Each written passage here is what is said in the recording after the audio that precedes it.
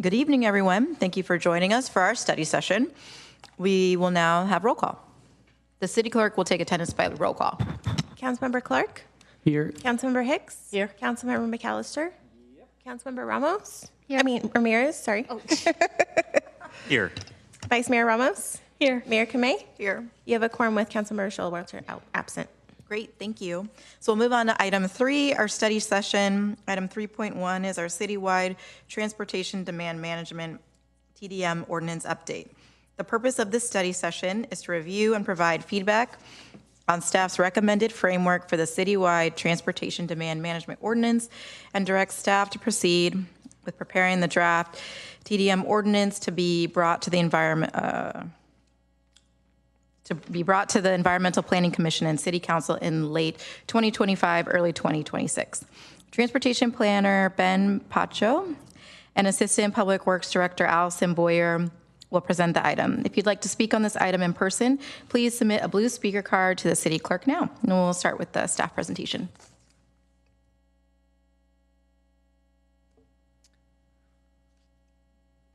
Good evening, Council. My name is Allison Boyer. I am the Assistant Public Works Director, and I have Ben Pacho here, Transportation Planner, and we are here to cover the Transportation Demand Management, TDM, Ordinance Framework. City Council identified developing a citywide TDM ordinance as a strategic priority in fiscal years 2023 to 2025. The basis for the TDM was first established in the 2030 general plan and will be informed by the specific TDM provisions that are required in the city's precise plans and sustainability action plans. The TDM ordinance also seeks to align the existing policies used for the development review, such as the city's MTA handbook, VMT screening analysis, and SB 743 that are important for understanding transportation impacts related to CEQA and required trip reductions. Currently, individual TDM requirements have been imposed on projects in absence of a citywide TDM ordinance.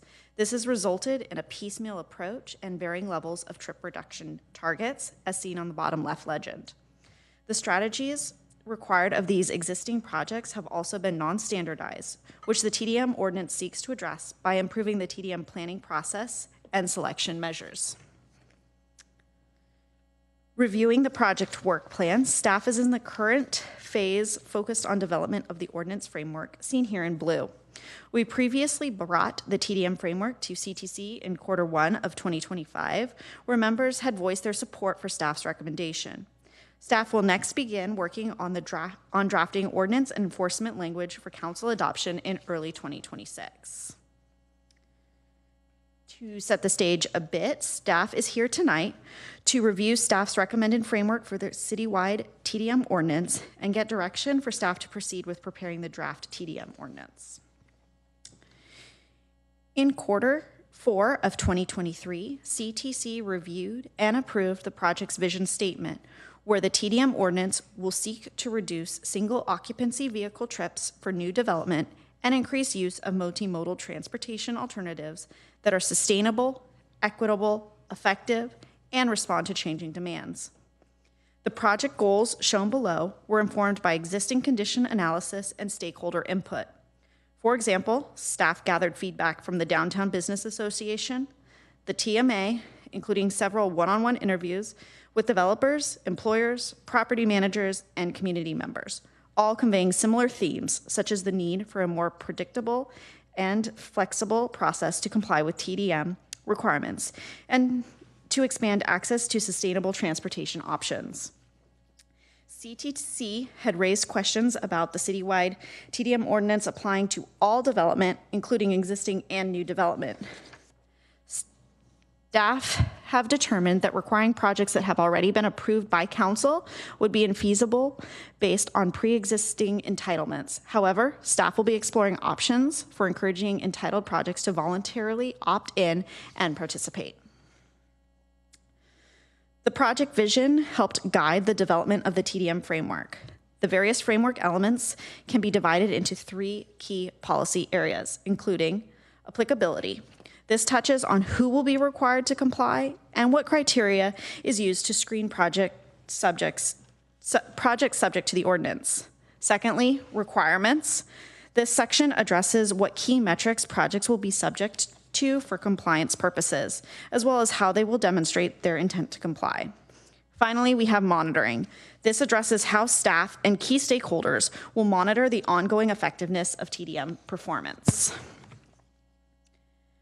At a high level, the TDM framework seeks to implement TDM requirements across a project's lifespan, from the entitlement phase, when a project is sponsored by a developer, to the post-occupancy phase, when the city later certifies new buildings are ready for occupancy. Moving from left to right, initial projects will be analyzed based on trip generation assumptions and estimated ADT using the city's VMT analysis, transportation impact studies, and multimodal analysis handbook. If proposed projects generate upward of 200 average daily trips, they will be required to mitigate vehicle trips by adopting a TDM plan. Following 1 year post-occupancy, project owners will be required to submit an annual TDM report that attests to their compliance with the ADT targets or face potential penalties assessed by the city. Starting at the very beginning, we will first discuss projects' applicability. The TDM ordinance, once adopted, will apply to new projects seeking entitlement by discretionary approval by City Council. Projects will be reviewed on the basis of expected trip generation assumptions and potential to generate over 200 plus average daily trips, ADT. Such project review is consistent with the city's VMT policy and multimodal handbook. Additionally, the current regulatory environment is such that state and regional laws require employers with more than 50 plus employees to provide TDM resources such as commuter benefits and parking cash out incentives. It is intended that the city TDM ordinance will support these employers in meeting such state and regional TDM requirements. Additionally, it is important to note that all TDM requirements under the ordinance will fall to the landowner and run with the land in case of sale. For existing projects, landowners of properties that were entitled prior to the adoption of the TDM ordinance may participate in the TDM program on a voluntary or opt-in basis. Projects will be required to implement TDM strategies that reduce ADT to the following levels: 30% reduction in ADT for small projects, which is the equivalent of a small office project of about 30,000 square feet, 40% reduction for medium projects, which is the equivalent of about a 45,000 square foot office building, or 50% ADT reduction for large projects of about 90,000 square feet. The reduction targets were informed by the city's existing precise plan targets, as well as case studies of similar TDM programs in San Francisco, San Mateo County, Redwood City, and San Jose.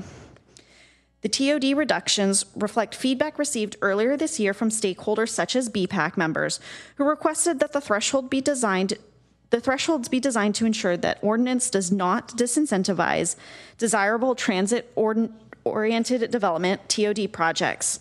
Neighboring jurisdictions such as San Mateo County, City and County Associations of Governments provides a 10% bonus for TODs given that there are near high-quality transit services and typically generate fewer single occupancy vehicle trips.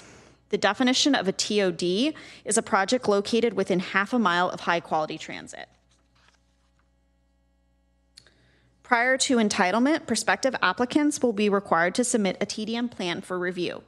Specifics of the TDM plan will then be included in the conditions of approval proceedings adopted by council. In the proposed framework, TDM plans will be comprised of 3 types of strategies. Mandatory strategies will provide supportive structure necessary to implement the TDM and may involve submitting reporting on an annual basis and providing the city a point of contact details. Whereas core strategies offer an array of flexible, proven trip reduction strategies that applicants may select from to develop the project's TDM plan. Some examples of core strategies are transportation subsidies and van pool incentives. And lastly, auxiliary measures, when paired with core strategies, are complementary and more effective in reducing trips. Some examples of auxiliary strategies are wayfinding improvements and transportation-related marketing events. Projects will be required to submit TDM reporting annually. Small projects will need to provide reporting for the first 3 years of occupancy, where medium projects will be for the first 10 years, and large projects will be submitted for the first 15 years. This chart shows the required core and auxiliary strategies required based on a project site. You will see that for a small project, they have a selection of required strategies, and then they will need to select an adequate number of core strategies required to meet the specific ADT reduction target, and then select 2 strategies for 2 auxiliary strategies. And again, that moves through based on the project size to 3 strategies for medium and 5 strategies for large projects. Here is the toolkit showing the different types of strategies and the ADT reduction effectiveness for core strategies. They've been broken into categories showing 0 to 5% trip reduction effectiveness, 5 to 10, and then 10 plus.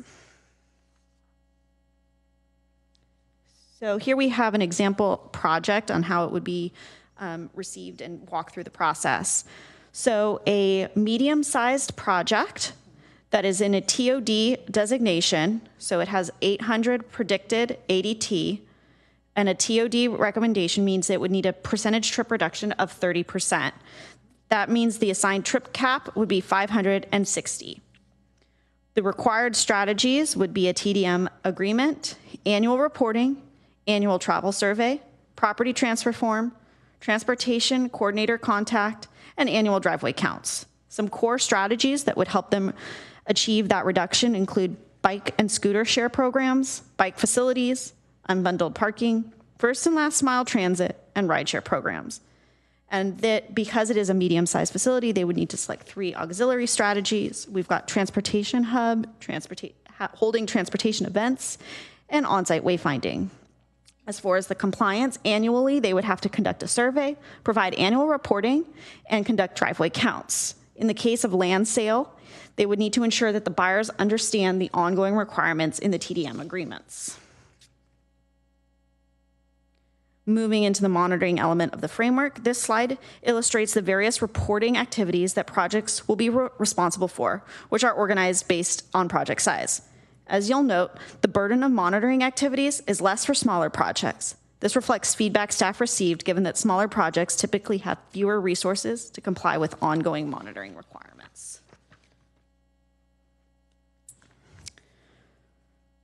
So next steps for the ongoing project work plan, we will move following tonight's council meeting and the input gathered, staff will incorporate council's feedback and finalize the TDM framework. Once finalized, staff will set about drafting ordinance and enforcement language for council adoption, which is tentatively scheduled for early 2026. So tonight, staff is here asking City Council if they concur with the staff recommendation or have other feedback on the ordinance framework. Thank you. Great, thank you. Would any member, since this is a study session, we'll start with public comment first. And then before we start with public comment, I wasn't sure, is there someone from the TMA that was gonna speak? Oh, great. Would you like to do it now? And then we can get public comment? And then if there's questions, council can ask you after. Wonderful, thank you. You can feel it free. Yep, pull it down. Thank you. Great. Thank you. Good evening, Mayor Kamei, Vice Mayor Ramos, and council members and city staff. My name is Ronnie Hattrip, and I'm the Executive Director of the Mountain View Transportation Management Association. It's a privilege to speak with you tonight on behalf of an organization that works every day to improve mobility options, reduce congestion in our community through practical, people-focused solutions. I'm here this evening to voice support for the concept and direction of a transportation demand management ordinance for the city of Mountain View. As the city explores options to manage growing transportation needs, I believe a thoughtfully developed TDM ordinance would be a valuable tool to help us reduce traffic, improve air quality, meet climate goals, and support equitable access to mobility. TDM is not a new concept here. The city already encourages many forward-thinking mobility measures.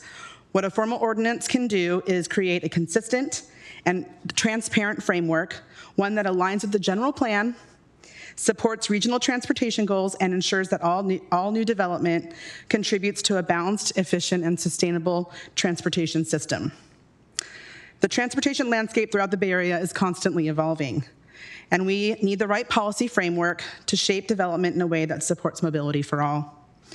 At the Mountain View TMA, we are already partnered with major employers, developers, and the City of Mountain View in providing TDM solutions, including the MVGO First and Last Mile Shuttle, the Mountain View Community Shuttle, the MVGO Midday Mobility and Guaranteed Last Mile Program, TDM coordination services for our members, including hosted tabling events to educate people about the transportation options available to them, and our newly launched MVGO Smart Commute platform tool that allows riders to has planning functionality, ride matching functionality, and as well as incentives and rewards to people who register and log their trips in the tool, which is available on the App Store and on a website. Looking forward, the TMA will continue to work towards supporting members in their TDM monitoring and reporting efforts, and will also continue to explore new initiatives, TDM initiatives, as they become available. The TMA continues to evolve as we work towards accommodating the needs of our various member types. Last fall, we successfully adopted a 2025 fee structure to accommodate 100% affordable housing projects. We worked closely with city staff and Eden Housing over the year to determine the best approach to bring in these members into the organization at an affordable rate, and are pleased to note that as of today, Eden Housing is in the process of joining the organization. The Mountain View TMA values its partnership with the city in working towards our common goal to reduce traffic congestion, and we stand ready to collaborate, to be a collaborative partner with you to continue this process. We can offer insights from implementation, support stakeholder engagement, and help ensure that future ordinance language is both effective and practical. Thank you for your leadership in continuing to prioritize sustainable and connected future for Mountain View, and we look forward to working with you all as the conversation on this ordinance moves forward. Happy to answer any other questions you may have. Great, thank you. Thanks so much for joining us. Wonderful. All right, well, we'll move on, since this is a study session, to public comment. Would any member of the public joining us virtually or in person like to provide comment on this item? If so, please click the raise hand button in Zoom or submit a blue speaker card to the city clerk. Not seeing any in person, and I am not seeing any raised hands. So I just want to make sure that that is the case. All right. I'm not seeing any public comment, so I'm gonna close it. Oh, here we go. Here's our hand. Oh, no? Okay. The hand went down. So I'm gonna close it, and we can start with council questions. So that we can, does any member of the council have any questions? Councilmember Hicks. So I'm going to start with a question that I feel is a little foolish, but I don't know the answer. So when we're talking about metrics and thresholds in your presentation, and we're talking about various percentage reductions that range from, depending on the size of your project and whether you're located very close to transit or not, between 20 and 50%. What are those percentages from? Are they from your expected level, or what's the beginning point that we're reducing from? Because these are buildings that are not built yet, so it can't be current conditions. That is correct. So the predicted ADT comes from the ITE, which is the transportation manual that is used to determine, based on land use and size, what the expected average daily trip will be generated from that development. So based on the square footage and the type of building, there is a per square footage generation of trip. And so that is how that is calculated. And can I assume that the developments that are closer to transit already start with a reduced trip because of their location? Is that one of the, there seem to be, that may or may not be true, because I've asked the question, I don't know the answer. They do not start there, but they They all start based on the ITE. So they all start with that as their starting point. Then typically what comes from there is a trip reduction from the, there's a lot of acronyms and I want to make sure I give you the right acronym for the right thing here. So, let's see. It's the go ahead. Thanks for the question, Councilmember. So, to Allison's point, the analysis looks at the land use characteristics and the project size.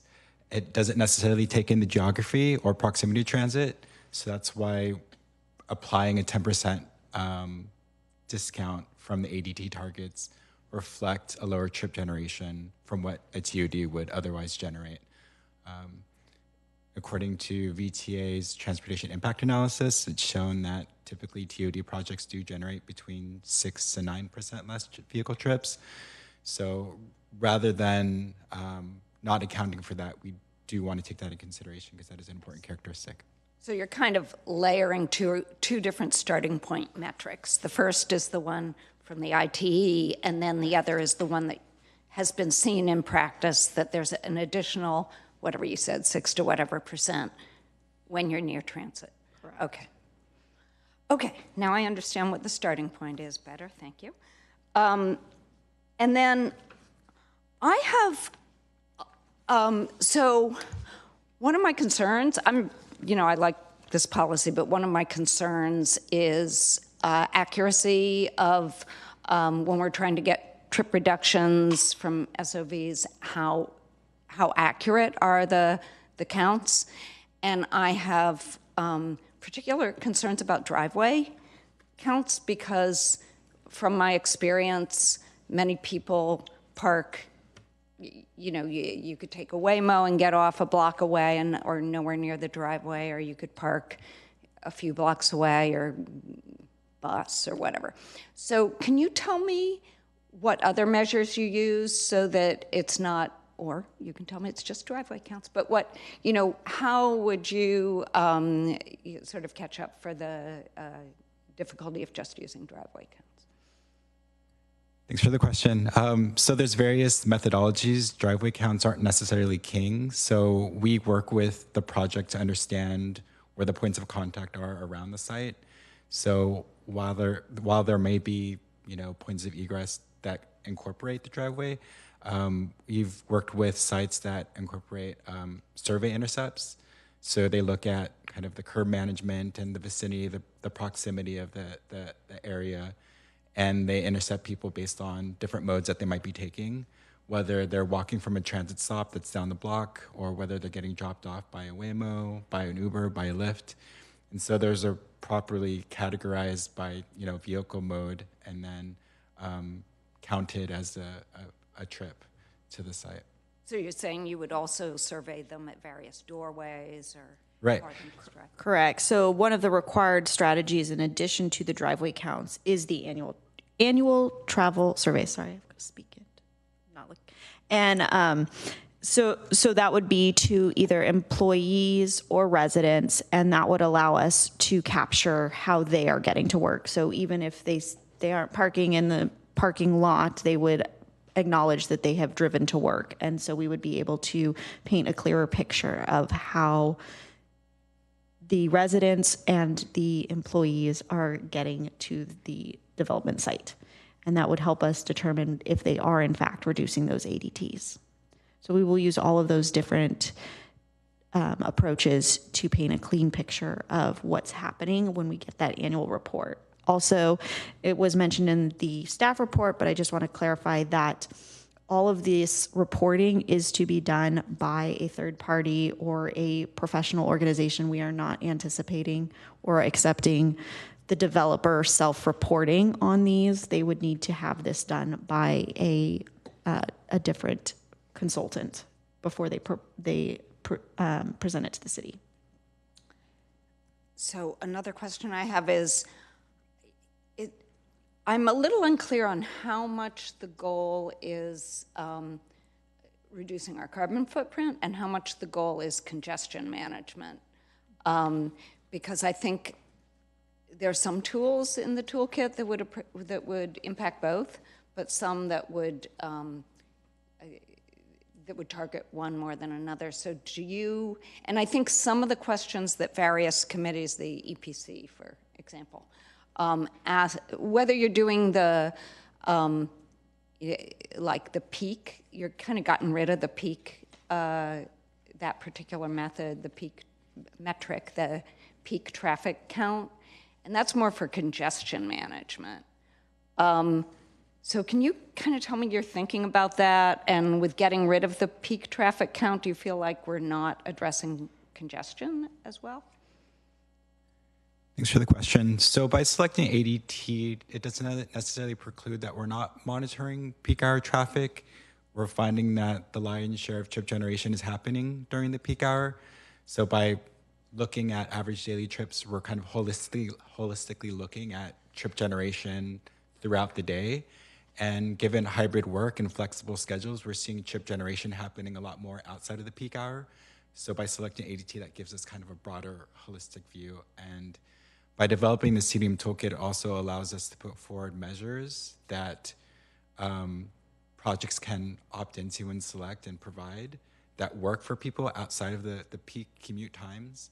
So it's really looking at holistically just trip generation overall, but it doesn't necessarily preclude that we're not looking at peak hour. It's just looking at the spread and distribution of trips throughout the day.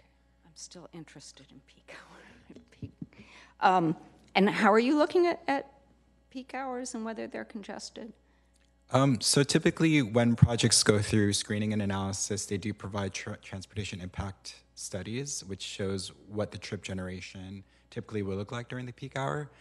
So again, based on certain criteria, land use, project size, we're going to see whether we're going to see more peak demand. You might certainly see that for commercial, non-residential use than a residential. In that case, a project would then select TDM measures for that specific use. Okay. And then last, can you tell me what you do to address, people's lives have gotten very complex, as opposed to, for example, when my parents were going to work. There's also, can you tell me how the toolkit addresses the needs of people with complex needs, like driving to childcare? Most of them are children, actually, the complex needs. Childcare, after-school care, different parents being responsible for that at different workplaces at different times. Any other complexities you can think of that I haven't thought of? Yeah, so the goal with this toolkit is to provide a lot of flexibility for those users that might change how they get to and from work or home on a day-to-day basis. So you can change what type of transit you are using to fit your needs. One of the strategies that we have identified as one of the support or auxiliary strategies is guaranteed ride home. So that means that if you carpool to work and somebody has to leave early, or you have a sick child or someone you need to take care of and you need to leave early, you are guaranteed a ride home. So that is an added strategy in the auxiliary category that would be selected by small, medium, and large based on how many they need to. But the idea is that there's a toolkit here that they can choose from to provide the most flexibility for their residents and employees. And if I may add to that, so the idea is, travel behaviors and patterns have become destabilized because of the pandemic. So one transportation mode that one person might take one day will certainly be different from the next. And so the idea around this toolkit is to kind of curate a suite of options that will allow people the flexibility of coming to and from the site and not just beholden specifically to single occupancy vehicle trips. So if you're, if you have daycare one day, it might make sense to drive in, and then maybe the next, it might make sense to carpool or van pool or use ride share. So the idea is provide the suite of options that give that people the range and mobility to kind of figure out and to kind of meet their needs. And I assume we can add to that toolkit over time if new tools become available. That is correct. It is intended to be a living document so that as technologies become available or ride share or mode shift changes, we can adjust and add to both the core and auxiliary strategies as we see necessary. Okay, thank you. Those are all my questions. Great, thank you. Councilmember Showalter. Yeah, thank you so much for this report. We've been looking forward to this for a long time. So I have some questions about how the monitoring is going to work, because it seems like the monitoring depends on. You want to design the monitoring so it gives you the information you need, and presumably the question we want to answer is, are these strategies producing a reduction in traffic? Is that correct? That's the question we're after. That is correct. Okay, and then we'll want to look into what works best. Correct. Over time. Yes. So I'm wondering, what is our experience with existing TDM requirements that have monitoring? How can you tell us a little bit about how that's worked? Right. So as the existing conditions were written for entitled projects, typically a year after post-occupancy, they will provide an annual TDM report that attests to whether or not they're complying with the required trip reduction and have implemented the TDM strategies that were codified in the conditions. So from a year out, I get a TDM report, and it shows what TDM measures have been implemented and the progress on that. And then in the appendix, it'll show kind of a data collection or driveway counts or trip counts, which show what the spread of trips were during the peak hour, the peak period, and whatnot, and that I'm able to verify whether or not how many trips had happened within the period that was monitored and make sure that they're under their target. And then there'll be some narrative piece which shows, what progress they've made, what strategies are more difficult to implement, what strategies they're looking to implement. So it'd be, kind of, this is where we're at, this is where we're going. And it's typically done that way because we haven't been consistently applying these requirements for monitoring. Typically the format for these reports kind of span all kinds of different visuals and graphic, things like that. So it does take time to kind of parse through them, but my work has been looking at how can we standardize this. And I've kind of built templates, and with the help of the TMA, we've kind of onboarded some existing projects that, would support them in meeting these monitoring requirements. So it is kind of a bit piecemeal, it is inconsistent, but typically, every year post-occupancy, I'll get annual TDM reports, and I'll verify, trip reduction targets being met, TDM measures being implemented, and annual commute surveys, which typically show what the transportation mode share is to and from the site, to get a sense of, what the uptake is of these TDM measures and how effective are they. So how does a landowner or a building owner know what firms they can hire? Do we have a list, or are there requirements who's qualified to put together one of these reports for someone? Right. So project applicants will be well versed in what the consultant space is. They have firms that have, boutique firms that they go to, architects for, design renderings, and also consultants to help support them in the transportation impact analysis and studies. And so typically those who provide the analysis are also well versed in TDM, and will also look at, okay, well, this is your transportation impacts. We could also provide a TDM plan which shows how So to this hasn't been a necessarily problem, finding. But the goal with the ordinance is that necessarily they won't need to rely on consultant expertise. They would just be able to look at the toolkit and say, okay, this is what the typical chip generation would be of a project of this size, and here are the range of effectiveness of these measures that would work in mitigating those transportation impacts. So to be able to do a little bit of the homework without needing to go to consultant right away.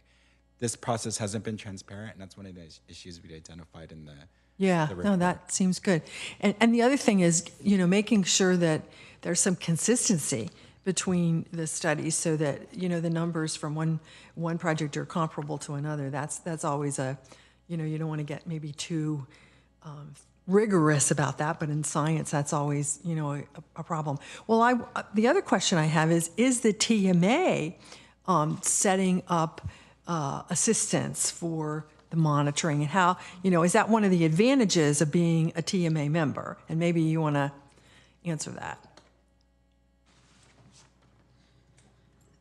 So historically, the TMA has not been privy to the members' TDM requirements for each development. This is something that Ben and I have been discussing over the past year. How can we support them better in these trip monitoring, these trip reporting? Some of these are newer. They're doing their first reporting to the city. So for us to know that, we need to be kind of looped in on what their requirements are so that we can help support them. Something the TMA could explore, and this would be, again, having the board approve this effort, would be the TMA bringing on certain monitoring consultants to help support the members in that aspect, so they don't have to go off and hire some trip driveway count consulting firm. We might be able to help them do those driveway counts. So there's definitely interest of the TMA to support our members better on the monitoring side, but we have not yet been looped into that process, and we're looking to do that, particularly through this ordinance as well, as kind of supporting our members in that aspect. Thank you. Yeah, you're welcome. Okay, and then my last question is, this is a living document. So that means if some developer comes up with a new strategy, then you are willing to consider it. Is that right? That is correct. Okay, great. Thanks so much. Great, thank you. Councilmember McAllister. Yeah, thank you. I'm laughing because there's maybe 4 people in this room that actually were involved with the beginning of the TDM in Mountain View. I think Diane's the only staffer that could be here, and the other 3 are on the council, Chris, Pat, and myself. So this is a long journey that we're getting through here, so I'm just putting a little perspective on how this is coming along. You know Mr. Harrington from Intuit? Okay. He was the first TMA chairperson there. Okay. So Councilmember Showalter asked a lot of the questions I had, and that's how are you going to validate anything? And so no program, no how much you put into this is good unless you can validate the people who are doing it. And I know the only time we were doing validation, there is a question in here, is with the entrance into North Bay Shore, because we could do a traffic count, and that's how we were able to do things. Everything you're saying here is pretty much voluntary. That I have concerns about how you're going to get the validation. So you were saying you're going to have a third party. That's something I haven't heard before. Do we have the staff to follow up on this? Is there a dedicated person to do the TMA follow-up? Okay. My neck's going. Good evening, Jennifer Ng, Public Works Director. So one of the beautiful things about making a TDM ordinance is that it really makes a consistent platform for everything moving forward across the board. That includes reporting, that includes the style of reporting. We're looking into options such as a standardized software where it's very easy to load the data into, and so the reports come out very consistent and they're very easy to compare against what's required in their conditions of approval. Right now we have Ben. He's been doing all of the report analysis, I'll call it, on an annual basis for a while. And as he stated, they come in all different formats, all different, ways with respect to graphics, with how the data is provided to the city, and it does require a lot of staff time as we're looking at developing our city forward into the future, and we want to see more new development and development that is going to be big enough to trigger the TDM. What we want to do is really just make it a level and easy playing field and streamline it for staff to review moving forward. So is that a yes, we have someone to do it, or we are going to have a system that's going to be looked at? It is both. We have Ben, who will be, thank you, Ben, who will be, a good portion of his work will be validating and evaluating TDM moving forward. And we are planning to have a system in which to make it streamlined and efficient for him to do so.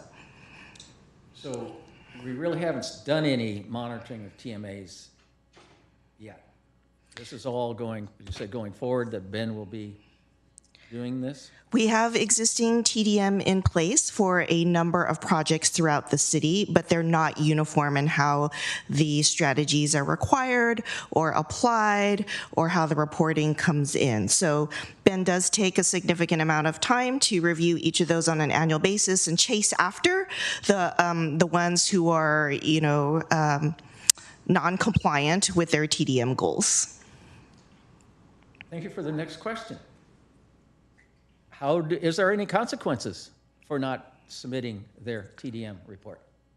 Right now, for existing projects, there is not. But moving forward, we will explore the idea of some sort of strategy for dealing with non-compliance. Ideally, from staff's perspective, we want to work with the developers and with the developments to make sure they're actually achieving their targets. When we think of penalties, typically we think of money, and it's not the city's goal in this instance to make money. The city's goal in this instance is to reduce the number of vehicles on the roadway. In the past, if they didn't met their goals, they couldn't build more office buildings, so that was a very big incentive for them to do it, so I guess we can't do that now. Are most of our TMA members in North Bay Shore?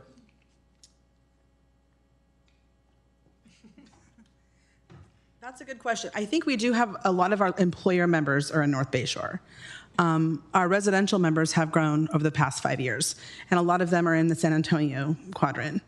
We also have members in the East Wisman area as well. So we're sort of scattered now. I wouldn't say that majority of our members are on North Bay Shore anymore.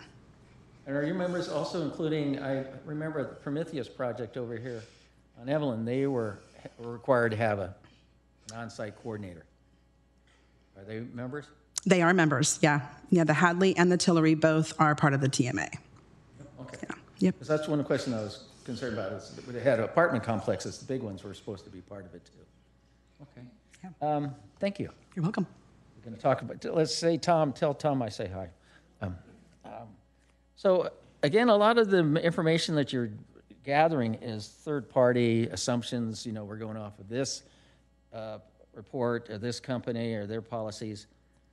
And I know we don't have the resources to get in there and really dig in to do it, but how confident do you feel with our numbers if we're using these things from VTA from 21?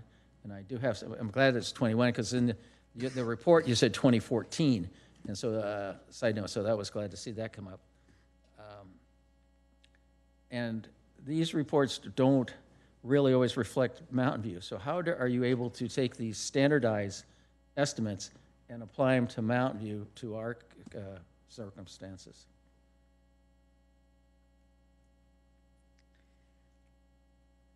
We are using them as case studies to show what is been effective, what is working in other areas and other cities. We are looking at cities and counties that mirror our demographic, not necessarily our location always. So we're looking, and then also what our peers in the Bay Area and locally are doing. So, but again, this is a living document. So if we notice that something that worked great in, Sunnyvale isn't working here in Mountain View, we can adjust and modify that. But we've got to start somewhere, and what we have is these case studies that have worked in other cities and that have been effective. And again, there are case studies that have started in 2014 or some other cities that have implemented TDMs back in 2018. So there is a good amount of data available for us to determine what we think would work best here. And if I may too, one of the feedback that we've heard in our engaging stakeholders is that typically developers have multiple projects across not just Mountain View, but in the Bay Area, and it typically is an onerous environment where they have to navigate multiple different types of TDM requirements. And so there was careful benchmarking across different jurisdictions that have TDM to make sure that we're right-sizing the requirements, but also being very particular about our existing practice of TDM. So it was careful, towing the line between understanding existing conditions, but also moving in the way of the region, really, and trying to reduce VMT and greenhouse gas emissions. I asked the question, define high-quality transit, and you put down something that comes by every 15 minutes, and the only thing that you came up with, if I'm reading this correctly, was MVGO. Is that throughout the city? Well, my question was for North Bayshore, but is that pretty much true for the whole city? The question was specific to North Bayshore, so that is the high quality transit available in North Bayshore. But no, the light VTA light rail, Caltrain, the VTA bus system, there are several routes that all qualify as that high quality transit throughout the city. Okay. I will address that in comments. Let's see. So when we're doing projects, initially when a project goes up, it may not qualify for being in a high area, and so therefore they don't need to meet certain standards. But as development works around them, all of a sudden that changes the level. So the last guy that shows up that triggers the requirement to be in it has to comply. And so based on yours, all the other people never really have to apply to these TDM measures?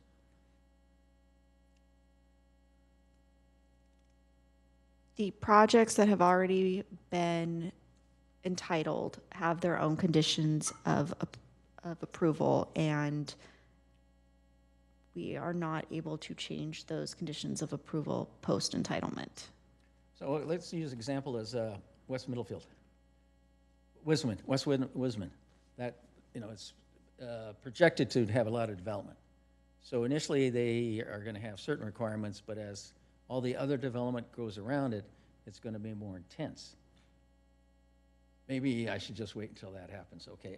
Because you're looking at, I'm trying to phrase the question so that the question I'm just trying to say is the initial development meets one standard, but the person at the very end is going to be required to do it because of all the other developments push them into that area of a high quality or high density area. It's not based on the density. So they would all, once the TDM ordinance is adopted, they would all fall under that same requirement. It is based on the size of the development, so how many average daily trips are generated by that developer. So it's based on the land use when they come in for their permit. Okay. Oh, so my last question before we go to the comments later. So I asked, do you expect light rail to be a tool as a decrease 10% via particular trips? Have you been able to validate that, or do you say VTA says that their light rail will reduce trip by 10%?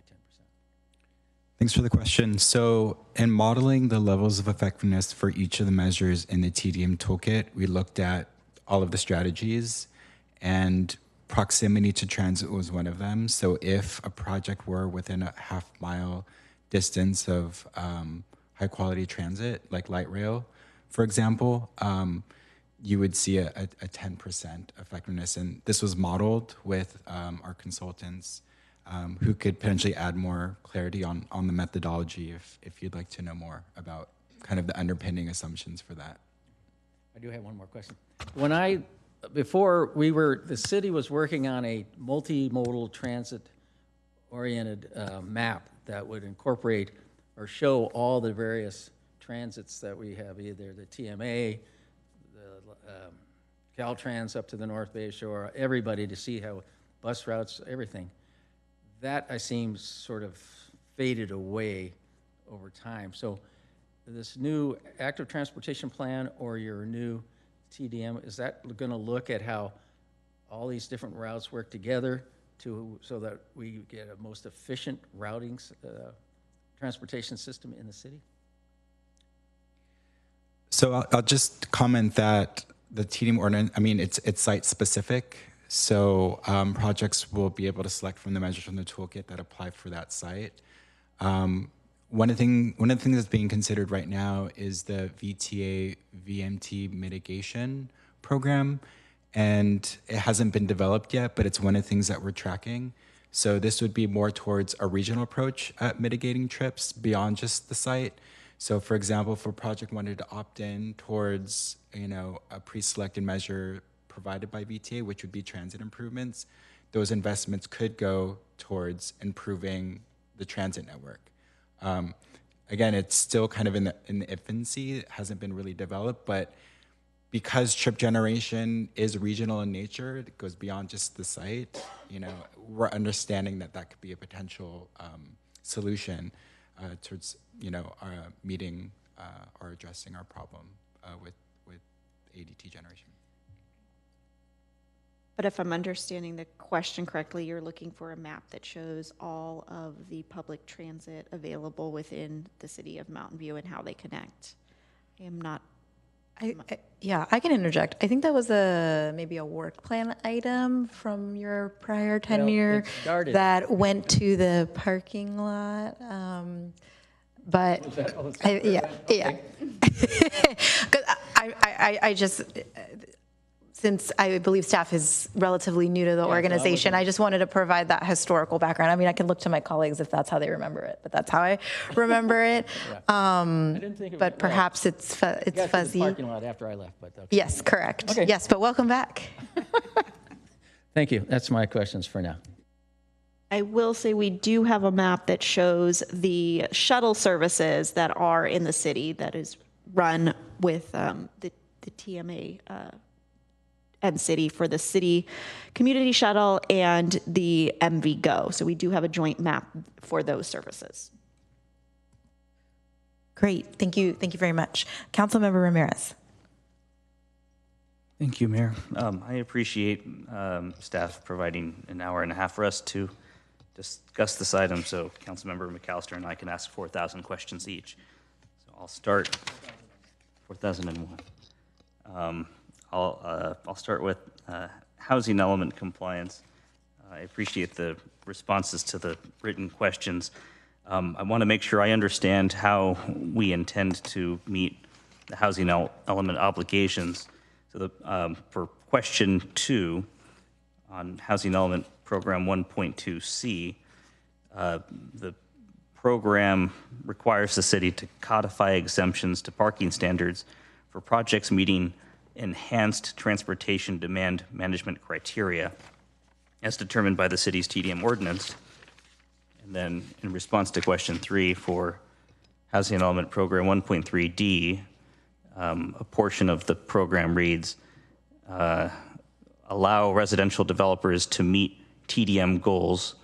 Here we go. Update the zoning ordinance to allow residential parking reductions for projects that implement TDM and exempt parking requirements from projects meeting enhanced TDM criteria. So a distinction is made between projects that merely implement the TDM obligations, which receive or have parking reductions permitted, and projects that meet enhanced TDM criteria, which are then eligible for exemptions from parking requirements altogether. So can staff share with us first what the definition of enhanced TDM criteria, or what enhanced TDM criteria include? Because I wasn't certain a distinction was made in the framework. Thank you for the question. Diana Pancholi, Principal Planner with the city's Community Development Department. That is correct. We do not have a definition of enhanced TDM criteria in the housing element or the framework at this point of time. But as we provided in the staff response to council questions, we will be identifying the enhanced TDM criteria. When we talk about enhanced TDM criteria, what we are looking at is TDM criteria which are going to be more effective in meeting the TDM goals. And we are going to do some cost analysis as well in order to understand how the TDM criteria will be implemented for residential and what the cost is, to see how effective they can be in order to meet the housing element goal as well for creating housing. And that will be then identified and incorporated into the zoning code updates that will follow after the TDM ordinance adoption. Okay, thank you. I have a question about implementation, and then I'll get back to the underlying question. So this response suggests that after the TDM ordinance is adopted, we'll begin the work on the housing element program. Do you have a sense of when that work will be completed and the updates to the zoning code will be approved? At this point of time, I do not have that specific time frame, but I would like to suggest that, what the staff response meant was that, today we are presenting the draft framework where we are showing all the strategies. After this point, based on the council's direction, we will be looking at identifying those enhanced TDM criteria and doing other work, which is going to go simultaneously.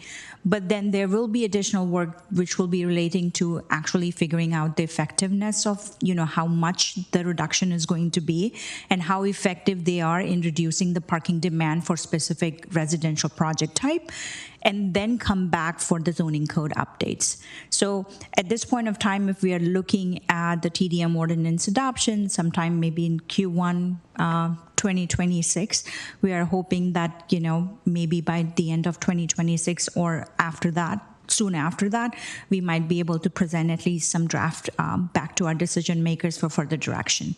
Okay, thank you. I appreciate that.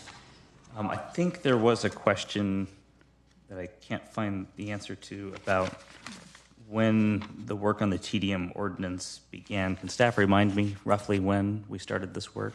The contract was executed March 2023. March 2023, okay.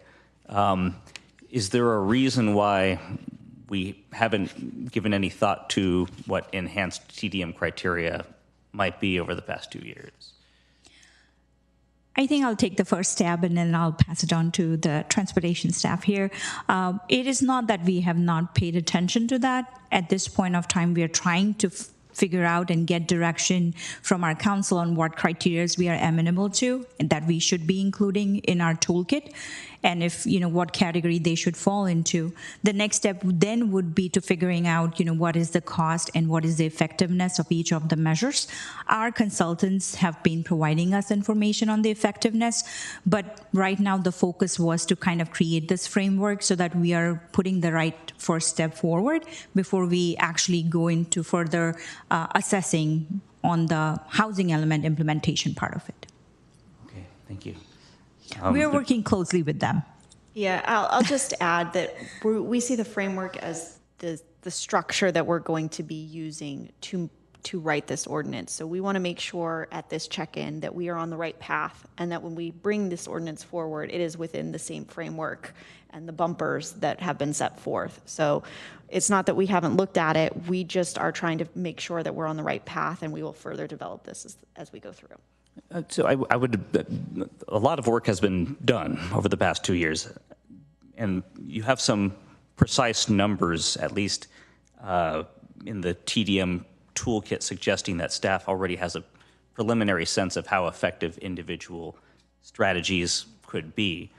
I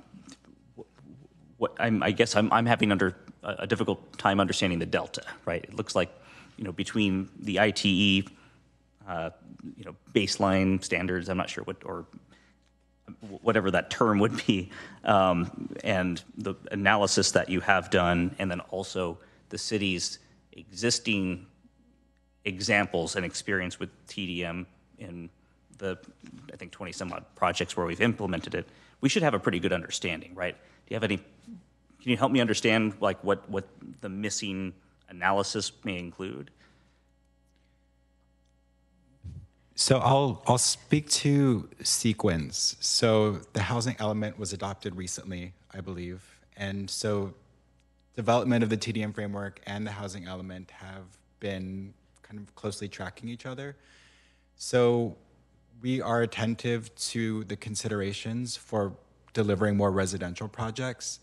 And so it's taken just careful analysis and looking at what the sensitivity is for requiring enhanced TDM measures and exacting those requirements onto residential to ensure that, we're not affecting project viability. So whether that's kind of incorporating an additional 5 to 10% addition of enhanced TDM criteria, we just haven't set that standard yet. And so we just need to work with our colleagues in planning to understand what that threshold would be and what the exemptions from parking minimums associated with that. So it's a matter of sequencing. And once a TDM ordinance is adopted, staff has in its work plan to develop a TDM program specifically for residential and downtown.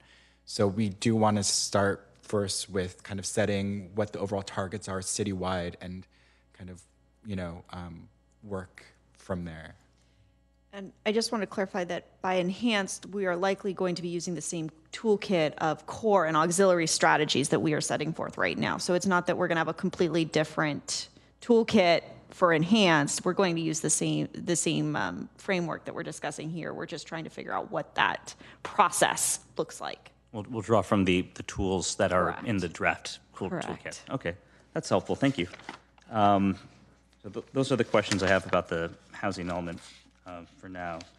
And then I appreciated the staff response about the sheets findings.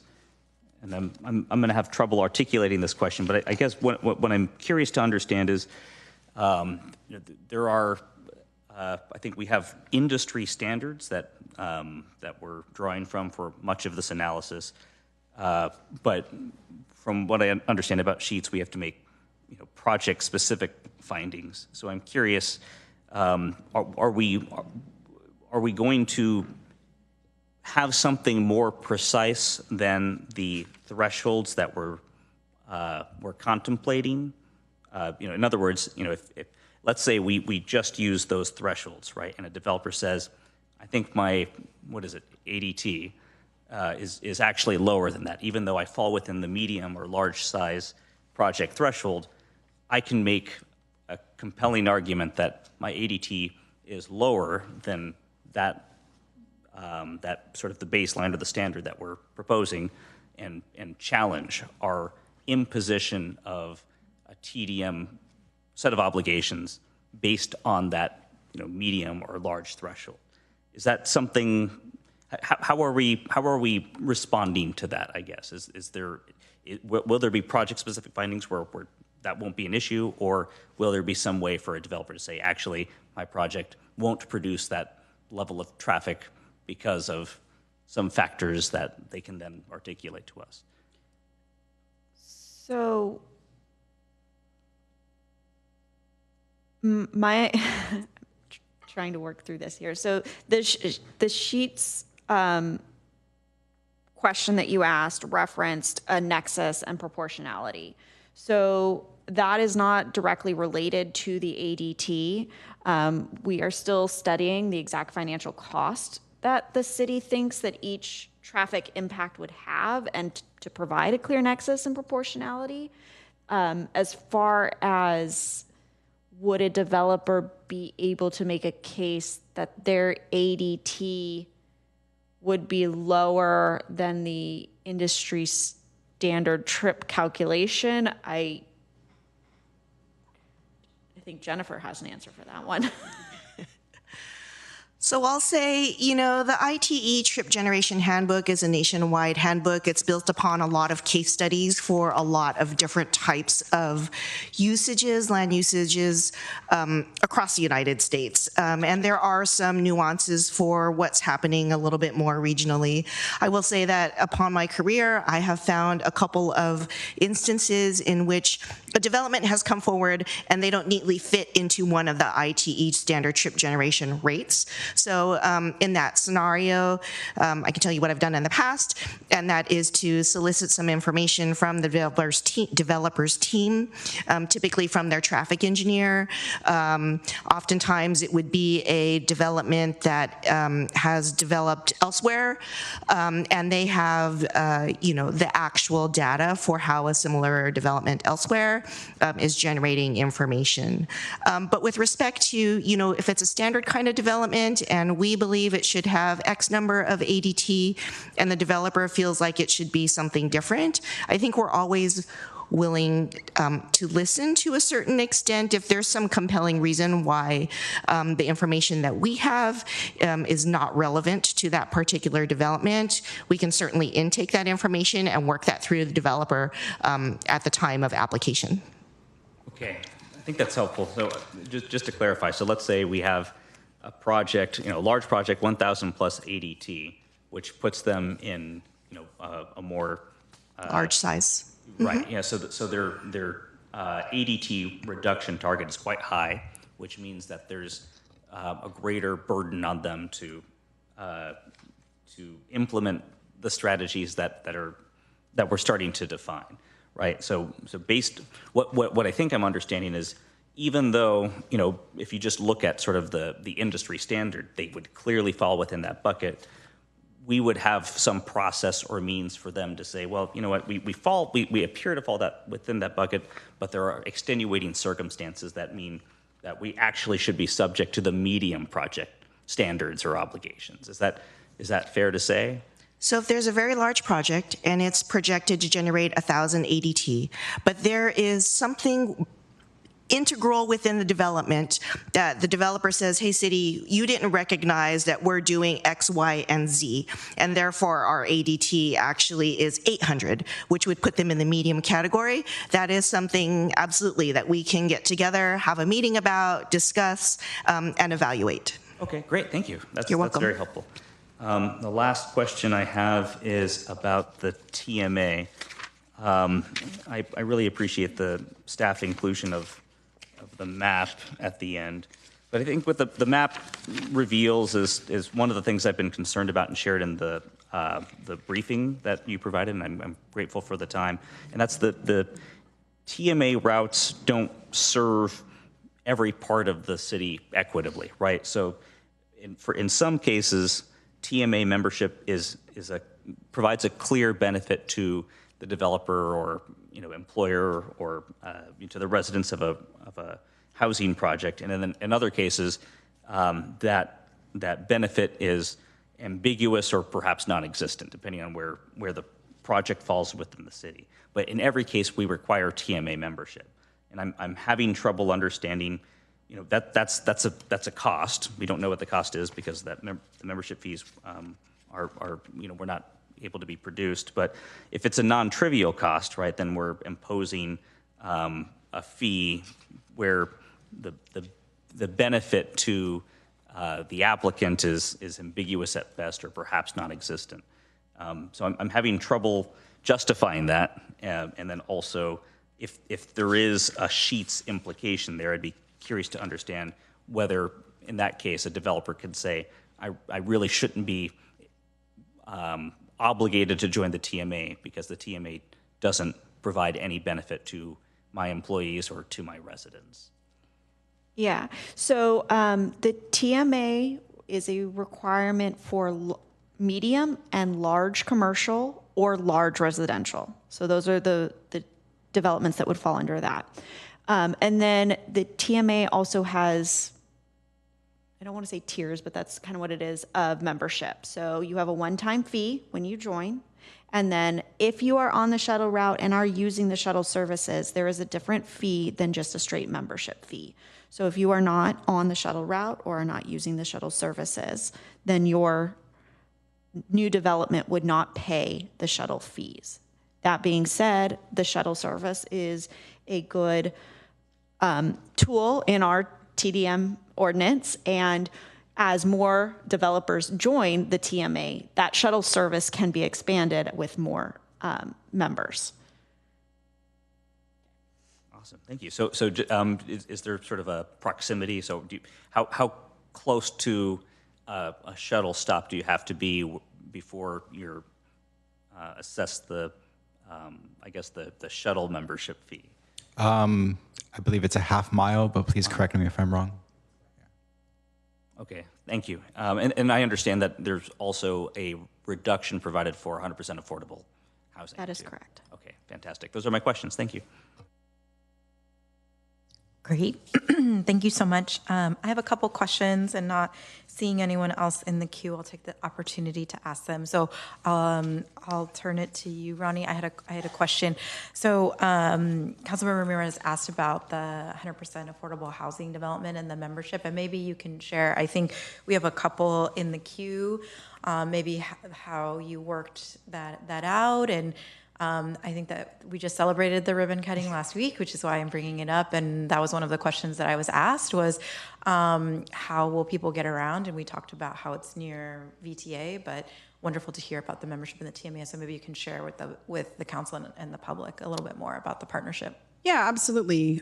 Thank you, Mayor. We had quite a bit of an effort on this for about 3 years, trying to figure out how can the TMA provide value to the members at a very low cost, and that was the challenge. Our budget is funded by our members.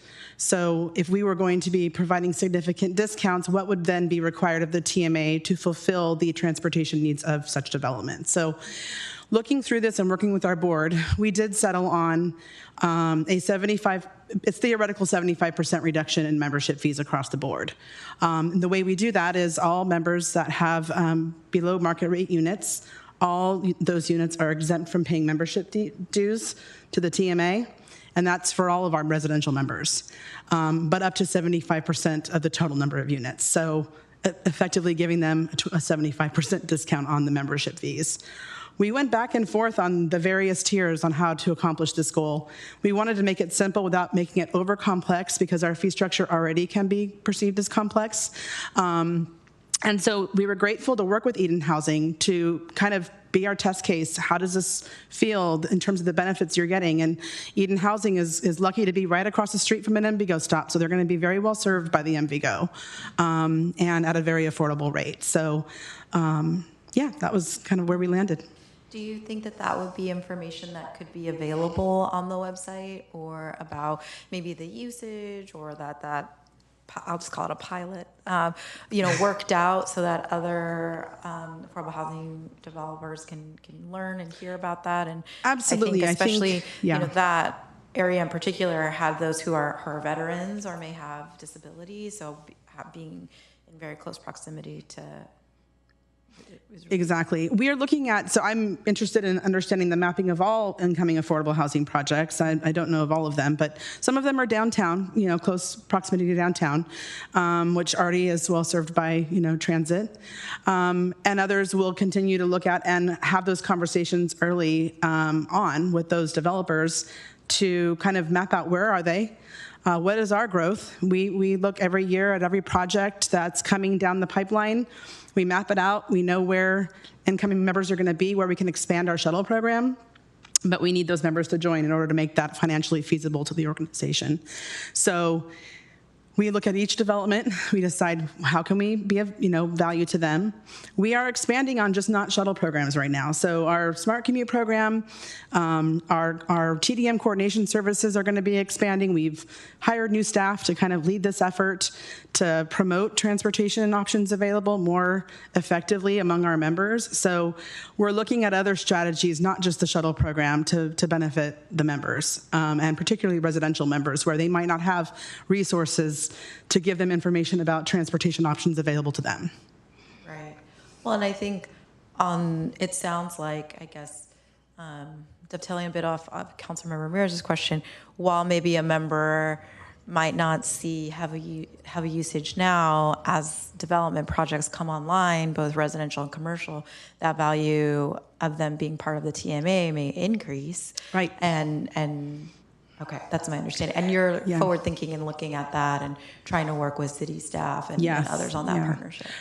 Absolutely, yes. And with affordable housing, it's so important to have access to free transportation, and having a free shuttle at your doorstep is going to be really a value to them. Now, we might not be able to accomplish that with all incoming affordable housing, depending on where they're located, but that is our goal: is to provide the value to the members. Great, thank you very much. All right, Absolutely. those are my questions on the TMA. Now, questions for staff. So, I had a question about one of the auxiliary strategies, and that's auxiliary strategy number 22, support safe routes to schools programs.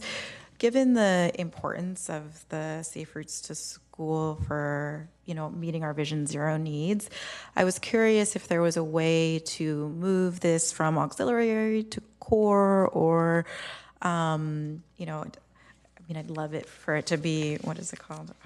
Is it required?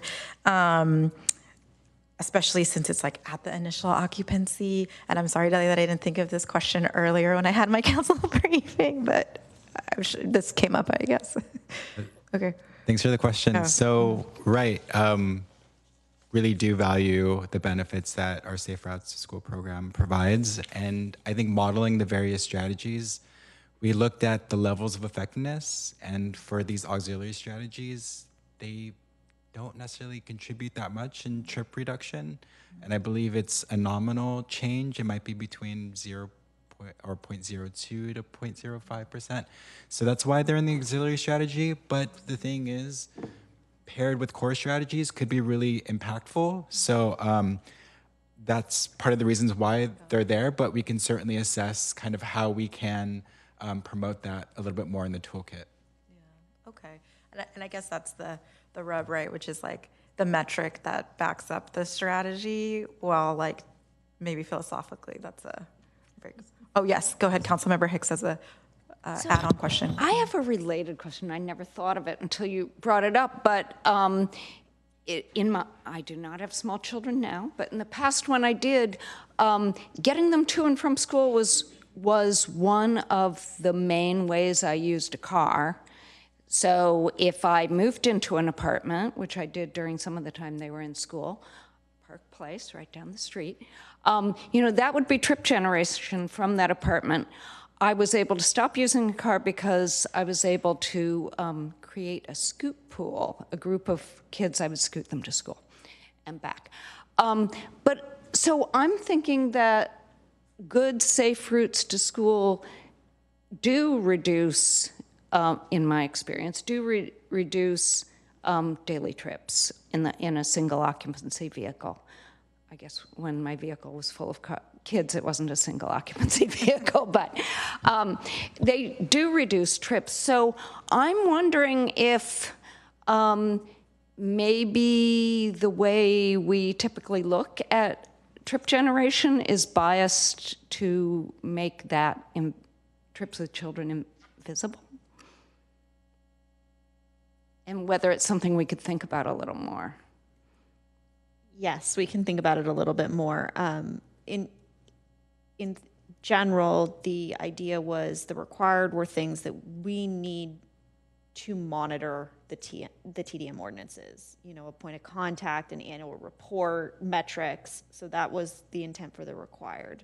The core are things that have been studied in other agencies or have been effective in other TDMs that have been implemented and have a percentage that are pretty tested at this point. The goal of the auxiliary is, when paired with those core strategies, enhance that trip reduction. So things like having bike parking and scooter parking would also help with that safe routes to school programming. So there's a tie that the intent is to help, but we will definitely look into if there's a way to mirror the priorities with our strategies. Great, thank you very much. Okay, and then just the last question. So I think one of the things staff brought up was how those that have, or projects that have already been completed, or those that have pre-existing entitlements can be voluntarily added, into adopting our TDM ordinance. How might that happen? Would that be staff just letting them know once the TDM ordinance is adopted and that they could? Maybe we need to do the prizes in an app like the that TMA does to get it. Right. So theoretically, we would engage existing projects when they submit their annual TDM report, Okay. and we would somewhat provide onboarding services to say that this, ordinance is now available, and that we'll be moving and shifting the monitoring requirement to an online platform, essentially, which is how they would report, and then also kind of inform them of what the additional strategies would be available, and kind of looking at an update to the penalty structure, which would be more palatable to them versus the existing penalty structure. So the kind of looking at more of carrots than sticks to incentivizing them to opt in. Right. Yeah, and we've also heard when we did our outreach that the developers that are repeat developers will be coming in, and it is enticing for them to see that they can report all of it at once and have the same requirements across all of their developments as they move forward. Great, thank you so much. All right, so I'm not seeing anyone else in the queue. Thank you to staff for all of the questions that council had for them. Now, where is the time where we can provide feedback on the one staff question that we have posed in the staff report? So the question is, does the city council concur with the staff recommendations or have any other feedback on the ordinance framework? So whomever might like to start. Councilmember Ramirez. Thank you, Mayor. I'll be brief so as to hope to set a good example. Much appreciated. I appreciate the work that staff has done on this. I know it's not easy to create a TDM, a comprehensive TDM approach that's going to work in every case. My primary interest, as probably was clear from the questions, is making sure that we're meeting our housing element obligations. So the two elements I'd be interested in seeing fleshed out over time are greater definition and understanding of enhanced TDM criteria and how they differ from ordinary or regular TDM criteria.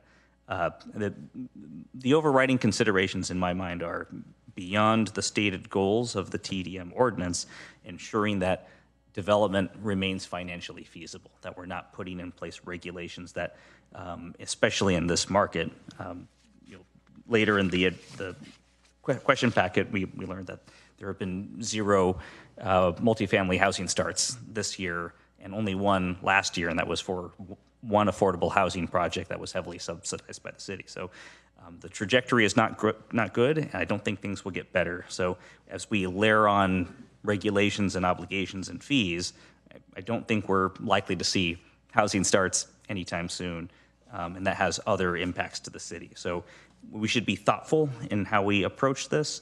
I think, different perspectives, but one component of the housing element program that is important to me is making available exemptions to our parking standards, right? So how can an applicant be incentivized or pushed or encouraged to provide less parking and then also be exempt from our minimum parking requirements?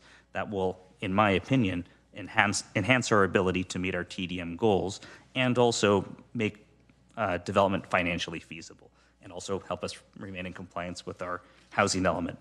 And the related component is, and staff I thought was very helpful in responding to this, ensuring that we understand what the costs are of these various TDM strategies. So that analysis I think will be essential, so that way when we're putting forward the obligations and clarifying what those obligations are, the development community has an understanding of what those costs will be to their development. So again, I think the intent is we want this to be successful. We want fewer SOV trips.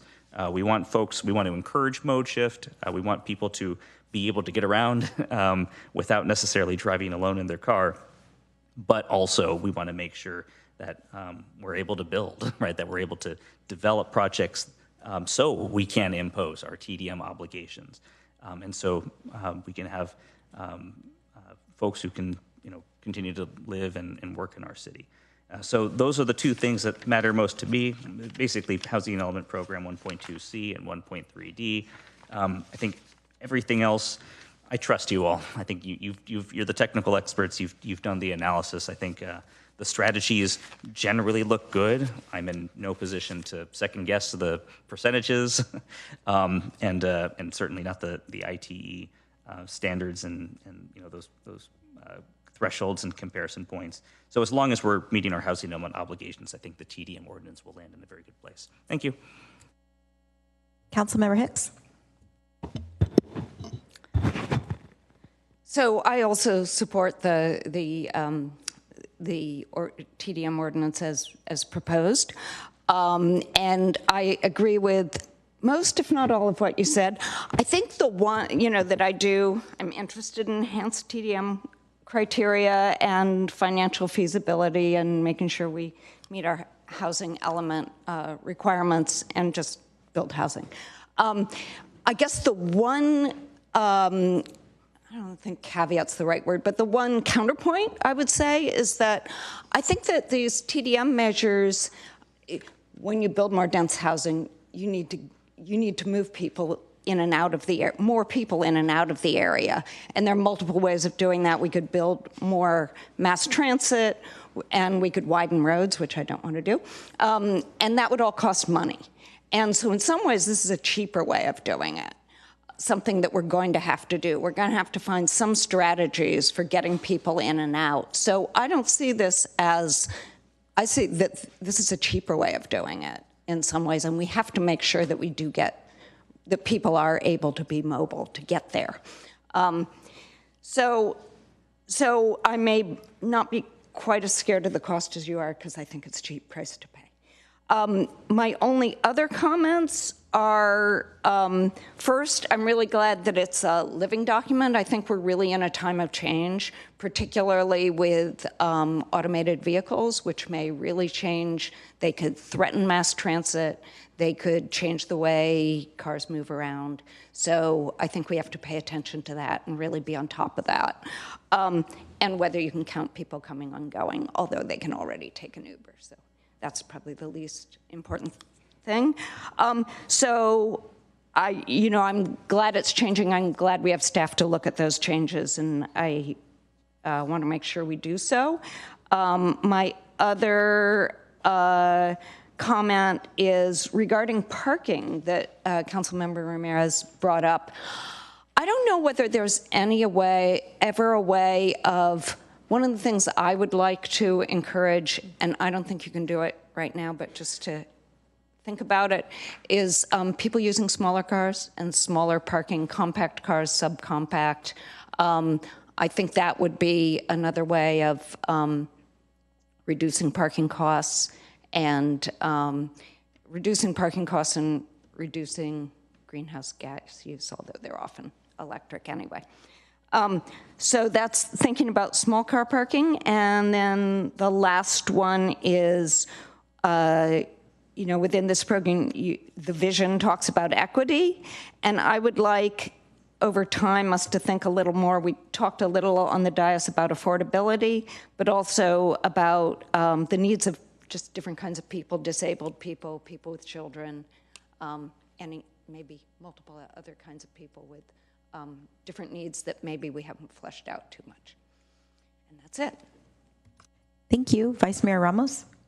Thank you, Mayor. I agree with most of my colleagues who have spoken before. Just also emphasizing, when we think about our transportation demand management, we're combining, it's not necessarily we're combining it, but it touches on so many other goals of our city. We want to get people out of their cars because we don't want, one of the biggest greenhouse emissions is transportation. And so it's as we grow and become more dense and more welcoming, including more neighbors, essentially. We want to ensure that it is a pleasant experience for everyone under all circumstances of environment and also housing costs. So I also find it very important that we ensure that we are thinking about how this integrates with the housing element requirement programs that we are committed to, that we will get in trouble if we don't meet those goals. So that's something to think through. On a specific note, on one of the in the TDM strategy number 32, developer defined strategies, I kind of want to know more options, or like what are we looking at there, because I feel like when we have something like that, it is like a game of bring me a rock, and then you're like, not this rock, and then you send it back and everyone's kind of upset about it. So having something more defined there, that feels like a big bucket, but I know that this is still baking. Those are my general, I'm happy with the direction it's going in general. So thank you so much for your work. Thank you. Councilmember Clark. So I think I'm happy with the overall direction and the framework. I think it's really important that we stop doing this piecemeal, and that we move forward with a broad ordinance that will standardize everything across projects. Everyone knows what the rules of the game are, and it provides some level of certainty. I think times have changed since we first talked about this, as I think Councilmember Hicks alluded to, and transportation and the technology and innovations around that, I think, will continue to evolve. I think the thing that gives me the greatest pause here is the regulatory burden on small projects, and especially, I live in a condo complex. We're talking about small, I think we're a 50-something unit complex. This would say that even after the developer has turned over, for some number of years, the HOA is going to have to deal with hiring, doing driveway counts, and submitting reports and things that they're not going to have any idea how to do, even with a management company. And I think they will want to comply with those things, but I think they will struggle. I think a small 5,000 square foot retail business downtown shouldn't have to think about this. I just think if it were me, I would just cut out the entire small category column and just focus on the office, the really large office complexes that are really going to move the needle in terms of TDM. Really think about the large apartment developers who have an apparatus and are proven and really know how to do this, as opposed to, someone who's coming in and doing, some small number of townhomes and other things, which also is going to have an HOA that's going to have to deal with this after the developers kind of wash their hands of everything.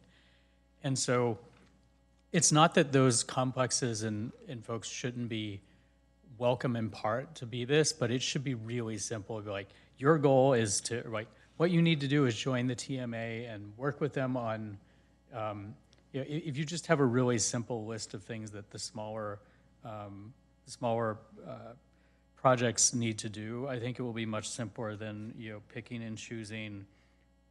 It gets confusing because bicycle facilities is a thing, but you're required to put bicycle facilities in when you construct something. So is this bicycle facilities on top of what you're already required to do? Or maybe if you check certain boxes in terms of the bicycle facilities and the unbundled parking and other things that you're already going to do anyway, just making sure that folks understand what they need to do to meet compliance, and making the burden, especially for small retailers or a small R&D center that's less than 20,000 square feet.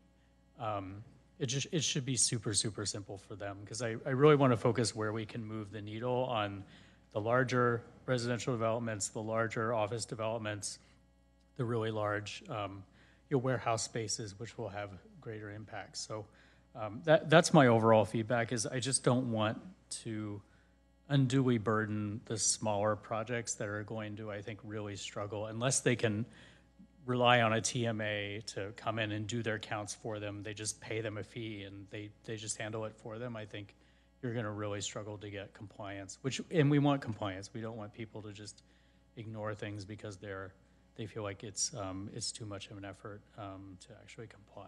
So, but overall, I think we're on the right path. I would just really focus on the smaller projects and whether or not they need to be included, or if there's some really, really small set of checkboxes they can make. And then my last point, or the last thing I wanted to mention is if you're within some distance of a major transit center, the big thing that we should focus on is trying to get people to use that transit, and passes, and providing passes and things are really important. I think are more important in that respect than, and an easy thing to do, even though it costs money, than it is to build additional infrastructure on that particular project, especially smaller projects. So that might be one of the simple checkbox things that a smaller project could do. Thanks. Great, thank you, Councilmember Showalter. Boy, we've had some great comments here. So I pretty much concur with what everybody has said. And I wanted just to add a couple things. One is, I think that when you're setting up programs like this, it's really, really important to think about what are the questions that you want to answer. And, so I asked that initially. And I think that you have to revisit that over time to make sure that what you're doing is answering those questions. I would suggest that another question we might want to add on to this, not necessarily for reducing trips, but just to test how things are working, is parking utilization. If they have built-in parking, a big question in our community is how much parking do we need?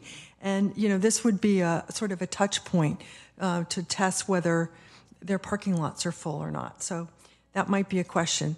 But then the other thing I would say about that is I hope that you'll build in some time period after this has worked along enough so you have a reasonable amount of data.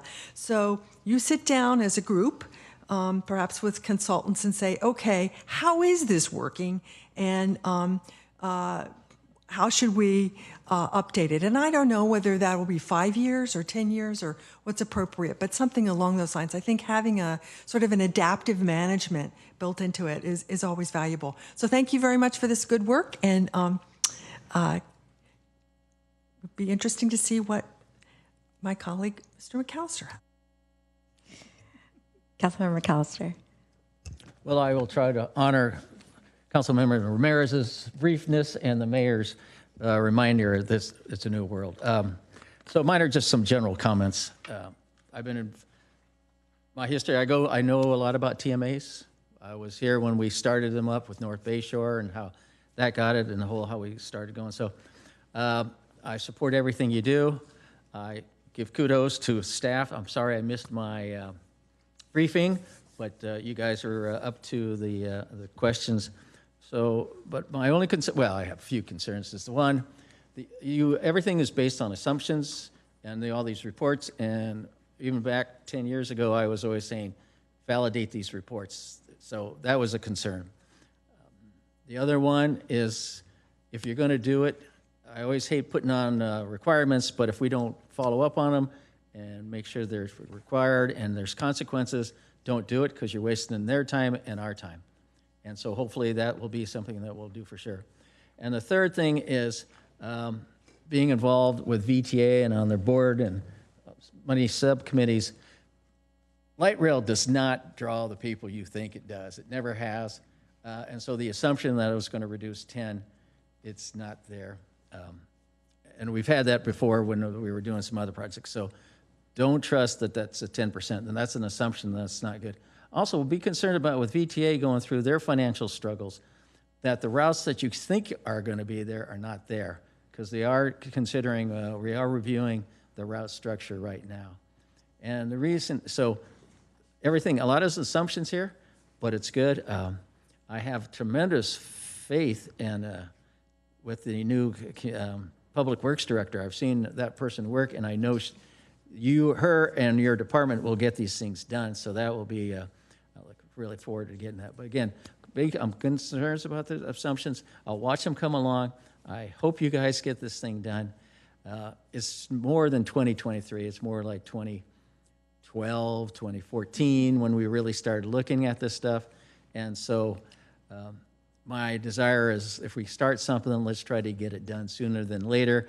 And I've seen the Department of Public Works tackle things, and they can get things done. So I look forward to everything working out. Great, thank you. Just to add a little bit, which is, I just want to thank staff. I think this is, I appreciate all the hard work and effort you've put into bringing this ordinance to us. It's just been a long time in the making, and I know there's many different considerations, so just want to say thank you. So just some points that I'd like to highlight, which some colleagues talked about, which is just having flexibility. How does this ordinance remain evergreen so that people can comply, or as different ways of getting around come up, the ordinance can address that without the onerous task of having to come back to us on council. And then, how do we streamline? So it's wonderful to hear about this new tool that's going to come forward. But what my ears perked up on was like the TMA assistance. I think being able to work in conjunction with the city and offer that not only to the TMA members, but honestly to everyone, really speaks to Councilmember Clark's comments about like, how do we make this really easy for everyone. And I appreciate that staff is going to be looking at more carrots and things that actually help us meet these goals versus just punitive. And then lastly, just want to thank staff for not only working on the developments that will be new, but those that are working on the voluntary, the opt-in basis. I think trying to capture people. I think everyone participating in some way in this TMA ordinance really helps us align the priorities that we have at the city and our strategies, and I think that'll be very helpful. Councilmember Hicks, did you have something else you wanted to add? I did. I enjoyed the presentation and the discussion. I thought it was very meaty, very rich, and I appreciated what all council members said. And I think a lot of them were complimentary, but there were a couple things that I wondered whether we should check back on, whether people agreed. In particular, it was Councilmember Clark's comment on making sure that the small projects, that those were especially simplified. I don't know whether staff thinks that needs a vote, or do we all just nod our heads? I thought that was relevant, or maybe everyone disagrees with him but me, and we won't do it. So, I think I didn't hear 3 or more people bring it up, so I didn't bring it forward as a straw motion. That's usually what I try to do, but I think staff got a lot of feedback, and if they would like us to take straw polls on anything, that's fine, but I think that we're in a place where I think there was a majority consensus on what we're all looking for. Yeah, I'm not pushing it. Yeah, so that when it comes back. He spoke at the end, so He spoke at the beginning, but yes. Oh, okay. Maybe I counted. Does staff need more on? You can do it. Thank you, Mayor. I'd ask staff to repeat back as we do with. Yeah, I was going to wait for them to do a summary, and at that point, see if there was anything necessary.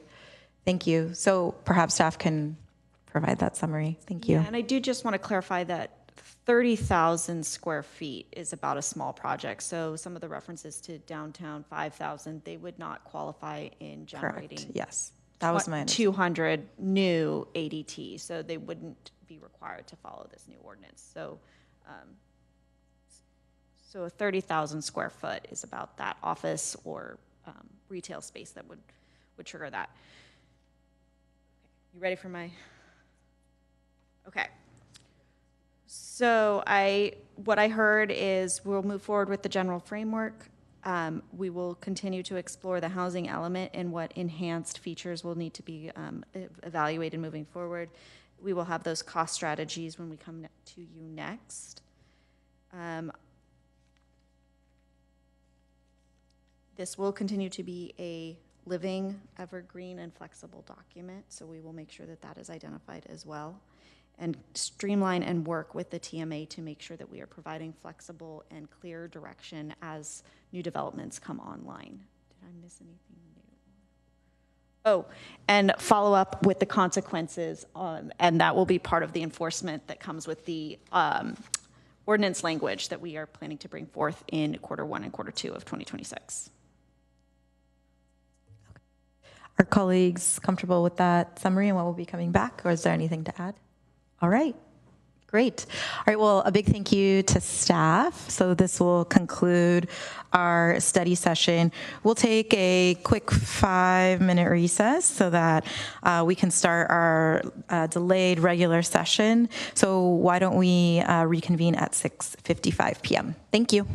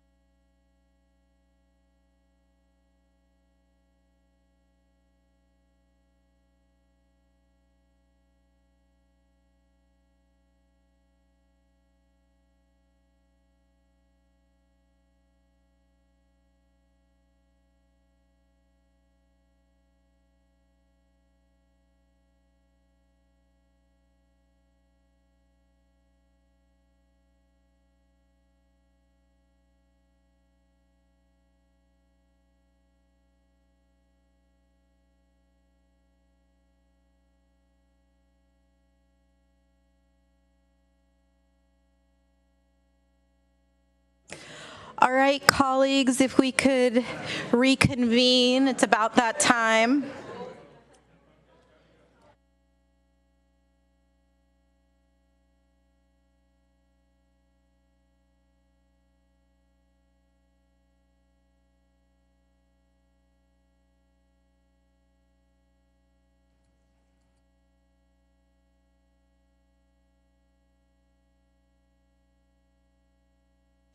Great. Good evening, everyone. Welcome to the joint meeting of the Mountain View City Council, the Shoreline Regional Park Community, and the City of Mountain View Capital Improvements Financing Authority of June 10th, 2025.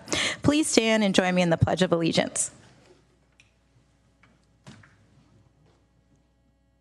I pledge allegiance to the flag of the United States of America and to the republic for which it stands, one nation, under God, indivisible, with liberty and justice for all.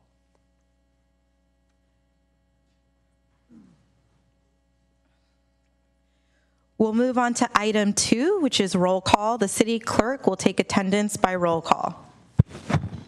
Councilmember Clark? Here. Councilmember Hicks? Here. Councilmember McAllister? Councilmember Ramirez? Here. Councilmember Showalter? Vice Mayor Ramos? Here. Mayor Kamei? Here. You have a quorum with Councilmember McAllister temporarily absent. Yes, he is here. All right. So just before we start off on our agenda items tonight, just wanted to make a brief statement in light of recent events. Mountain View remains committed to being a community for all. We have pride for our diverse community, which includes immigrants. And we will continue to stand in solidarity with our residents, no matter where they come from, as we are a community for all. Our city's commitment was quite apparent this past Saturday when we held an incredible event, our first citywide Pride celebration called Together in Pride. Thousands of neighbors, families, and Bay Area residents turned out to celebrate Pride with us. We're a community of all cultures and ethnicities. The city does not participate in immigration enforcement with Homeland Security, and our Mountain View Police Department does not ask for residency status. We are here for you. The community has resources at mountainview.gov/community-for-all for more information, and that includes resources available through the County of Santa Clara, which includes the Rapid Response Network. And now I'll share my remarks in Spanish. Y ahora compartir mis comentarios en español. Mountain View continúa con su compromiso de ser una comunidad para todos. Nosotros nos enorgullecemos de nuestra comunidad diversa, la cual incluye inmigrantes, y seguiremos siendo solidarios con las personas que viven en Mountain View, sin importar de dónde vengan, ya que somos una comunidad para todos. El compromiso de nuestra ciudad quedó muy claro este sábado pasado cuando tuvimos un evento increíble. Nuestra primera celebración de orgullo en la ciudad llamando Together in Pride. Miles de vecinos, familias y personas que viven en la área de la bahía asistieron para celebrar el mes de orgullo con nosotros. Somos una comunidad para todas las culturas y grupos étnicos. La ciudad no participa en el cumplimiento de inmigración con el Departamento de Seguridad Nacional y nuestro Departamento de Policía de Mountain View no pregunta sobre el estatus de residencia. Estamos aquí para ustedes. Y yo quiero decir muy claro que son una ciudad para todos. La ciudad tiene recursos para ustedes y para más información, pregunta a nosotros. Muchísimas gracias. All right. And with that, we can move on to item 3, which is our presentations. Please note, these are presentations only. The City Council will not take any action. Public comment will occur after the presentation items. And if you'd like to speak on these items in person, please submit a blue speaker card to the city clerk now. And we'll begin with item 3.1, which is the United States President's Volunteer Service Award recipients' certificates of recognition. We're happy to be joined this evening by Ashley Yi Mazawa, Senior Director of the Youth Community Service, to recognize the service award recipients. I'll present the certificates to the students in attendance, and then I'll turn it over to Ashley for a brief presentation. And I know there's a lot of students in the audience, so if you don't mind coming up now, that would be great. Please come up to the front and I'll join you.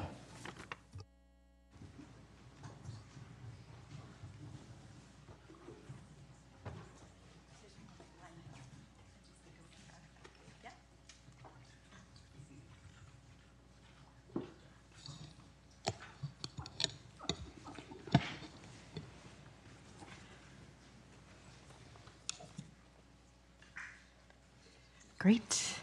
Do you maybe want to share a little bit before I start reading all the names? Maybe you can start. What? Yeah. Oh, no, it's the other way. And then come. There you go. Hello, good evening to the mayor. To the mayor and the city council members and city staff. Thank you for allowing us to be here today. We are so excited to recognize the students in our community who have received the President's Volunteer Service Award as certified by our organization, Youth Community Service, or YCS. My name is Ashley Mazawa. I'm the Senior Director at Youth Community Service and a Mountain View resident. Today, we are honoring 24 students who live in Mountain View or go to school in the city who've earned the award this past academic year. As you can see from the slides that we have shared, that these students have served across a diverse range of nonprofits, including education, civic engagement, and mental health.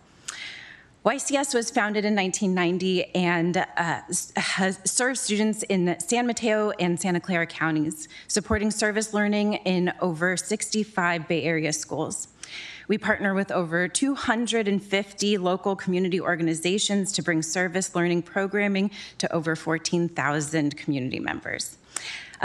To learn more about YCS and service recognition, please visit our website at youthcommunityservice.org. I want to take a minute to share the mic with one of our students, a former YCS student, recent graduate, and an award recipient, Eric.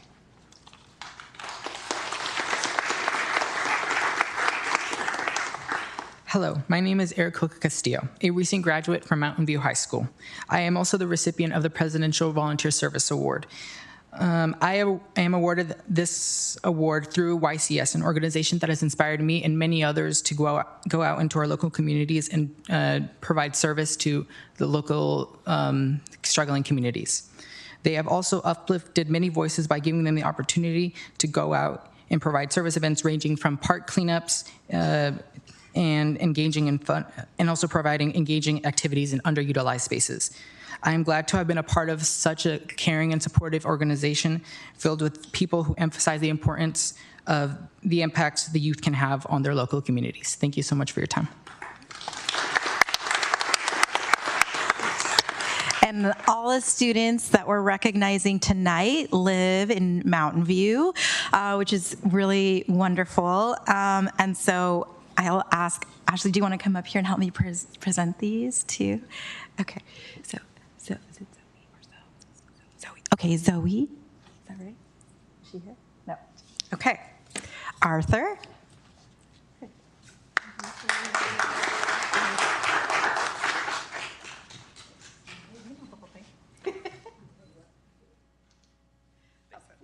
Okay, Justin.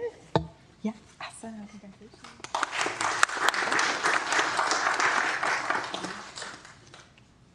Okay, Eric, I know you're here.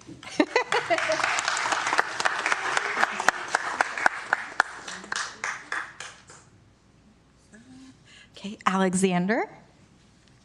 No, okay. Sorry, no worries. All right. Bappold.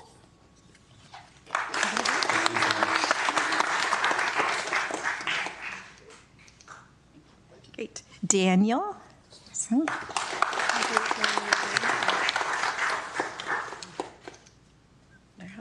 Okay, Lucas.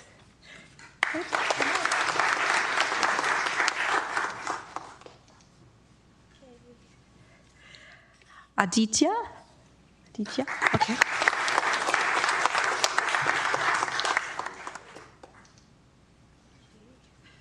How about Mark? Yeah, okay.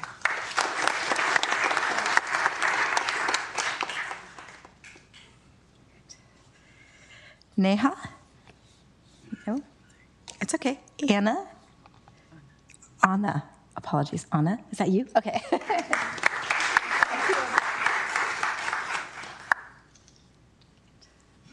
Okay. Nima? How about Rosalind?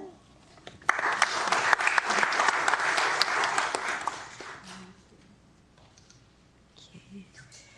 Dev?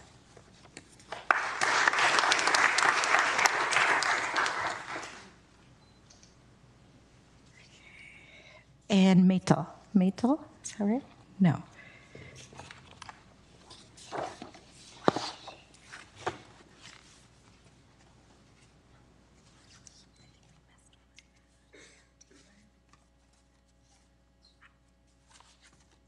We have a huge stack, sorry. Okay.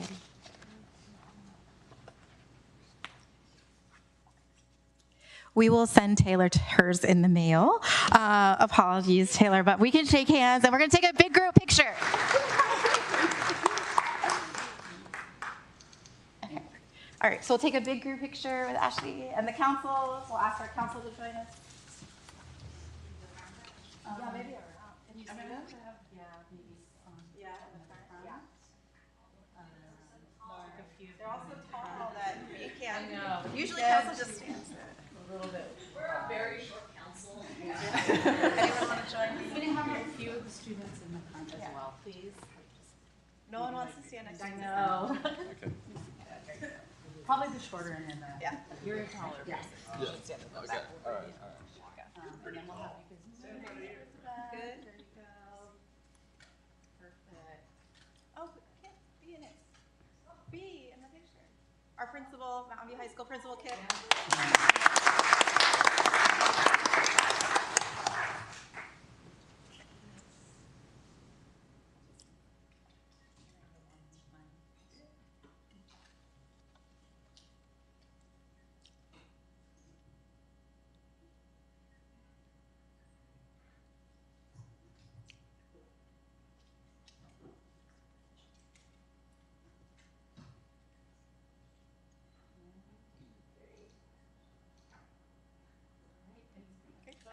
All the parents. Gosh, it's like graduation.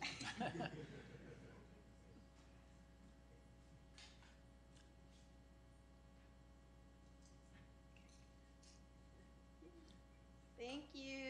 Congratulations.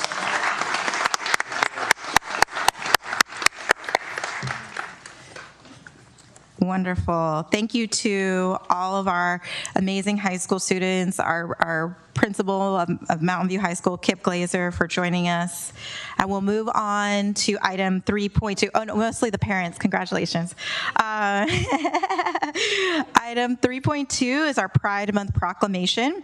We're happy to be joined this evening by Ken Yeager and Drew Lloyd, president of the Bay Area Municipal Elections Committee, to accept the proclamation. But I think there's like a whole group of Baymac folks. So anybody who's in Baymac, it's a party. Come on down. Come receive your proclamation.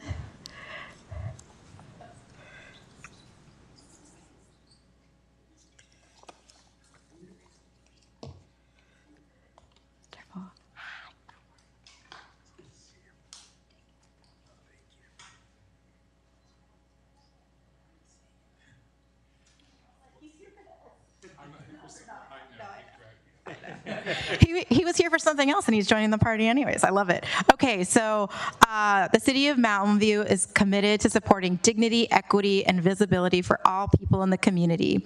And whereas Mountain View celebrates the history and diversity of our city's LGBTQIA+ community and promotes a society in which all residents can live free from discrimination. And whereas the city hosted its first citywide Pride celebration called Together in Pride on June 7th. The event featured a flag-raising ceremony and an Understanding Pride walk. Other activities included performances by artists, roving entertainment, family fun zone, and community art project. And whereas flying the rainbow flag at City Hall through the month of June further symbolizes the city's celebration of diversity and support of the city's LGBTQIA+ residents. And now, therefore, I, Ellen Kamei, Mayor of the City of Mountain View, along with my colleagues on the City Council, to hereby proclaim the month of June as Pride Month and encourage all residents of Mountain View to celebrate the rich diversity of our community. And I'll turn it over to whomever would like to speak, maybe both of you, whomever. I'll start. Okay, great. Thank you. Hi, I'm Drew Lloyd. I'm the current president of the Bay Area Municipal Elections Committee, BAMEC. We are California's oldest nonpartisan LGBTQ PAC. I'm very happy to have our co-founder from 40 years ago, Ken Yeager, who is here with us today. He's also the executive director of the BAMEC Community Foundation. TJ Ahmed, who is a current board member, and from almost, 30 years ago, our former president of BAMEC, Tom Myers. We're very excited to be here. We love your city council, and thank you very much for this, Mayor. Thank you. Mountain View just has a remarkable record of support of the LGBTQ community. When I was walking in, of course, I knew I would see the progressive pride flag, and I did. And I always get a nice chill because it's so important, especially during these times when there is so much fear. There is so much nervousness, there's so much fright that's going on in all communities that it's even more important that city councils and members of the public make a stand, say that they are in support of our community. And it's easy to lose hope, but the one thing I know is that we are the hope. Doing these kind of activities, speaking out, comforting others is the way we're all going to get through this time. So I guess on behalf of all of us, it's great to say Happy Pride, Mountain View.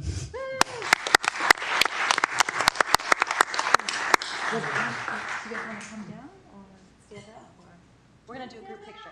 We can stand it. Okay. However. Okay. Here you go. They're coming.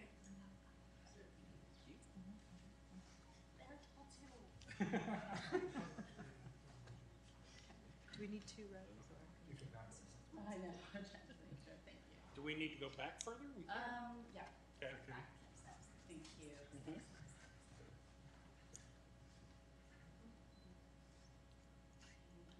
Do you want some of us? There you go. Yeah. Beautiful. No. You'll have to hold It's very hard to do. Oh, yeah. You want to hold it? You're covering people's faces. There you go. And then you can just like there, a little bit there.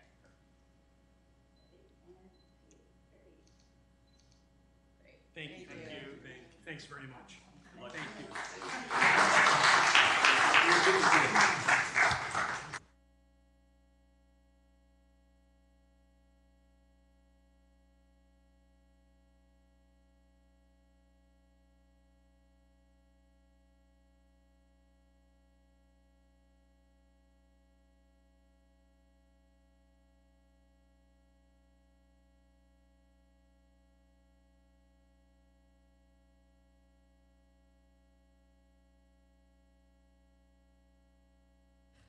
Wonderful, thank you. Would any member of the council like to say a few words? Councilmember Clark. Yeah, I just wanted to take a minute. They've stepped out, but for folks who don't know, Ken Yeager, who was just in here, has been working on these issues for decades, and many of us stand on. We all stand on the shoulders of those who have come before us, and I think the progress that's been made toward creating a more welcoming and community, not just here in Mountain View, but region-wide, is really due in part to some of the work that he's done along with Wiggsy Silverstein and many others across several decades, and Drew as well, and Tom Myers. So it seems like sometimes we take several steps forward in a relatively short period of time, and then sometimes we take a step or two back, sometimes more steps back than we'd like in a short period of time. But I also want to just thank the mayor and my colleagues and my past colleagues for their commitment to creating a community for all, and especially to staff for the event, the Pride event that we just put on. I never thought 10 years ago when we were raising the flag for the first time that we would have a staff or community initiated event that wasn't something that was initiated specifically by the council. And I think the turnout and the families and everyone who got to come out and enjoy that, especially in the current environment, was it speaks volumes about our community and our values. So thank you to everyone who was a part of that and who've helped us get to this point. Great, thank you. Would anyone else like to say anything? Okay. All right. I will now open up public comment for the presentation items.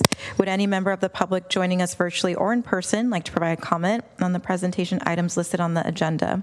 If so, please click the raise hand button in Zoom or submit a blue speaker card to the city clerk. Okay, I'm not seeing any related to this item. So I'll close public comment and congratulate those that we recognized earlier. We'll move on to item 4, which is our consent calendar.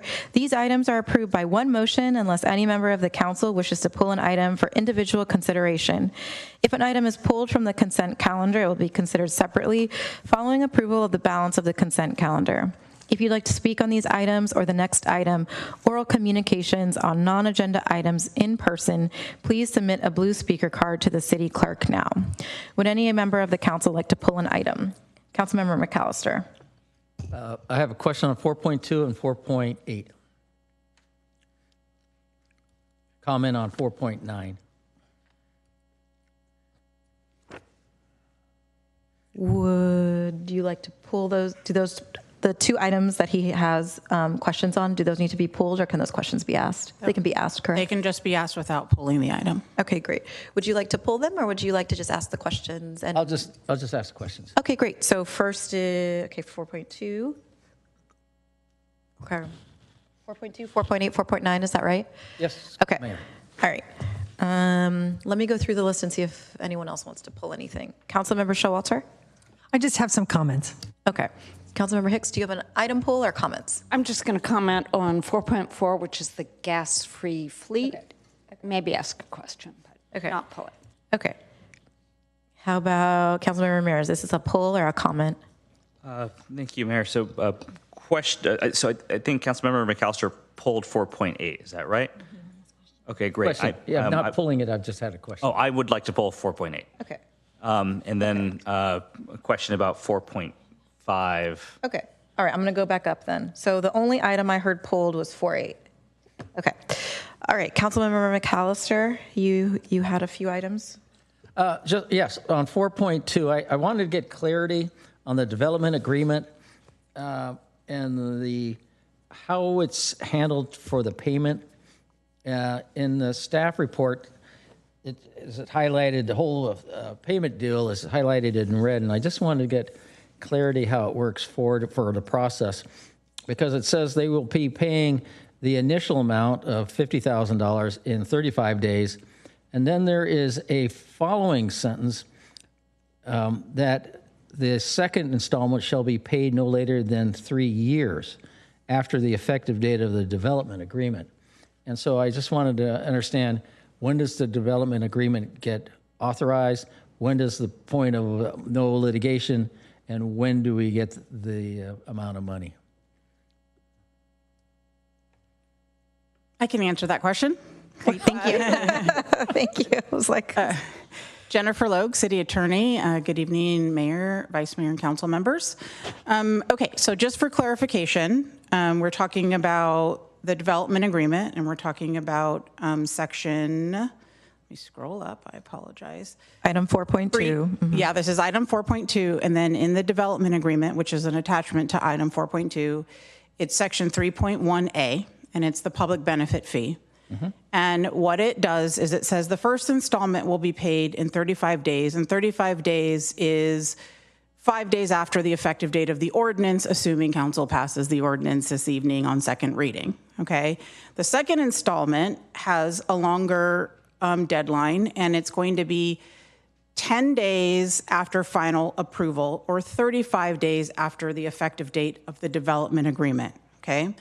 So the effective date of the development agreement is defined earlier in the development agreement, and it's going to either be December 19th, 2025, or the effective date of the ordinance. And this gets complicated because under the law, there can be challenges to the ordinance, and there are various statute of limitations for the way members of the public or other interested parties can challenge an adoption of an ordinance. You can do a referendum. There's going to be a deadline for filing a referendum. And then there's a petition for writ of mandate that could be brought, which is a 90-day deadline. And there may be other statute of limitations governing challenges to council's approval this evening. So what we've done is, if any of those legal challenges are filed, it effectively stays your approval. And they do not have an effective ordinance, nor do they have an effective development agreement. So delaying the payment of the second installment with these dates and providing this type of information allows them to have actually a final approval, unchallenged, or if there was a challenge, the challenge was resolved in their favor before they make the large $450,000 payment. So what it does is it doesn't require them to pay until everything is done, a done deal. However, it does have this catch-all, which says if there is litigation initiated or there is some challenge initiated and it takes longer than 3 years, which sometimes litigation can take longer than 3 years, they will pay that $450 no later than 3 years after. Okay, so it kind of gives an outer limit of how long we would wait to receive that payment, but it is probably unlikely that it will be 3 years later. It'll be a much sooner date that $450,000 is paid. So the 3 years is only if there are challenges. But correct. So when do we define there are no longer challenges? When we approve the... So when all the statute of limitations run for challenges. So the petition for writ of mandate is a 90-day statute of limitation. That'll run fairly quickly after approval, but remember it's 90 plus R30. So the ordinance doesn't become effective until 30 days after you take action tonight, and then it's 90 days from that. And then there's, I think it's a 30-day statute of limitation for referendum, correct? If I'm trying to remember.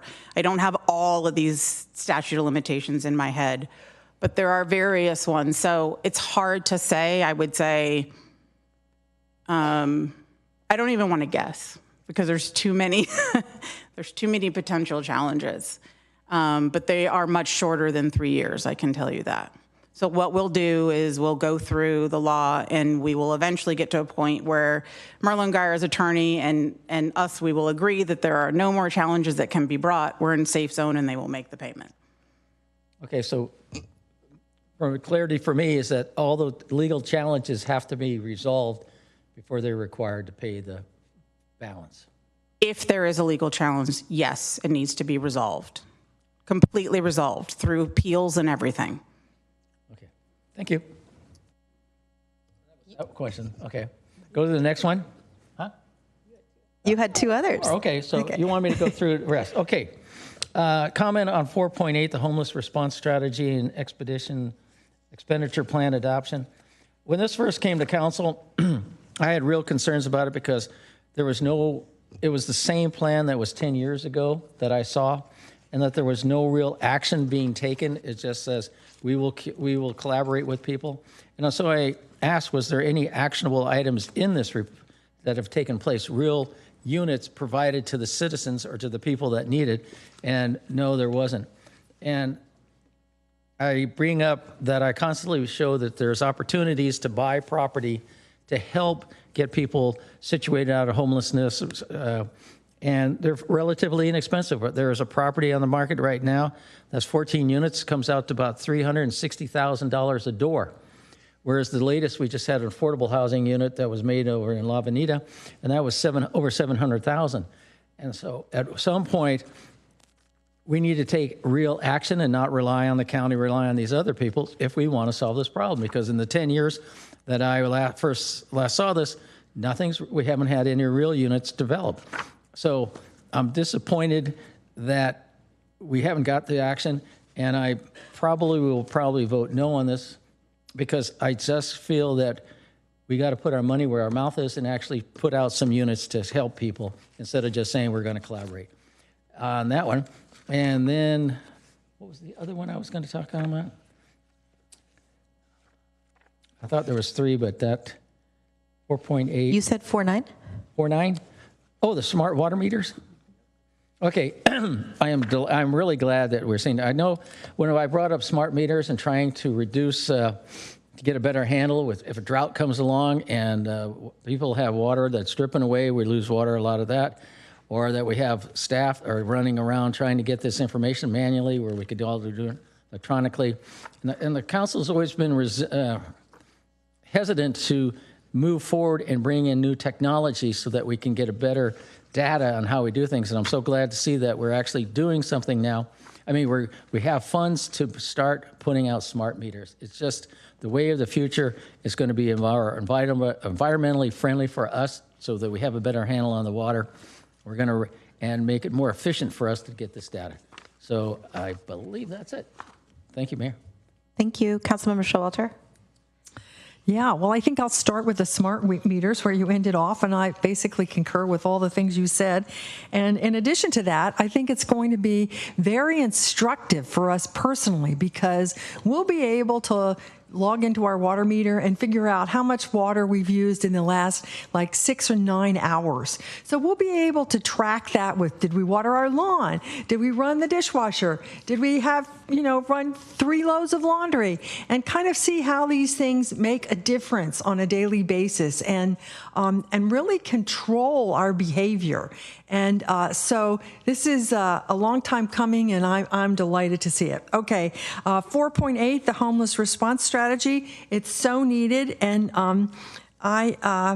when we get to the budget section, I hope we'll be able to answer the question of how much of this program is in this year's budget, or maybe now. How much of these programs are in this year's budget?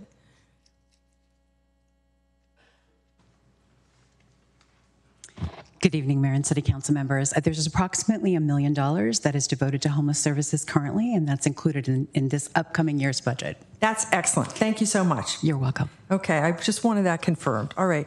And then 4.4 and 4.7, I want to thank the sustainability staff for this progress. One is a ordinance related to landscaping equipment and EVs, and another one is the inventory of our greenhouse gas use. We do that annually now, and it provides a tremendous amount of data for us to know, are we on track? It's very, very valuable. So thanks for staff for doing that. 4.5, closing down landings. Again, this isn't anything that we wanted to happen, but we appreciate, everybody appreciates staff's work to make sure that the right-of-way for the easement is established in that area. That's very, very important for the long-term development of the North Bay Shore. And also that the environmental impacts that have already occurred related to cutting down so many trees have been taken care of in a good manner. There will be a lot of trees planted all over Mountain View related to this project. And then I think that's it. Thank you so much. Thank you, Councilmember Hicks.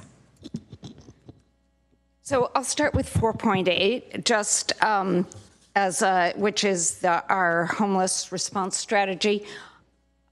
2 comments. First, I think we have, when I read the staff report, we have developed and are in the process of developing permanently supportive housing and rapid rehousing units for some of which will serve formerly homeless people. So I hope that's true.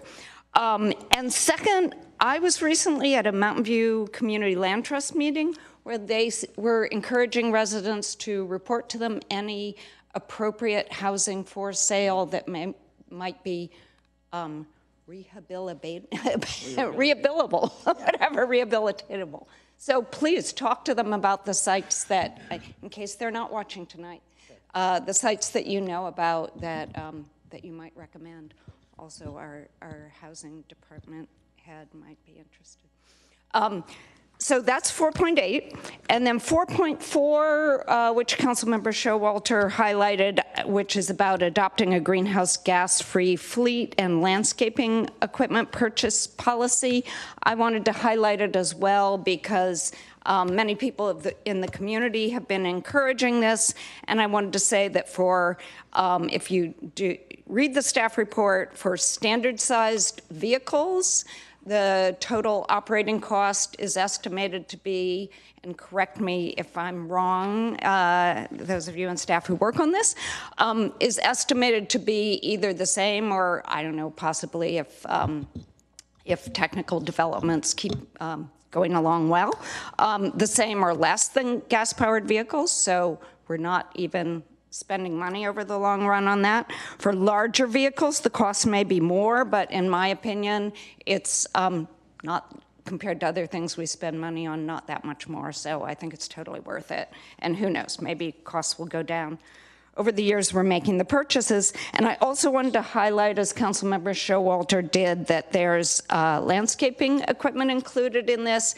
And the one thing that was not in the staff report that I'd encourage you to talk up in the future is many people were interested in electrified landscaping equipment because it's much quieter. So not just for the air quality and greenhouse gas savings benefits, but also that's super important to residents. So I wanted to call that out. And then I know this is my only remaining question on this. I know this is a rapidly changing field. And so, for instance, the way we charge electric vehicles may change because BYD, the Chinese firm, has just done apparently super fast electric charging. And that may change the whole charging landscape, which is in the staff report. Maybe you'll do things differently. So I just want to make sure that this is, that you're going to be able to make those changes and track those changes, that this is, an evolving plan, not a plan that's set in stone. Good evening, Danielle Lee, Chief Sustainability and Resiliency Officer. Thank you for the question, Councilmember Hicks.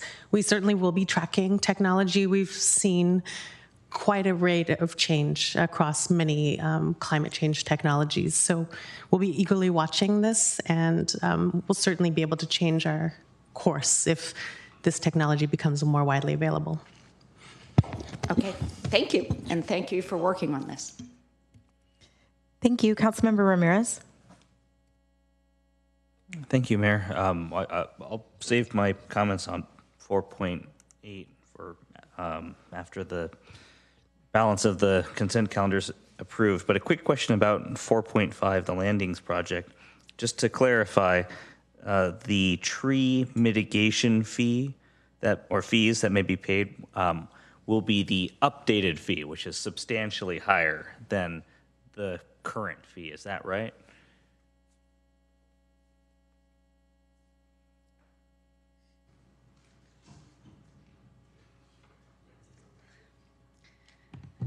Good evening, Jennifer Ng, Public Works Director. So we're currently in the process of negotiating an agreement with Google with respect to the tree mitigation plan. It is a set amount that we've been discussing thus far. I don't recall off the top of my head how it compares to what's moving forward. I don't know if Christian, do you know that off the top of your head? Okay, we can certainly look into that and let you know if there's a difference. Okay, thank you. Okay. I see a motion. I see. Yeah. Okay, great. Let's See, would any member of the public joining us virtually or in person like to comment on these items? If so, please click the raise hand button in Zoom or submit a blue speaker card to the city clerk. We do have an in-person commenter, and that's Mr. Albert Jeans. We'll give him 3 minutes. I don't see any virtual speakers.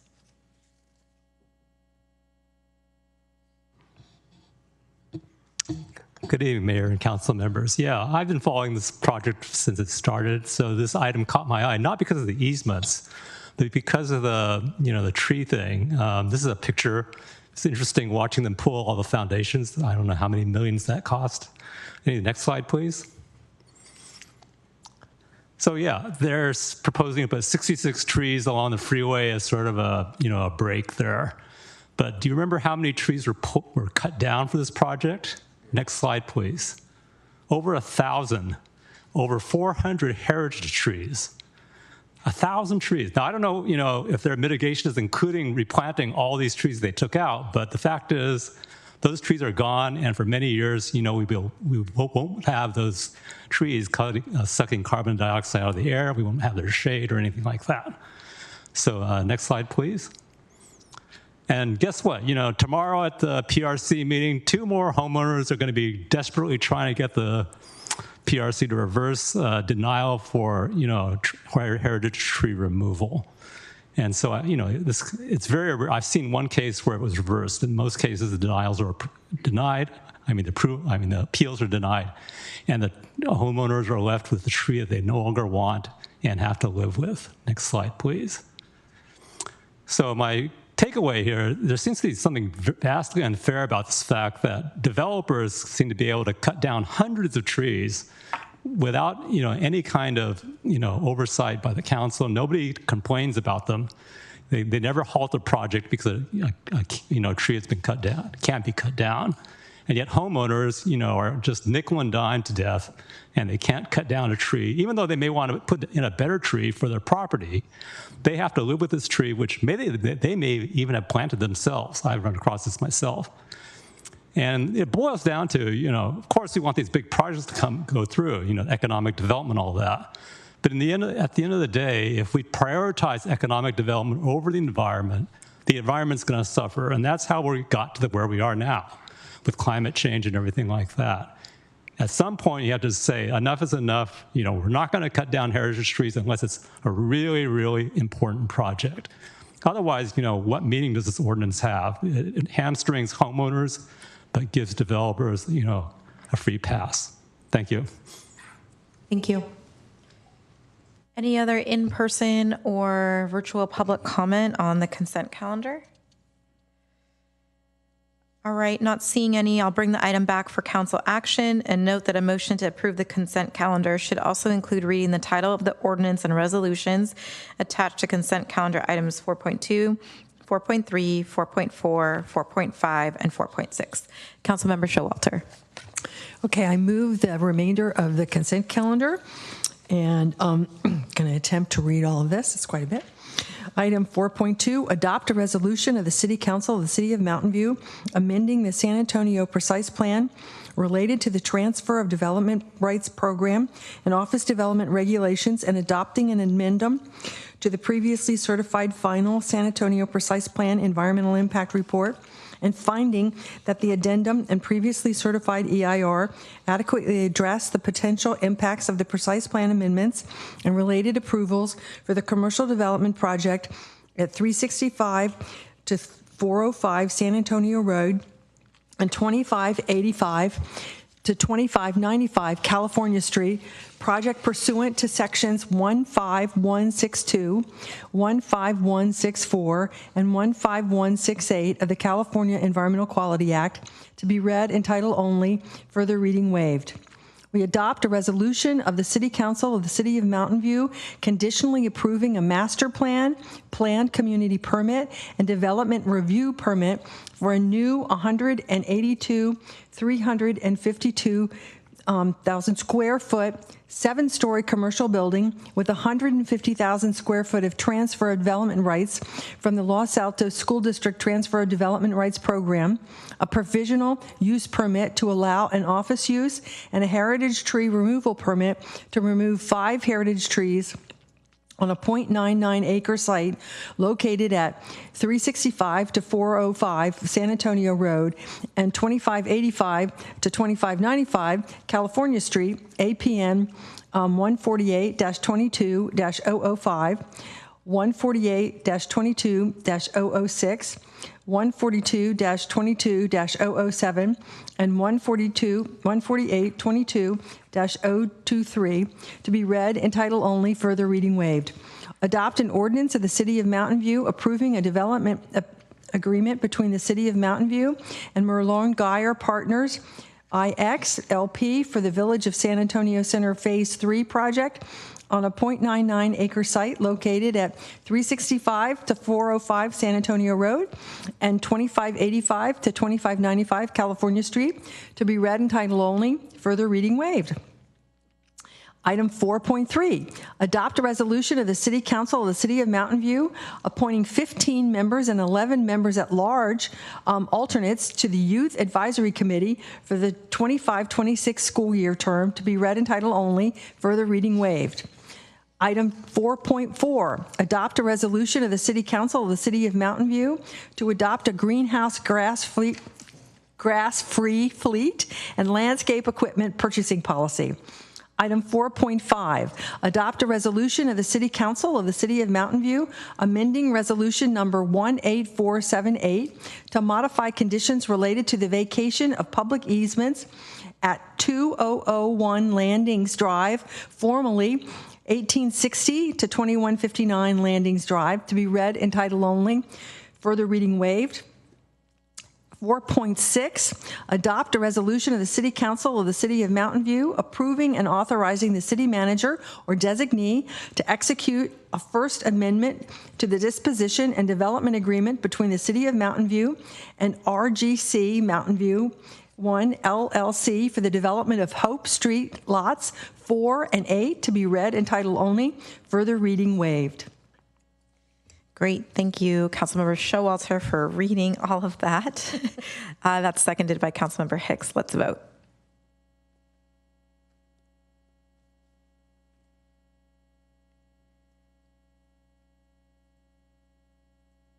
All right, and that motion passes unanimously. We'll go back to item 4.8, which I believe was pulled by Councilmember Ramirez. We'll turn it over to Councilmember Ramirez. Go ahead. Thank you, Mayor. So I first want to express my appreciation to staff for the revisions incorporated into this document, which I think is very strong. I'm generally supportive of the revisions, and will happily move to approve the plan. But I did want to amend the metrics chart, which I think is a very valuable addition, to include a lot of the information that actually is shared in the council, the responses to the council questions. The city manager, if you could help me with this. My understanding is there's an annual report provided to the council, which I had forgotten about. So even though, unlike the economic vitality strategy, which explicitly includes an annual report about that plan and the implementation, the update that I think we're provided is more comprehensive than just this plan. But I think that this plan will certainly feature heavily, and it will be an opportunity to see how much progress we've made over the preceding year. But the metrics chart, I think, can be a little bit more robust. So what I would hope to include, and certainly staff is, I think, welcome to include any other metrics that you think would be valuable for us, but the breakdown of the clients served through city-funded programs and partnerships, that the number that's provided right now, 350 clients, is lacking in context, right? So future councils will look at that and may not be privy to what the programs and partnerships include. So this breakdown in the staff responses, I think, is very helpful.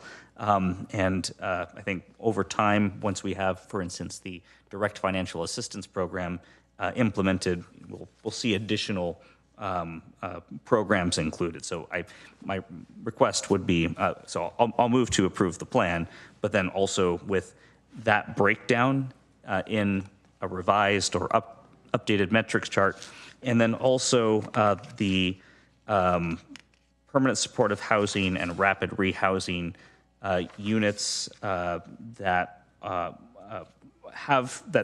exist, that have been constructed and are also under construction and in the pipeline. The permanent supportive housing metric here is useful, but it will remain small until we see that pipeline ultimately built out. So I think providing that council the periodic updates about units that are under construction will be very helpful. And then we could see annually our progress in meeting our, I think it's 200 unit goal. So that's the motion. Separately, I did want to share, I appreciate the information provided by staff about the Life Moves Home Key project.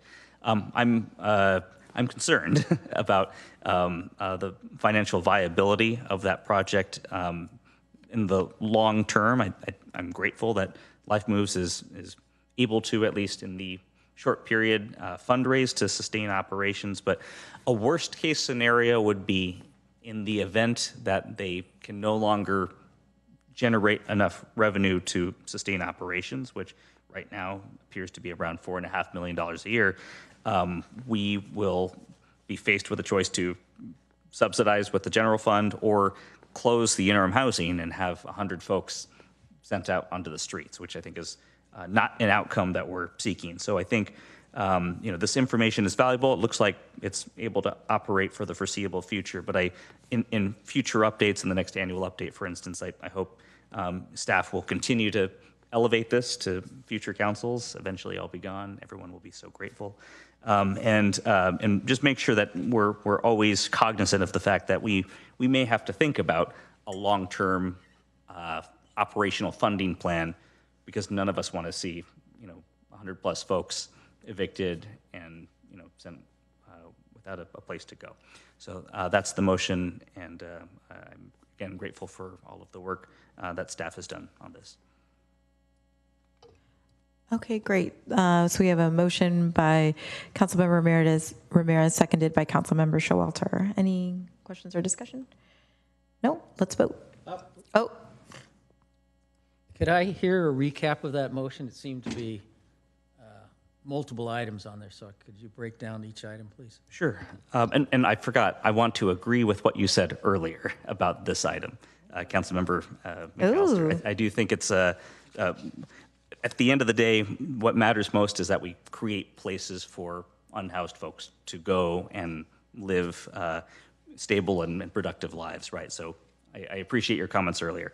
The motion is to approve the plan with modifications to the metrics chart, so not the plan itself, but the metrics chart, to include basically what you see in question 53. There's a breakdown of what the clients served through city-funded programs and partnerships would include.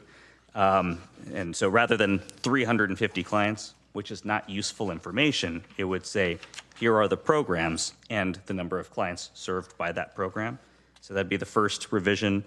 And then the second revision would be something akin to the charts provided in questions 54 and 55. So we have a continuous elevation of our progress in constructing and maintaining permanent supportive housing units and rapid rehousing units. So kind of like what you were describing, but within the specific context of PSH and rapid rehousing.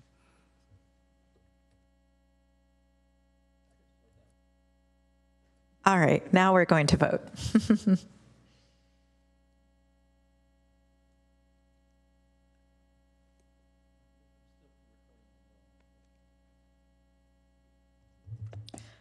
Okay, well, if you're going to record a no vote on 4.8, then it would be no now. Okay.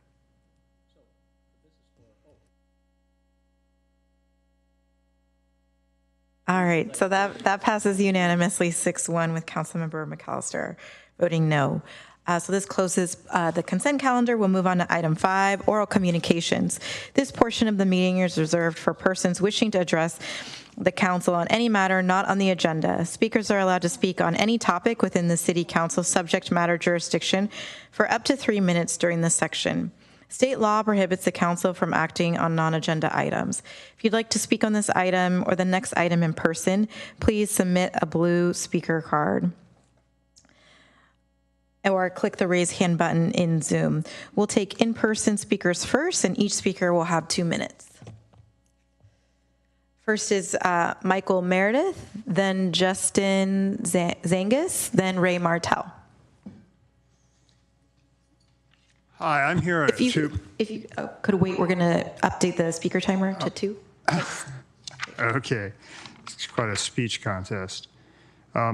I'm here to complain about the continued structural hazards at 400 Del Medio Avenue. I'm concerned there's confusion about what the city building staff sees in the report. The report and what was submitted to court in 2023 indicates that the structural engineer feels that all necessary safety measures, I'm quoting, should be implemented to ensure people are prevented from standing on, near, or under the elevated decks, which could lead to severe injury or death, unquote. I'm concerned the building department staff is assessing the situation on the basis of telephoned comments and not this statement. Further, I'm very concerned that in this case, half the building is being used as Airbnb, short-term rentals, and I think this is a case where the city needs to move under Chapter 44, Section 6, to revoke registration of these units because there is no liability insurance in place. This practice is putting people and the city's finances at risk. Further, I would hope that the city, it's been a long time since the STR policy was put into place. I hope the city has a chance to review it. I've sent a bibliography of sources, looking at academic sources primarily, in the last 5 years to each of the council members, and I hope they do get a chance to reconsider the existing STR policy. Thank you very much. I really appreciate your service to the city, especially in these troubled times when democratic process seems endangered. Thank you. Thank you. Justin Zangus? Agnes, sorry. Thank you. And good evening. My name is Justin Zagunis, and I'm a resident of Mountain View, and I'm here tonight from Silicon Valley Clean Energy, or SVCE, where I'm the Director of Customer Success. SVCE is your community's provider of electricity. We buy the clean power that PG&E delivers to over 95% of Mountain View's residents and businesses. Since our inception in 2016, we've invested nearly $4 billion in new renewable energy and energy storage projects. We have a tremendous board of directors, and we are very thankful for your Councilmember Showalter's stellar leadership.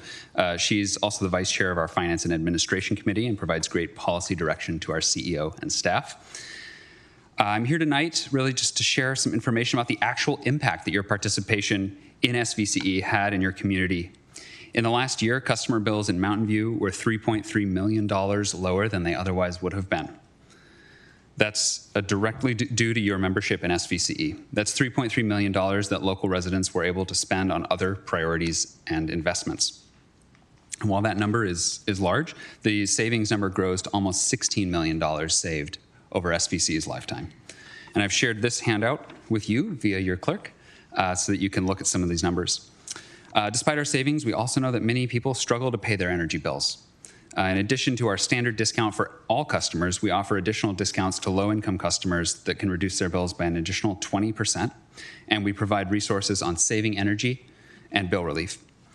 In addition to those bill savings, we're also continually investing in the community. We have rebates of over $8,000 that are available today for customers upgrading their home to electric. In addition, the City of Mountain View has obtained over $1.2 million in grants from SVCE to enable projects ranging from adding a battery to the community center, electrifying a senior center, and supporting expanded outreach and engagement.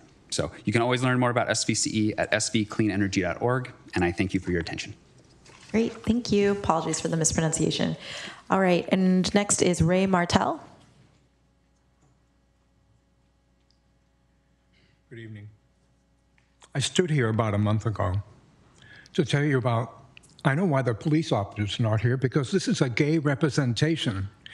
And you have no idea how they act and how incompetent they are and how illegal they are, because they do not help gay people. I've been robbed.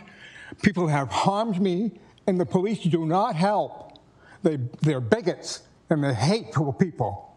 And this has gone on for the 50 years I've lived here. This is disgusting. It's really disgusting.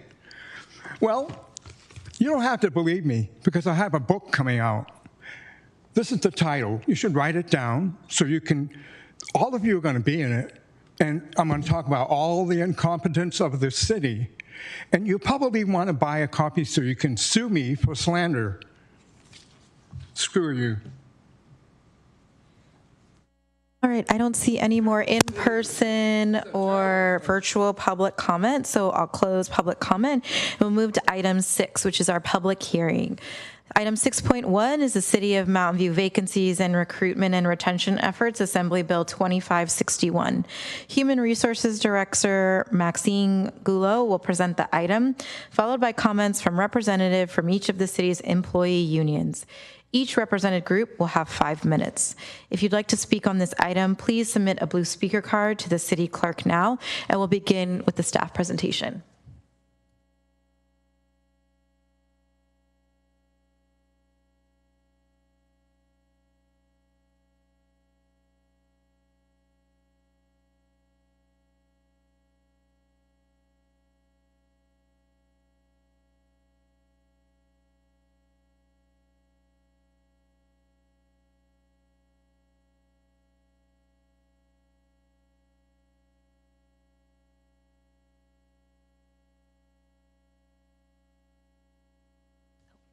Good evening, Mayor Kamei and Vice Mayor Ramos and council members.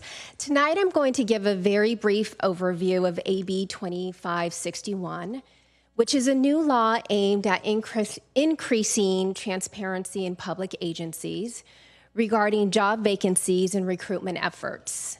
It requires agencies to present vacancy and hiring data at a public hearing at least once per fiscal year, and additional details if vacancies in a bargaining unit exceed 20%. In addition, the city must allow the recognized employee organization for each bargaining unit at the city to make presentations during the public hearing concerning vacancies, recruitment, and retention efforts if they choose to. We have 4 bargaining units here in the city of Mountain View. We have the Eagles, which represents approximately 255.5 full-time equivalent positions in a wide range of management, professional, and frontline classifications. We have the Service Employees International Union, SEIU, which represents approximately 190 full-time equivalent positions in maintenance, clerical, paraprofessional, and technical classifications.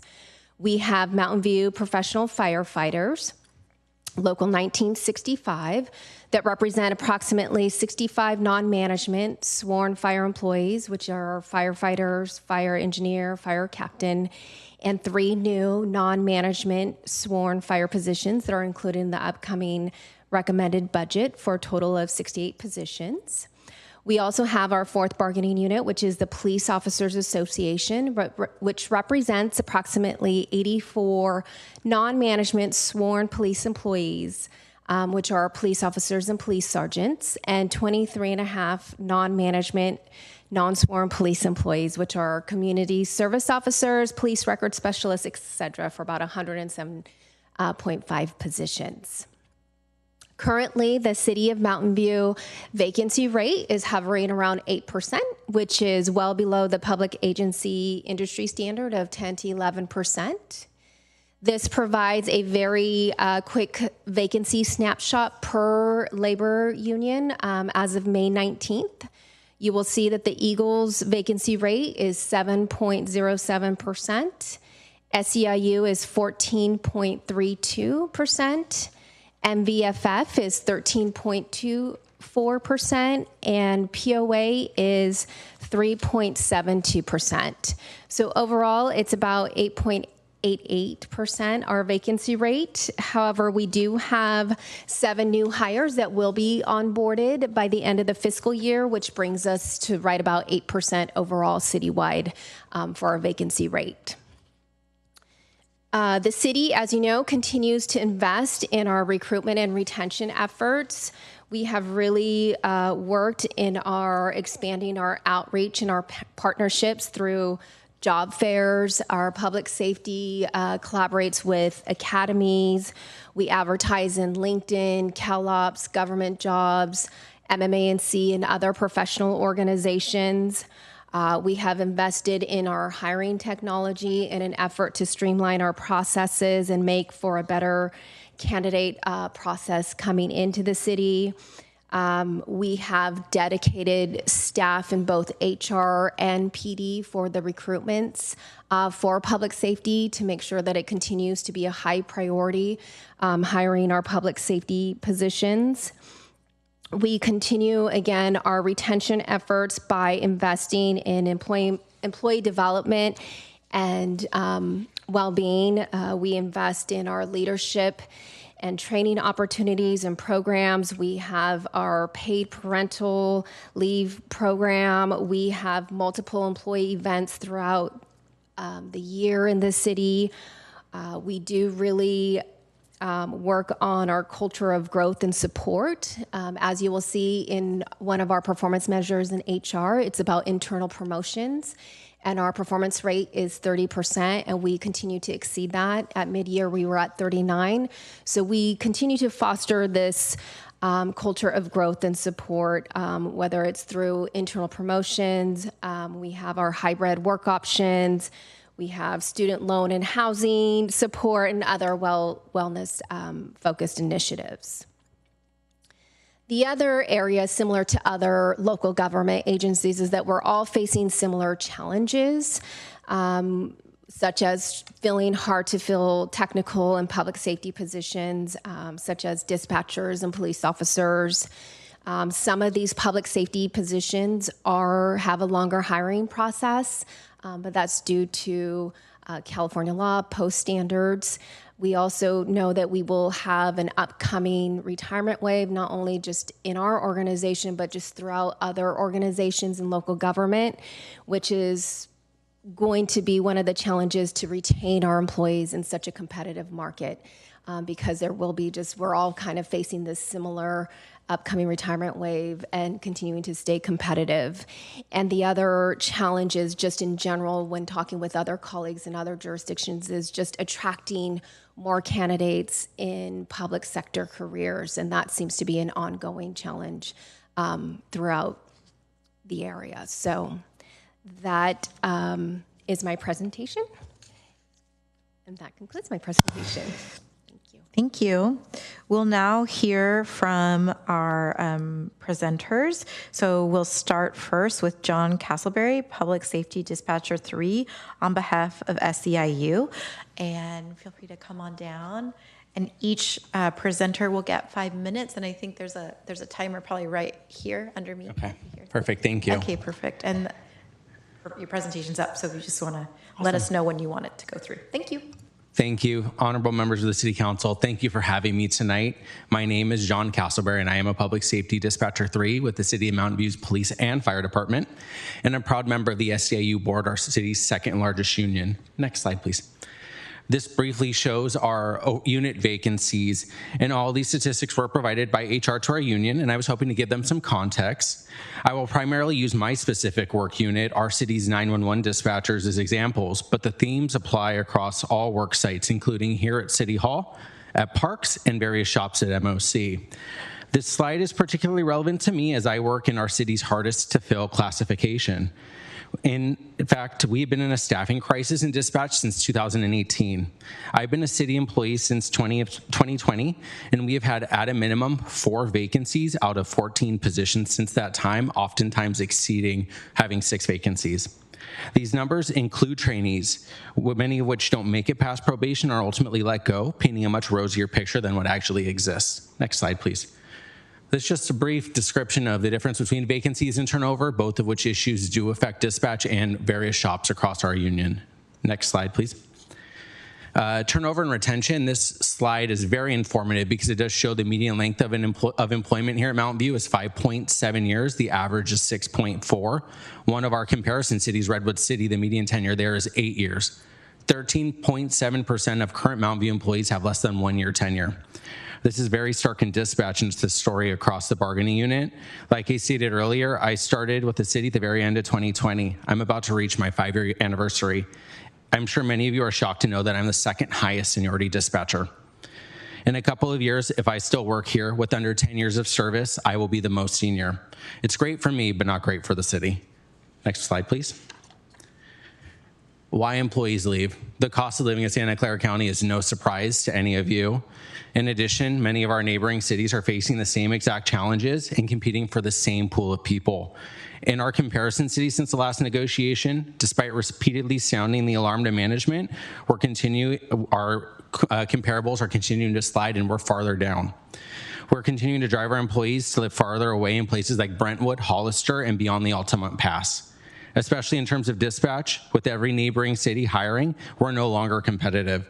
The new generation is highly focused on pay, not benefits, due to the astronomical cost of living. Next slide, please.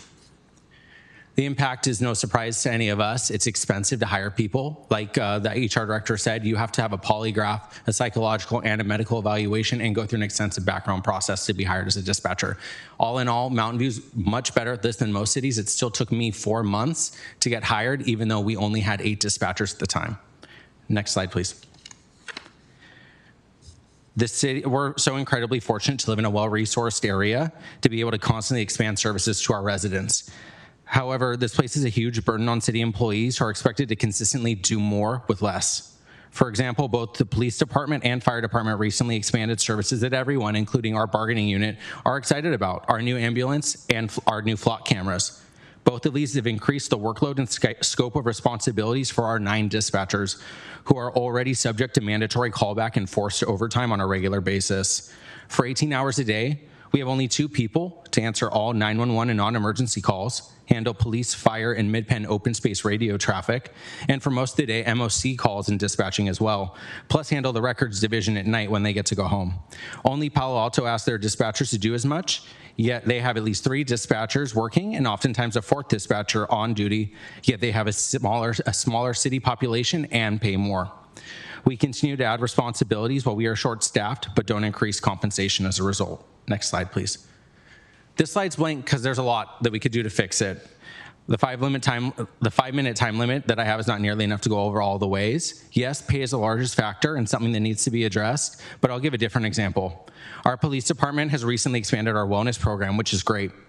When the issue was brought up that dispatchers don't have access to the same employee assistance program benefits that police officers do, primarily access to trauma-informed first responder therapists, our department's wellness team was told it was a negotiations issue.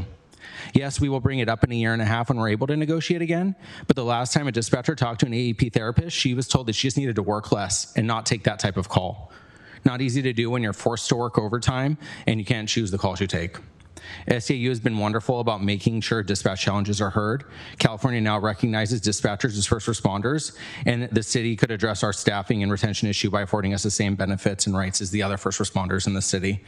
In conclusion, I want to thank you for allowing me the time to speak about some of the challenges. This is a wonderful city to work, and I'm happy to always speak about these issues with anyone as allowed by my chain of command in the city manager's office. Thank you. Thank you.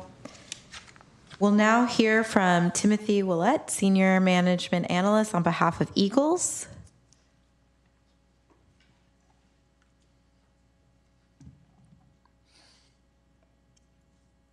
Good evening, Mayor, council members, and city staff. Thank you for the opportunity to speak this evening. Again, my name is Timothy Willett. I'm the president of the Eagles Employee Association. In accordance with AB 2561, we appreciate the city's efforts to report on vacancy rates and workforce strategies in a transparent and open forum. Our bargaining unit's vacancy rate, as you heard a few minutes ago, stands at 7.2% of the total number of authorized full-time positions. We recognize that recruitment and retention continue to be a challenge across the public sector, and we're grateful that Mountain View is prioritizing this issue. Next slide.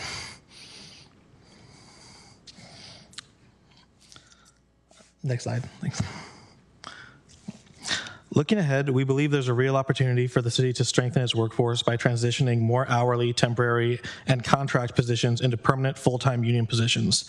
Doing so not only supports long-term stability in our departments, but ensures that employees are eligible for critical benefits such as CalPERS, healthcare, and professional development, all of which help attract and retain high-quality staff.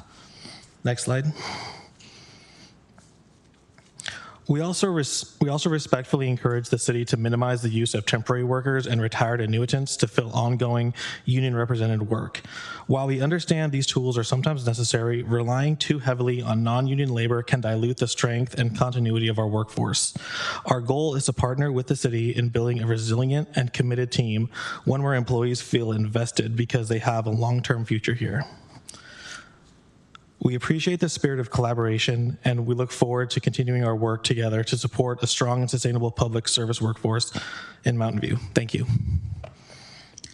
Thank you. We will now hear from Officer Eric Nelson, Police Officers Association President, on behalf of the POA.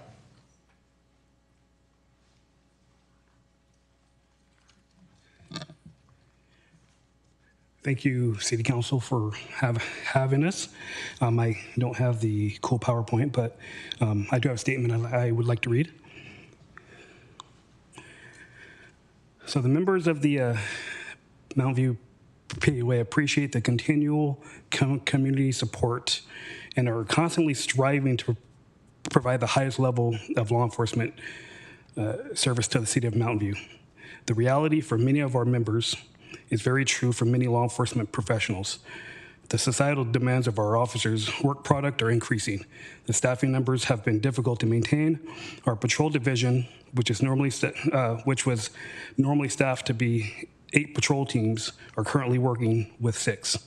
Our traffic unit is down to 1 officer and 1 supervisor from 4 officers and 1 supervisor. These staffing challenges are causing our members to work longer shifts and increased work week.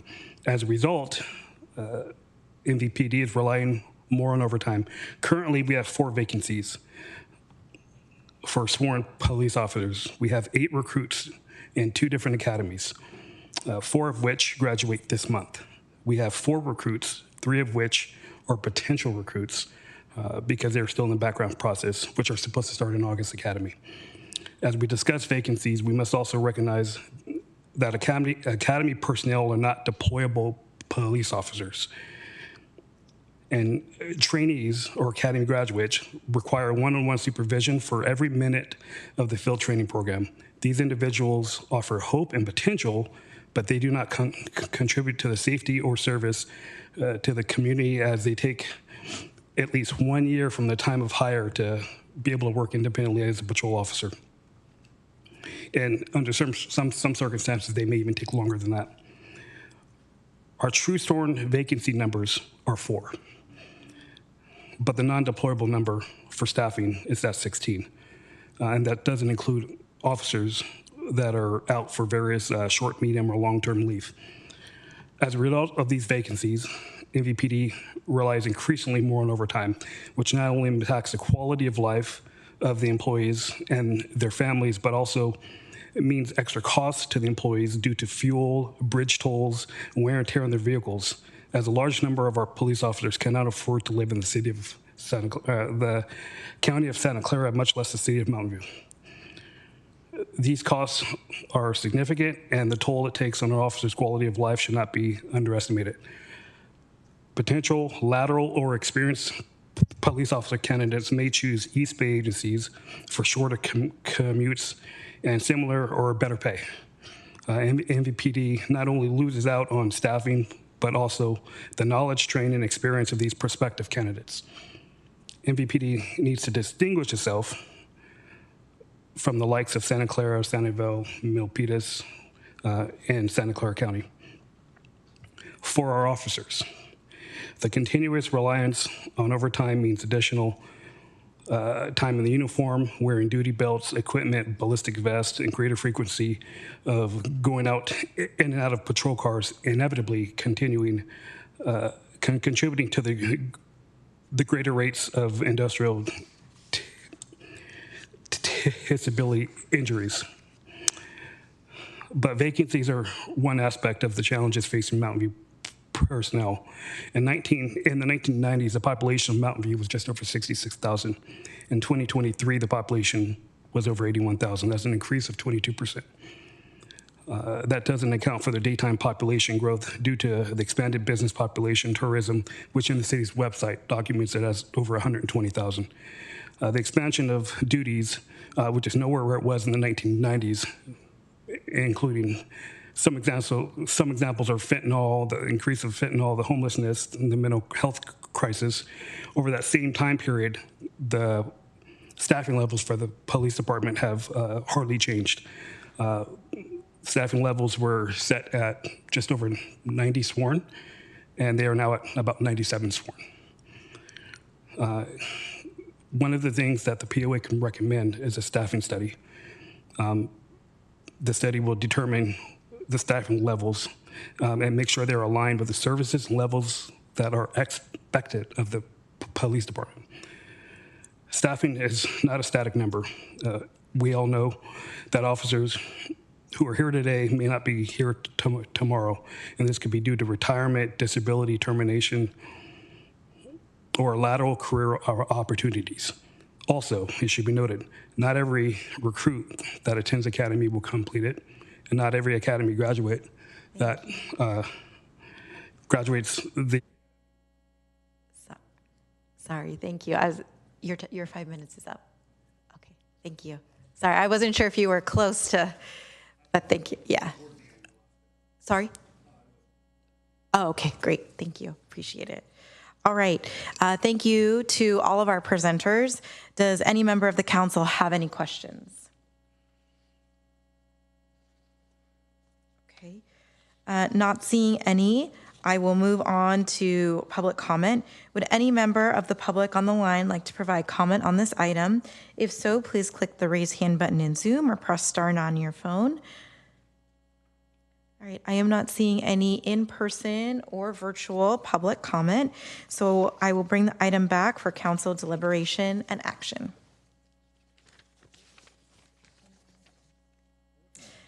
I believe it is just to accept the report.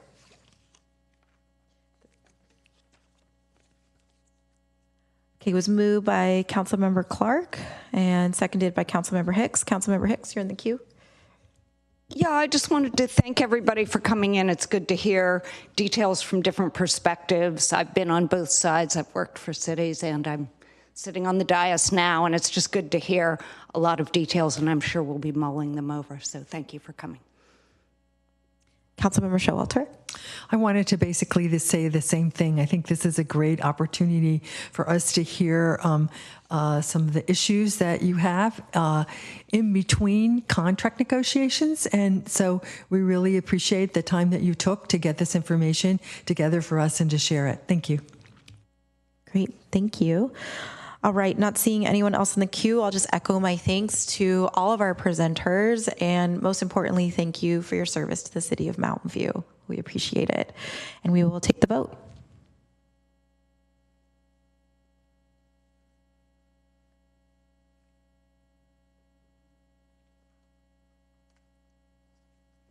And that item passes unanimously. Thank you again to everyone. Moving on to item 6.2 is our fiscal year 2025-26 recommended budget. City Manager McCarthy will kick us off, and Finance and Administrative Services Director Derek Rampone and Assistant Finance Administrative Services Director Grace Zhang will present the item. If you'd like to speak on this item in person, please submit a blue speaker card to the City Clerk now. And we'll begin with City Manager McCarthy.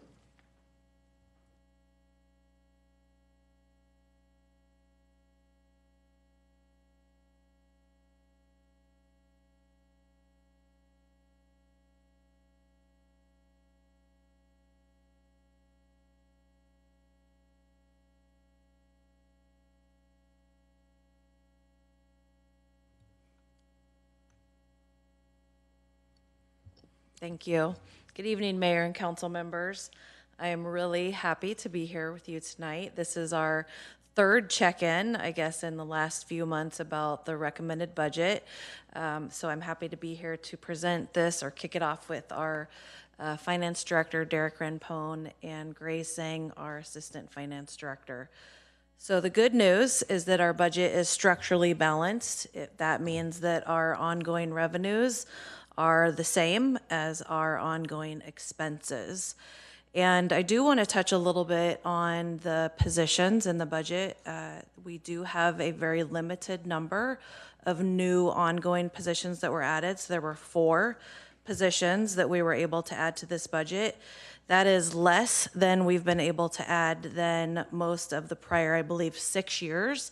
And that is just simply because our budget is less robust than it has been in prior years. Our revenues, as you will hear soon from our team, just have not been growing at the pace that our revenues have grown in the past several years.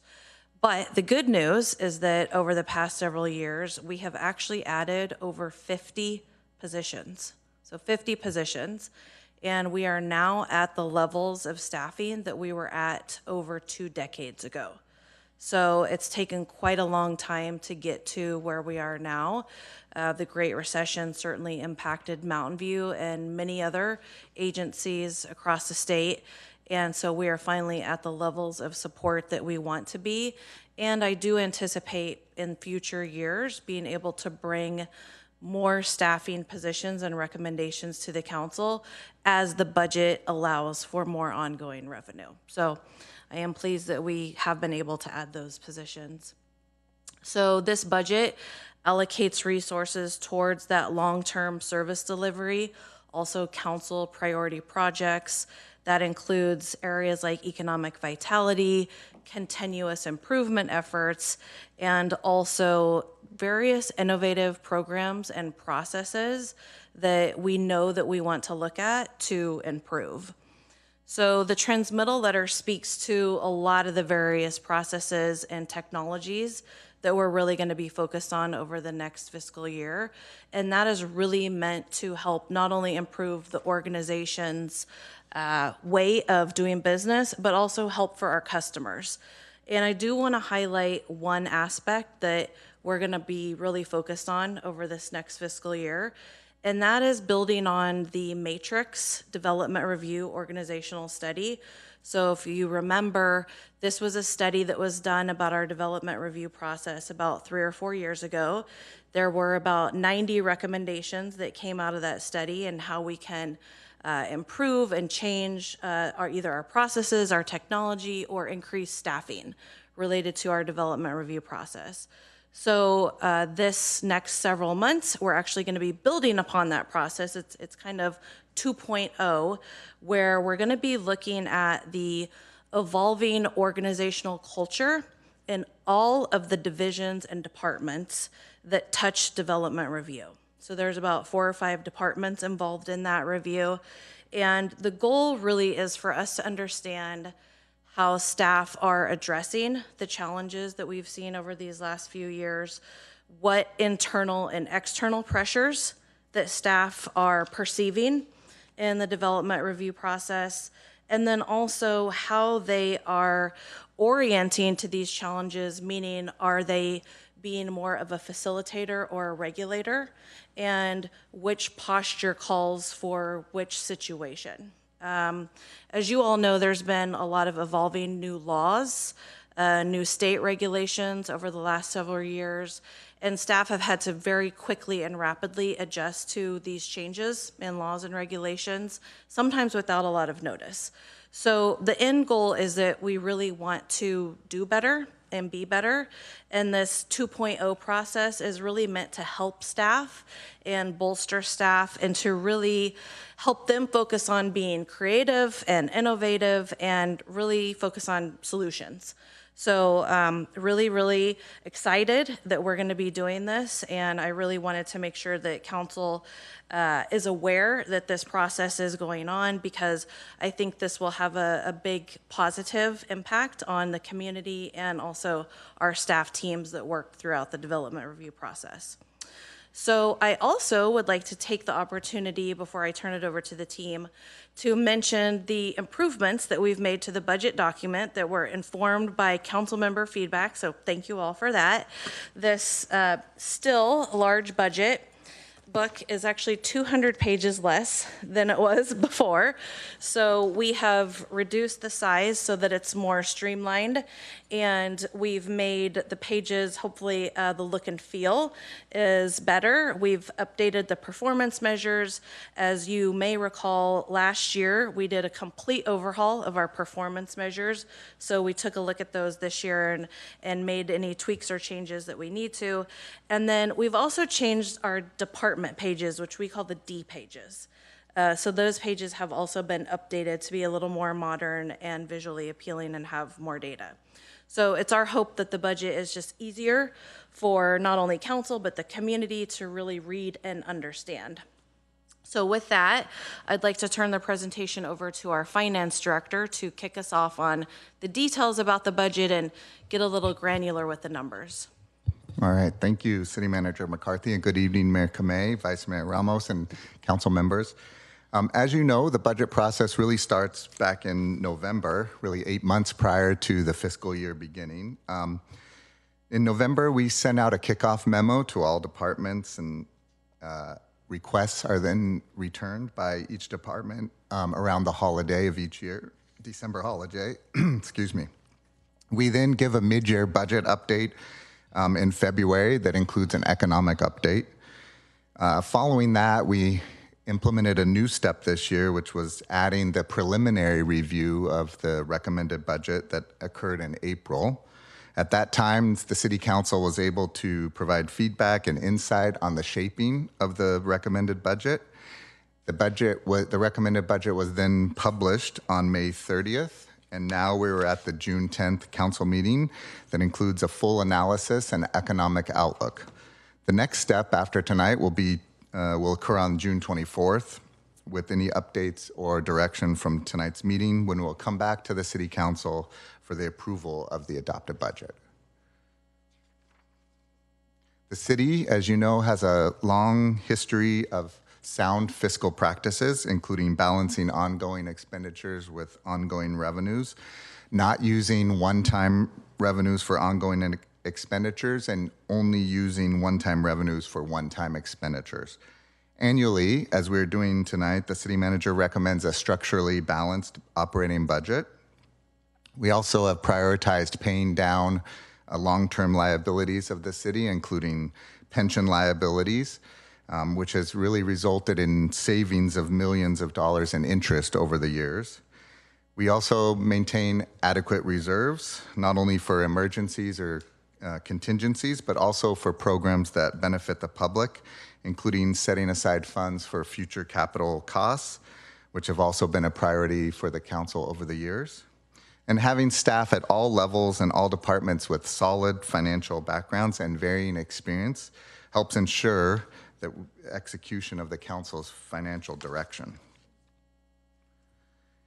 As a result of these sound fiscal practices by current and past city councils and current and former staff having strong financial acumen, you can see the city has received numerous awards over the years and continues to receive these accolades. In 2001, the city was awarded a AAA issuer credit rating by Standard & Poor's, one of the nation's top-ranked independent credit rating agencies. I'm pleased to announce that that S&P just reaffirmed that rating last month, which will ultimately result in lower debt costs and savings to the city when we issue debt anytime in the future. The city continues to receive the Excellence for Budget Presentation and Financial Reporting Awards for the budget and the annual audit report from the Government Finance Officers Association. And in addition, the purchasing section of the Finance Department has been awarded the Achievement of Excellence in Procurement by the National Purchasing Institute. All of these awards really are great examples of the excellent products the city prepares in the fields of budget, reporting, and procurement. Now we're going to turn to the economic outlook. As most are probably aware, there continues to be quite a bit of economic uncertainty, and the nation is currently facing some significant challenges overall. Prices of goods remain elevated. Tariffs have been implemented, rescinded, delayed, and have changed in amount and by country on a regular basis recently. As a result, inflation still remains a real concern for most economists. Interest rates also remain elevated, making it expensive for businesses and consumers to borrow, which further hampers economic activity. A hot topic at the national level recently has been the potential reduction or elimination of federal funding, which we'll dive into in a couple slides. The California state budget is also showing some signs of slowing with a projected shortfall of $12 billion for next fiscal year. In addition, we're still seeing continued corporate layoffs that have a negative impact on the local economic activity. Not only does that impact the business license tax revenue that the city receives, but it also results in lower sales tax revenue generated. As the financial markets remain volatile, the results of the stock market really have an impact on the economy as well. Capital gains on investments help the state's income tax revenue, which in turn helps them with their budget at the state level. In addition, the health of the stock market impacts the returns at CalPERS. If they don't meet their 6.8% assumed annual return, the city has to contribute even more to make up for the loss in investment earnings. All of this really points to uncertainty and volatility and slow or stagnant economic growth in the near future. Here are just some recent headlines that we've seen, recent as of last week and today, actually. Overall, just seems to be a lot of economic uncertainty, and the economic outlook is not really rosy right now. Really expecting slower expected growth, as you can see on this slide here. Staff will continue to monitor and watch any data that we hear from any economists and our revenue specialists as we start the next fiscal year. Turning to revenue, as you can see on this slide, we're showing that most revenues are experiencing a slower growth or even declines, and we are not experiencing the revenue growth that we saw the last few years. On the flip side, we do continue to see growth in the city's lease revenue and investment income, which is the city's second largest revenue source in the general fund. Having a higher percentage of revenue coming from lease revenue and investment income is a rather unique situation, as we've talked about before, which the city really has benefited from in the past, especially during economic slowdowns. Most cities usually have sales tax as their number 2 revenue source, but Mountain View it's actually their number 3, our number 3.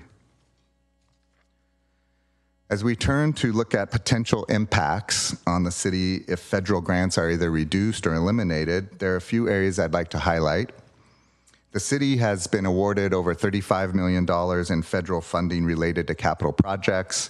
A majority of this has not been spent yet, and some of it is yet to even be formally budgeted as we are waiting on some final agreements to be signed by the grantors. Of this $35 million, there is $10 million, over $10 million that has been awarded to the city of Palo Alto as part of the phase 1 of the advanced water purification system project that really benefits the city of Mountain View. So we could keep an eye on that. There is $5.1 million in housing funds that are still expected for this year and for next fiscal year. We have had no indication that these funds are in jeopardy as of right now. However, we have identified $3.1 million in federal funds that could be at risk, which includes $1.6 million of housing funds, $1.5 million in sustainability funding, and approximately $26,000 in police grants. In addition, there is $200,000 in sustainability and energy-related grants that the city has also been told that are not in jeopardy at this time, so we're kind of in a wait-and-see period. Last fiscal year, the city did receive over $6 million in federal funds. To put that in perspective, it's a little over 1% of the total city revenue. Well, as indicated earlier, staff will continue to closely monitor the situation with the federal impacts and how they may impact the city and what actions are taken at the federal level.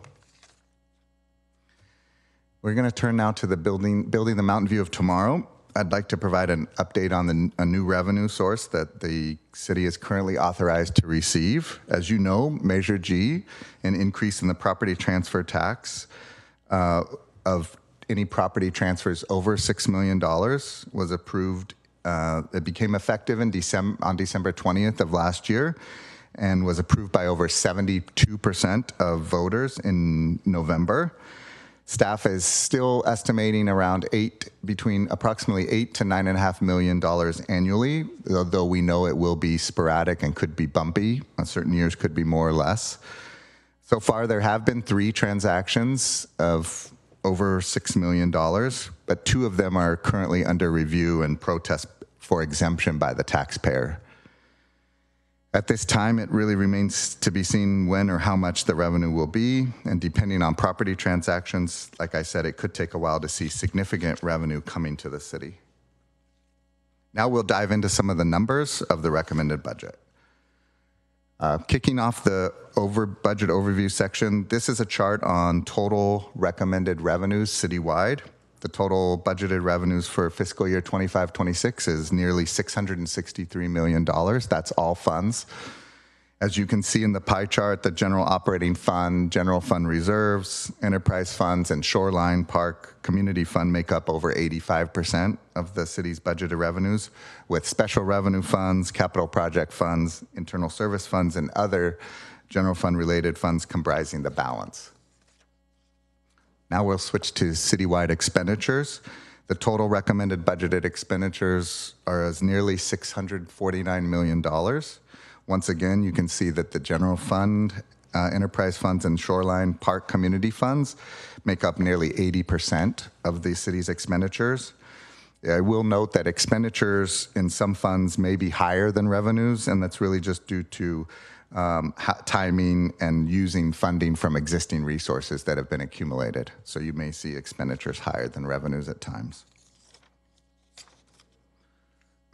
As you know, the general operating fund is the largest city fund and provides funding for core community services of the city, such as public safety, parks, recreation, libraries, some planning and public works, sustainability, and all city administration support functions. This slide shows that revenue projection for the general operating fund for next fiscal year. And as you can see, we're expecting growth of just over 6% or $11.5 million in revenue when compared to the current fiscal year's adopted budget. Here's a slide that really just shows the city's tax revenue sources. This table provides 2 different analysis. You can see the change in dollar amount and percentage from the 24-25 adopted budget to the 25-26 recommended budget on the left side of the chart or the table, and the change from the estimated actuals for 24-25 current year versus the 25-26 recommended budget on the right side of the table. You can see that some of the changes are positive increases in black, while others are negative as shown in red, which really means that the 25-26 recommended budget revenue amounts are less than the 24-25 adopted budget and less than the estimated actuals for 24-25. However, you can see on the top line there that property tax does remain relatively strong and consistent when compared to the current year's budget and current year's estimated actuals. Overall, when compared to the projected actual amount for 24-25, the recommended budget is only showing a nominal increase of $2.8 million or 1.5% on the bottom right. This slide shows the historical growth of major revenue sources of the city's general operating fund. This chart does not include the use of money and property, which is the lease revenue and investment income I spoke about earlier. Those revenues tend to be relatively stable when compared to other revenues. But as you can see on this chart, the growth in 25-26 is expected to be 2.8%, which is much less than the average over the last 14 years. Now we'll turn to expenditures in the general operating fund. They're expected to grow by 6.9% or $12.6 million next year when compared to this year's adopted budget. In comparison, as you'll recall a few slides ago, revenues are expected to increase by only 6.3% or $11.5 million, which means that revenue growth is not keeping pace with the increase in expenditures. This slide relates to the general operating fund forecast, which is a 5-year forecast included in the recommended budget document. As you can see for 25-26, the general operating fund recommended budget is balanced, showing a small operating balance of around $230,000. Staff is projecting modest deficits in the outer years, starting next fiscal year 26-27.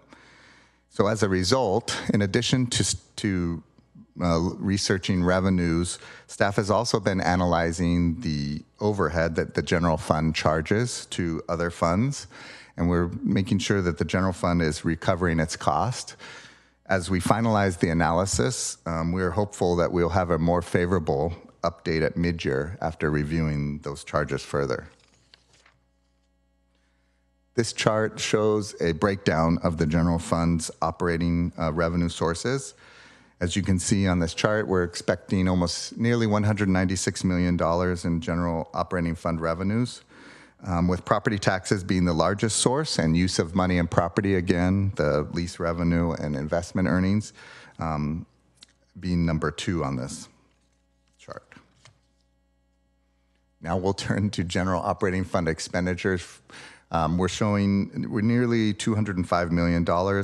This does not include, as you can see on the bottom left of this page, this does not include a vacancy factor of $9.3 million, which will really bring the estimated expenditures down to $195.4 million, basically in line with the revenues.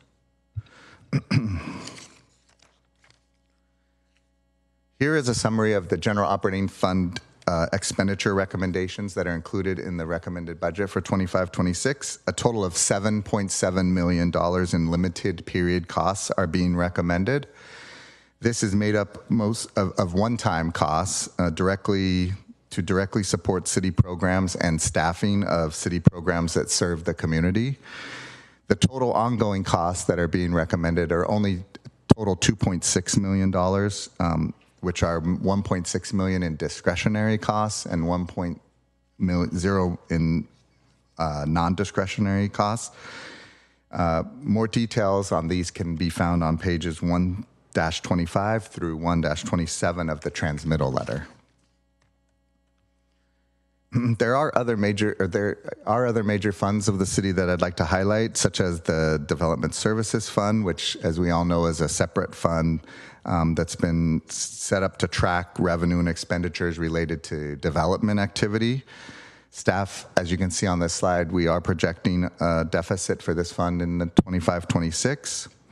We also have a conveyance tax fund, which we recently set up as a sub-fund of the general fund to track and account solely for the real property transfer taxes. For next fiscal year, we are expecting revenue in the amount of $14.6 million, with $5 million of this coming from transfers valued at $6 million or less, and $9.5 million in revenue that could be generated from property transfers valued at over $6 million, the Measure G. The Shoreline Regional Park Community Fund, which is a special government district administered by the city, is also another major fund and is expected to have revenues that exceed expenditures next fiscal year. Circling back a little bit on the Development Services Fund, I just wanted to show a chart that we've included here that has some historical data on revenues and expenditures. As you can see, over the last few years, the fund has started to experience deficits. I think as a result, it really is critical for the city to right-size the development fees, as the general fund cannot continue to reliably subsidize this fund. And if development fees are really not increased to recover the cost of providing the service, the deficits in the future will continue to grow. I will now turn to the capital improvement projects that's included in the 25-26 recommended budget. This section of the recommended budget starts on page 6-1 and contains the details of each of the categories here and can be referenced for further details. These projects were discussed at the March 25th and May 13th CIP study sessions, and the recommended budget document includes feedback provided by the council at those meetings. Now we'll turn to reserves.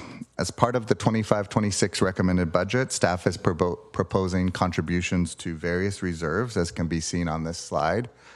The amounts range from $5 million in funding for the public safety building reserve to $1 million for the replenishment of the parental leave reserve. These reserve contributions will be funded out of unallocated one-time funds. These reserve contributions are also in accordance with Council Policy A11, or the city's reserve policy, and more information can be found starting on page 5-40 of the recommended budget. That leads us to next steps in the budget process.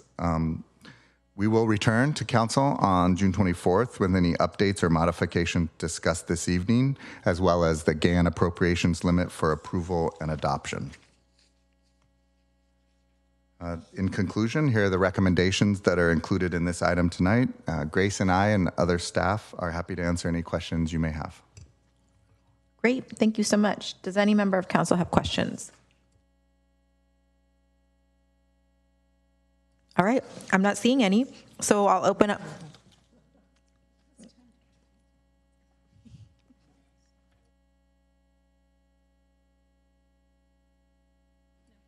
Okay.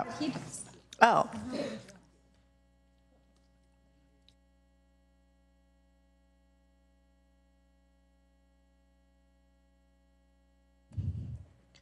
Councilmember McAllister, I heard you have questions.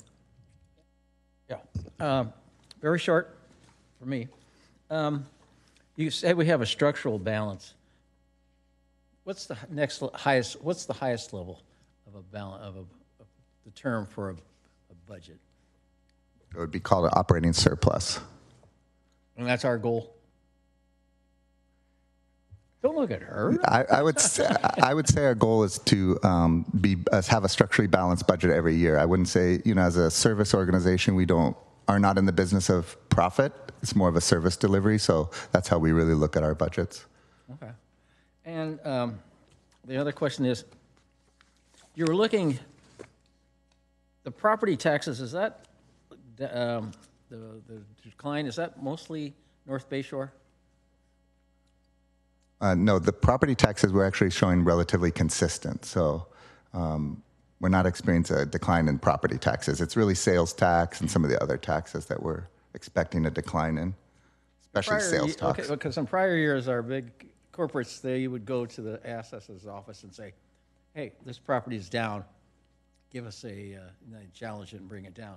Have we seen that yet? We have seen a few of those. That's mostly in the Shoreline Regional Park Community Fund, so that has a direct impact on that fund and not the general fund. Oh, all right, good. So I was going down. And when Wisman is developed, or if that's part of a East Wisman area, will that, because you show 5 years of declining budget, or we're going to be in a deficit. If that starts picking up, is there any estimate of what kind of property taxes will increase? Do you see a large increase in property taxes going forward in that area? I'm not familiar in the specific area. I would say that it takes a while to get on the tax roll, and so we aren't seeing a lot of change. Once they come on, it takes a few years. So we have not incorporated any large increases in property tax in the future due to that timing. Okay. And you had 3 recommendations, and I just love to see this one recommendation included. It says enhance public art via public art strategy, reviewing options and adding a new position to the division. So hopefully, you're looking where I found that. I would like to see it, because that will definitely, that's on page 2 of your staff report. That would be a great addition. I don't think it'd be a lot of money, but we could squeeze it out, because that would definitely help our downtown vitality strategy and make the quality of life better for the citizens of Mountain View. Okay, oh, that was a comment. Well, I'm sorry, no, but I asked the question if he has some money for it. Okay, then we'll come back with a comment. Mayor and Councilmember McAllister, so I'll answer that question. That is intended to be a recommendation brought back to council at mid-year. We do not have ongoing revenues right now to add any new positions. And to provide context a little bit more to the slide, can you move to the slide that showed the discretionary versus limited period? So what we had to do with the budget this year was primarily use the limited period. That's basically a fancy jargony word for one-time money. So one-time money has funded certain one-time expenses, and we only had $1.6 million for anything new ongoing. So when you think of our whole budget, to only have $1.6 million for new ongoing programs, staffing, that's not a lot of ongoing money. The non-discretionary means it's things that we can't control that we have to fund. So it would be like janitorial cost increases, electric bill increases, things that we just have to pay for that we can't say yes or no to. So to answer your question, the plan is for us to assess how revenues are going to look over the next several months. And we are very positive about bringing an update back to you at mid-year, which would include a position related to public art. We're really focused on enhancing the arts and culture of Mountain View, along with looking at increased library staffing to coincide with potential hours increased on the weekend. And there are a couple other things. So we are working on it as staff. It's just that at this time, the budget, the way that it looks right now, there's not a lot of room for ongoing. So we're going to assess how things look over the next few months and remain positive that we'll be able to bring back some recommendations in February. So your idea of mid-year is February? Yes, sir. Thank you. Thank you. Councilmember Showalter. Yeah, I have a question about slide 22.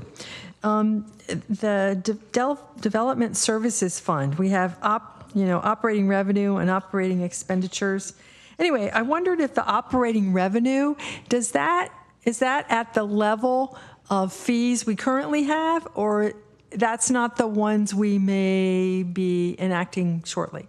Great question. It includes a 30% increase in fees that we would expect to happen, but we don't expect the fees to have an impact right away because of what's in the queue already or what's already been submitted through the permits. So we have included a 30% increase on the original forecast for revenues in the Development Services Fund to make up for that potential increase that we are proposing in fee increases. Okay, thank you very much.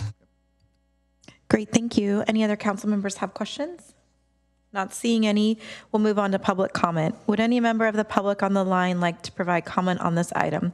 If so, please click the raise hand button in Zoom or press *9 on your phone. I'm not seeing any in-person public comments, so we'll move to virtual. And I see Tim McKenzie. You'll have 3 minutes. Sorry. Thank you. Greetings, council and staff. Greetings, Mayor. This is Tim McKenzie, he, him pronouns, a resident of the Montaloba neighborhood for a decade. It's good to see you virtually, and sorry that it's been a little bit. I've had a lot going on personally. I'd just like to register my opposition to the line item in the budget spending nearly $400,000 on an armored troop transport for the police, especially in light of what we've seen with local officers in LA collaborating with occupying federal forces. I'd also like to register my opposition to the continuation of the so-called pilot program with flock ALPR cameras and note some concerns and questions. Specifically, reporting in the Mountain View Voice, I believe it was in March, highlighted that the extent in terms of the number of cameras and the duration of the program have already extended, and the 1-year timeline for the pilot project that was approved 1 year ago has not even started. Notably, we need permits from Caltrans for some of the cameras to be installed. That's the plan, according to the reporting, is that the 1-year timer won't start until the final camera is installed. And if the permits are through Caltrans, not us, we don't even have the power ourselves. It's not in our hands to decide to move forward. And furthermore, there are still no metrics for success for the pilot program to determine what success looks like or what criteria would be used to decide whether to continue or cease the pilot program. I'd like to note flock cameras have been utilized to attempt to enforce abortion restrictions and have been utilized by ICE for immigration enforcement. This happened in Illinois, where it is illegal for the local law enforcement to collaborate with ICE, even though it was illegal and against the rules like it is here. It still happened. And given the major change in conditions since the program was approved a year ago, I have serious concerns, that there are continuing concerns about these flock cameras, and requests that we cancel the pilot program with the flock cameras plus the armored troop transport militarizing our local police. That's nearly $500,000 that we could save. I just want to note opposition to those specific line items and note my questions and comments about the flock cameras, which when it was approved, we were told that there would be at least updates twice a year, but now that PSAB has been disbanded, we have heard nothing. Thank you. Thank you. I'm not seeing any other virtual public comment, so I'll bring the item back for motion and deliberation. Councilmember Ramirez. Thank you, Mayor. Ordinarily, I have a lot to say about the budget, but I'm very happy. I think we could always quibble about small things here or there, but it just goes to show that we can put together a robust, balanced budget without silly things like pay for performance. But I did want to comment on a few things that were discussed in the presentation. So first, I'm very excited by the work that the city manager was describing in continuously improving development services and the opportunity to learn from our staff about impediments to their work and opportunities to make adjustments to facilitate development review in our community. I think that will be increasingly important as we need to focus on resilience, right? Knowing that what's happening at the federal level is going to get worse, not better, and development services is a pathway to economic resilience and vitality, especially looking at the charts showing revenue generation in our city, how important property tax revenue is in particular. A lot of that is in part because of redevelopment, and cities that haven't enjoyed or have actively stifled redevelopment have seen slower property tax growth. So I think it's imperative that we, as a council, continue to support that work, and I'm grateful to the city manager and also to our community development director for continuing that effort.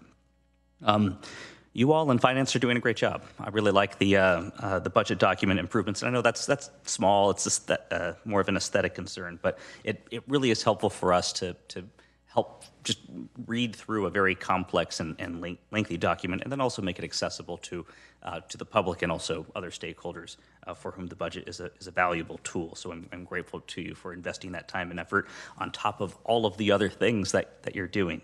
So just wanted to share a quick note of thanks for that. I also am grateful that that staff have incorporated the revisions that the council directed the last time we reviewed the budget. I think I mentioned it last time, but having an opportunity to review the budget early is terrific, and I'm grateful for that opportunity. So we can give you early input to make sure you are able to craft a balanced budget. Even when we have little things here or there that we think are worthy of exploration. I remember the mayor had suggested the AI a translation tool, and I'm grateful to you for finding the money to help make that happen. So that's very exciting.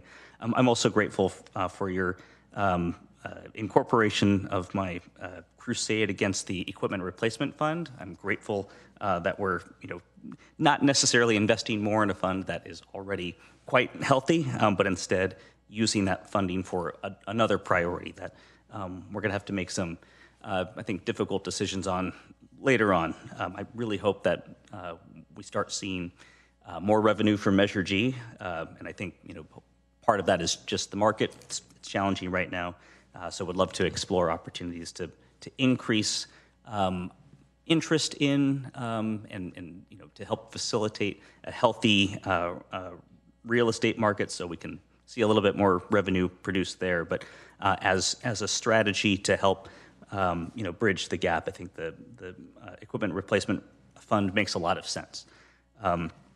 So wanted to commend you all for that work. I'll share more in the next item on the fee schedule. The development services fund is concerning, but I think, and I'll reference it one more time in the next item too. But looking at multifamily housing starts this year and last year, I worry that even with a healthy or robust increase in fees, if we're not seeing development occur in practice, then Mayor, now Congressmember Sam Liccardo, who is capable of basic multiplication, would remind us that any dollar amount multiplied by zero is zero, right? So if we have a healthy fee multiplied by zero housing starts or zero office starts, you're going to get $0 in fees. So I think we need to monitor that carefully, and I think the focus on economic vitality in this budget is encouraging, and I'm grateful for that focus, because I think that's actually the answer, right? The fees are an element of that, but I think the work that we're doing on continuous improvement, investing in additional staff, but also the economic vitality strategy broadly is really how we'll start seeing a turnaround in the Development Services Fund. So I think I'll conclude there. I'm happy to move to approve the staff recommendations. I don't see a long list of resolutions. I think that's next meeting. So at least we'll get going here. But thank you all for your work. It's always good to see the fruits of your labor approved, I hope unanimously by the council. Thank you. Great, thank you. So the item has been moved by Councilmember Ramirez and seconded by Councilmember Clark, who has comments next. Thank you. Yeah, you beat me to it. I think we've had a number of briefings and sessions leading up to tonight and 2 weeks from now. I appreciate the staff has incorporated our feedback along the way, and things look to be in relatively good shape. Structurally right now, I think we all recognize, and I appreciate that staff has their eye on the challenges that we'll face in the future with our revenue sources not growing at the rate of our expenditures, and that will probably eventually force some tough decisions down the road, or some additional revenue measures, because humans are expensive and infrastructure is even more expensive. So we will. But we've been able to meet those challenges head on in the past, and I think we will going forward. And I think this budget sets us up well to do that. So thank you. Great, thank you, Councilmember Hicks. So my colleagues Ramirez and Clark have said much of what I was going to say. Thank you very much for such a comprehensive and readable budget. And also, I really appreciate, and I don't have any friendly or unfriendly amendments to add or request. I really appreciated the preliminary review I found of the years I've been on council. I think that allowed us to make constructive tweaks in a timely manner, like not at the last minute. And I appreciate all the tweaks and changes that council members made and that you incorporated. Most of them have been named. The changes to library hours and AI translation, the change with the equipment replacement fund. The ones that, I don't know if they've been mentioned so far, the economic vitality strategy, that the ones that are coming up, recruitment for the vacant position, and then also the ones that are being considered for the future. I want to underline the one that Councilmember McAllister mentioned. I do support the public arts strategy, possible new position in regarding arts and culture, looking into an entertainment district. I'm just reading from your staff report. And I'm looking forward to seeing that during the mid-year budget update. I also appreciate putting in the citywide objectives design standards funding. I hope that that will make better developments, but also more streamlined, more predictable. And the downtown storefront activation and pop-up program as part of economic vitality. So I appreciate all of that. I also really like the photos in the of the downtown and the park. They're like the most beautiful photos of Mountain View I've seen that you put in the slideshow. So thank you very much. Councilmember Showalter. Well, I'm going to continue in the theme of praise. Yes, I really have appreciated the process this time. The briefings have been very helpful. An opportunity to ask questions in a sort of private manner, so you don't have to worry about if they're really not very intelligent. So that was particularly helpful.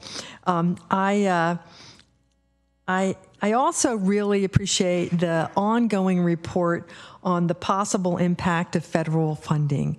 I think that we, in many ways, we are the bulwark of government at the moment, but at the same time, we can't, we can't forget what's happening other places and how other levels of government are impacting us. So I really appreciate how, you've taken a very objective view to that and just been, I know that it's a vastly moving target, but you've just taken an objective view and provided us with facts that, and I think that it's always very important to have facts that we can hang our hats on and rely on. So I just really want to thank you for that. And I know you'll have to revise those numbers, but anyway, thanks for doing that. And then I also have really appreciated in the last couple years the outreach documents that you put together afterwards, the budget in brief brochure and the videos. I mean, those are all just great tools for communicating to people what you get for the money that government spends. And I think that's an important thing to do. And then I'm just really delighted that the homeless funding, the funding for our homeless program is now a regular part of our budget. I think that this is, it's just a very important social and economic move forward. So thank you for that. And also, I know I've said this before and I'll say it again, this is a good economic environment for recruiting a talented workforce. And so I'm really glad to see that we are adding positions. And I know you're adding as many as you can, but as much as we can take advantage of this opportunity to have a huge pool of people who might be interested in moving to government, I hope we'll take the opportunity to do that. And also, as I said before, the improvements to the permitting process are really just valuable to the quality of service that we give our community. And so that's really something that we should be proud of. Thank you. Vice Mayor Ramos.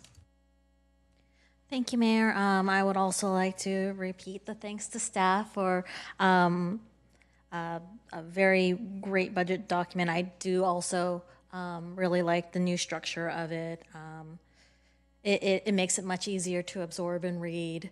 I'm also grateful that we have such a robust budget. I've been following budgets from other cities. We are in so much better a position than many other cities. And that, I think, is a reflection of some of how our values reflect in that budget. We are an open and welcoming community for our neighbors and for businesses. And that I'm hoping that as we move forward, Measure G will pick up as we improve our economic development. It's also a result of a very collaborative governance. We're a collaborative city. We do our best to try to make it work, which we're starting to see in other levels of government that is a little bit more difficult. So thank you to staff.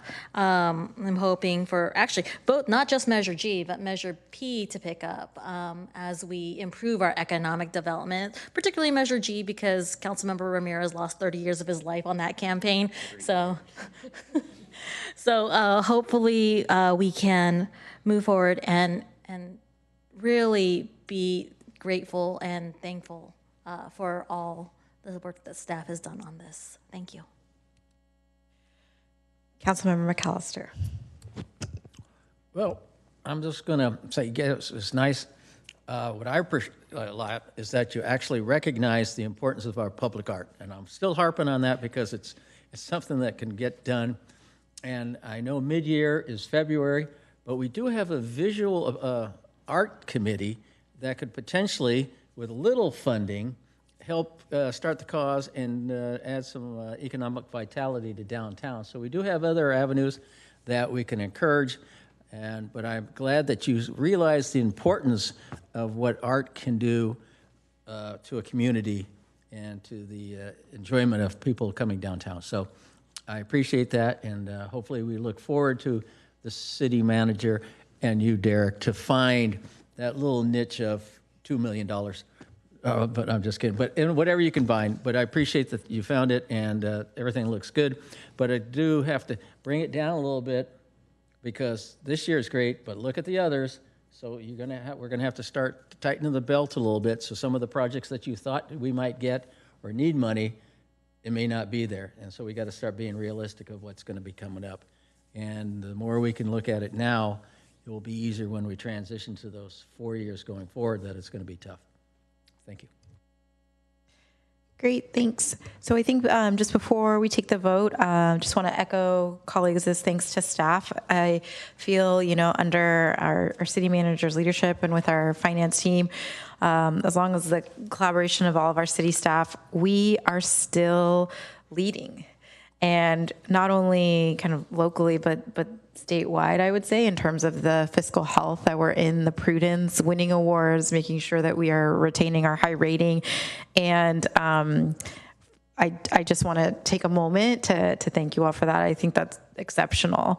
Not only that, we have a budget document that I feel like year over year is more streamlined, accessible.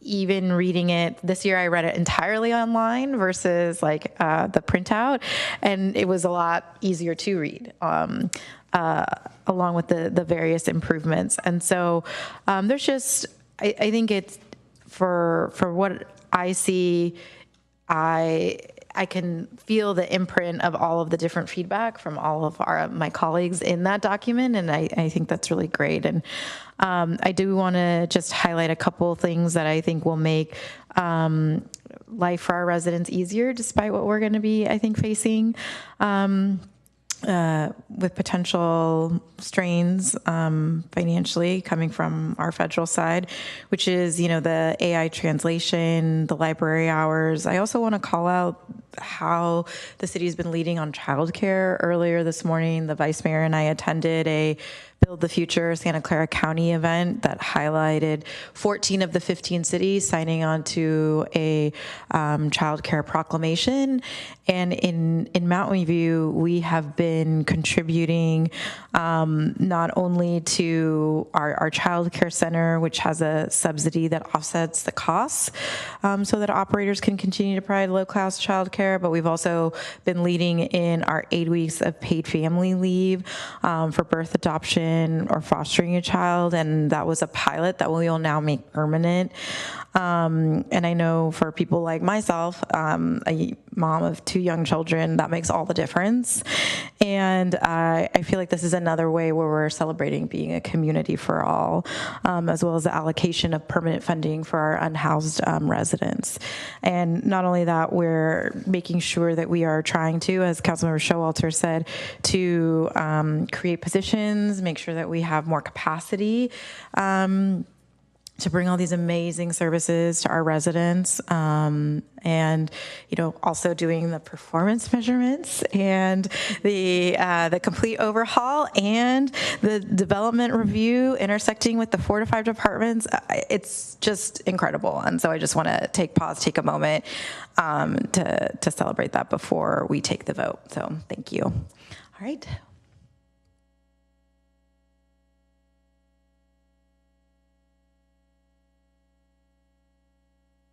Great, and that passes unanimously 7-1. All right. The next item is our item 6.3, our modifications to the City of Mountain View master fee schedule. Our Finance and Administrative Services Director, Derek Rampone, will stay, and Assistant Community Development Director, Lindsay Hagan, will join us to present the item. If you'd like to speak on this item in person, please submit a blue speaker card to the city clerk now. And we'll begin with the staff presentation.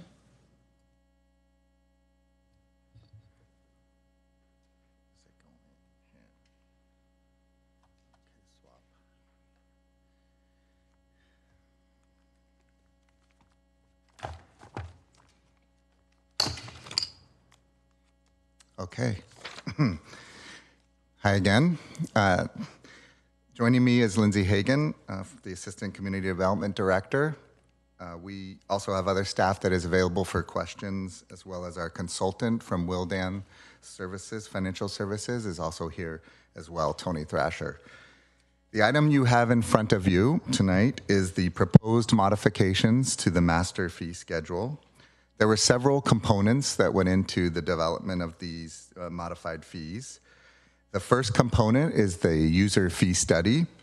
As part of a general cost recovery strategy, local governments, including the City of Mountain View, have adopted user fees to fund programs and services that provide limited or no direct benefit to the community as a whole and mainly benefit the user. These user fees do not include development impact fees, utility rates, or taxes. The city's fee schedule was last comprehensively reviewed and updated over 10 years ago, and substantial changes haven't been made to building or planning fees in the last 20 years. Since that time, a lot has changed. Costs have risen, there are new laws and regulations, and community needs have evolved. As a result, the user fees need to be updated to ensure they are current and appropriately recover the city's cost of providing the service. Over the past 10 years, annual updates have been made to the fee schedule, but those consisted primarily of inflationary increases that have been based on CPI or other cost indexes, maybe 1%, 2%, 3% increases, but they have not been substantial by any means. In 2024, the city engaged Wildan Financial Services to conduct a cost allocation plan and user fee study as part of a formal RFP process. Some of the references for Wildan include the City of Hayward, Foster City, Salinas, Gilroy, San Bruno, Napa, Petaluma, and Richmond, just to give you a sample of other fee studies they've done in the area. One of the purposes of the study was to develop indirect cost rates that can be used in calculating the actual costs of providing a service. It also assists the city in recovering administration and overhead costs from federally funded grants. So going forward, we will actually have a approved cost rate that we can charge on federal grants. Hoping that we still receive them, but we will be able to, we've never had that before, at least in the last few years. So this is a new thing for the city that we'll be able to charge on federal funds. It's an approved rate. Other purposes for the study really include determining the actual full cost of providing a specific service, We were able to review the fees and the structure to ensure that they are updated with current practices of the city. It also helped us identify any new potential fees that should be charged and ensured that we know the maximum cost recovery amounts, which will ultimately reduce any general fund subsidies. The final product is a model that staff will be able to update annually using the average salary and benefit cost increase citywide for all service-related fees. And it also provides transparency to the community about how much certain services really do cost. This is a snapshot of the methodology of how the cost of service was developed. Generally, there's 3 cost layers, as shown on the slide. We have central services overhead. These are the administrative support departments, such as finance and IT, HR, city manager's office. The next one is department overhead. These are the costs of departments providing such services, which are overhead that you're typically associate with, such as supplies, memberships. Then they also looked at personnel costs. The third main component is personnel costs, which are direct salary and benefit costs broken down into an hourly rate, a fully burdened rate. Once these costs are known, they're all put together, and we develop what we also call a fully burdened hourly rate, and that's developed by job classification. So every job classification of the city has a total cost. Once that was developed, meetings were held with each department to discuss and analyze the average number of hours to provide the service to the customer. And then once those number of hours were known by classification, a total cost was generated. The cost is what you see in Exhibit A to the Attachment 1 to the staff report, as known as the total cost. As we had expected, numerous fees were not covering the actual cost of providing the service. As stated earlier, this results in normally a subsidy from the general fund. As a reminder, cities are allowed to charge up to the actual cost of providing the service. However, the fee cannot exceed the cost whatsoever. The fee can be lower than the cost, but that can never be higher. We are not even allowed to round up the fee due to this rule. So we do show a comparison of some of the planning and building fees, but comparing other user fees to other cities can be difficult due to cost variances that differ by city. In addition, the organizational structure and the way in which a city operates and conducts business can be very different as well. So we have provided some comparisons, but not to all. In a totally separate study, the city hired Bartle Wells Associates to prepare a water and wastewater capacity charge update. The last time one of these studies was performed was also over 10 years ago. This study was really designed to equitably recover the costs of infrastructure that benefit new development and are only charged on new connections to the water and sewer systems. The results of this study indicate that increases in capacity charges of 20 to 125% are needed to accurately recover the costs. And as a reminder, these are only charged to users who add to the system, add units to the systems. It should be noted that ADUs are exempt from these capacity charges. This slide shows the current capacity charges for an apartment in a single-family home, along with proposed fees, which are in the right middle of each chart. As you can see, the current fees are second lowest in the area compared to our compared cities. And proposed fees will be basically right in the middle when compared to others. As part of this process to update the city's fees, this item was presented to the Council Finance Committee on May 8th. At that meeting, the committee provided feedback and direction and recommended that the item be presented to the City Council for approval, with including their recommendations. The day after that, on May 9th, the Community Services Department sent out notifications to user groups informing them of the proposed updates to the fee schedule. And a few days after that, on May 12th, The semi-annual meeting with developers was held by the Community Development Department, where both the user fee study and the capacity charges were discussed. Now, Lindsay will talk a little bit about the recommendations made by the City or by the Council Finance Committee related to building and planning fees. Thank you. So before I dive into some of the fee modifications that staff has done, I did want to briefly mention to Council some of the feedback we received from the development community from that May meeting.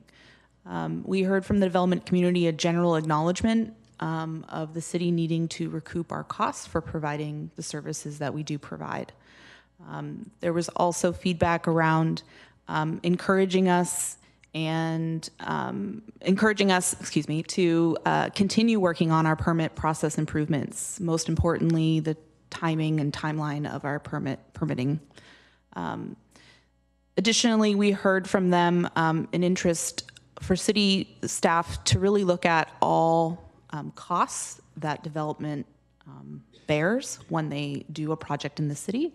So costs that are outside the means and bounds of this particular study in front of council tonight, that would include things like impact fees, taxes, or other exactions.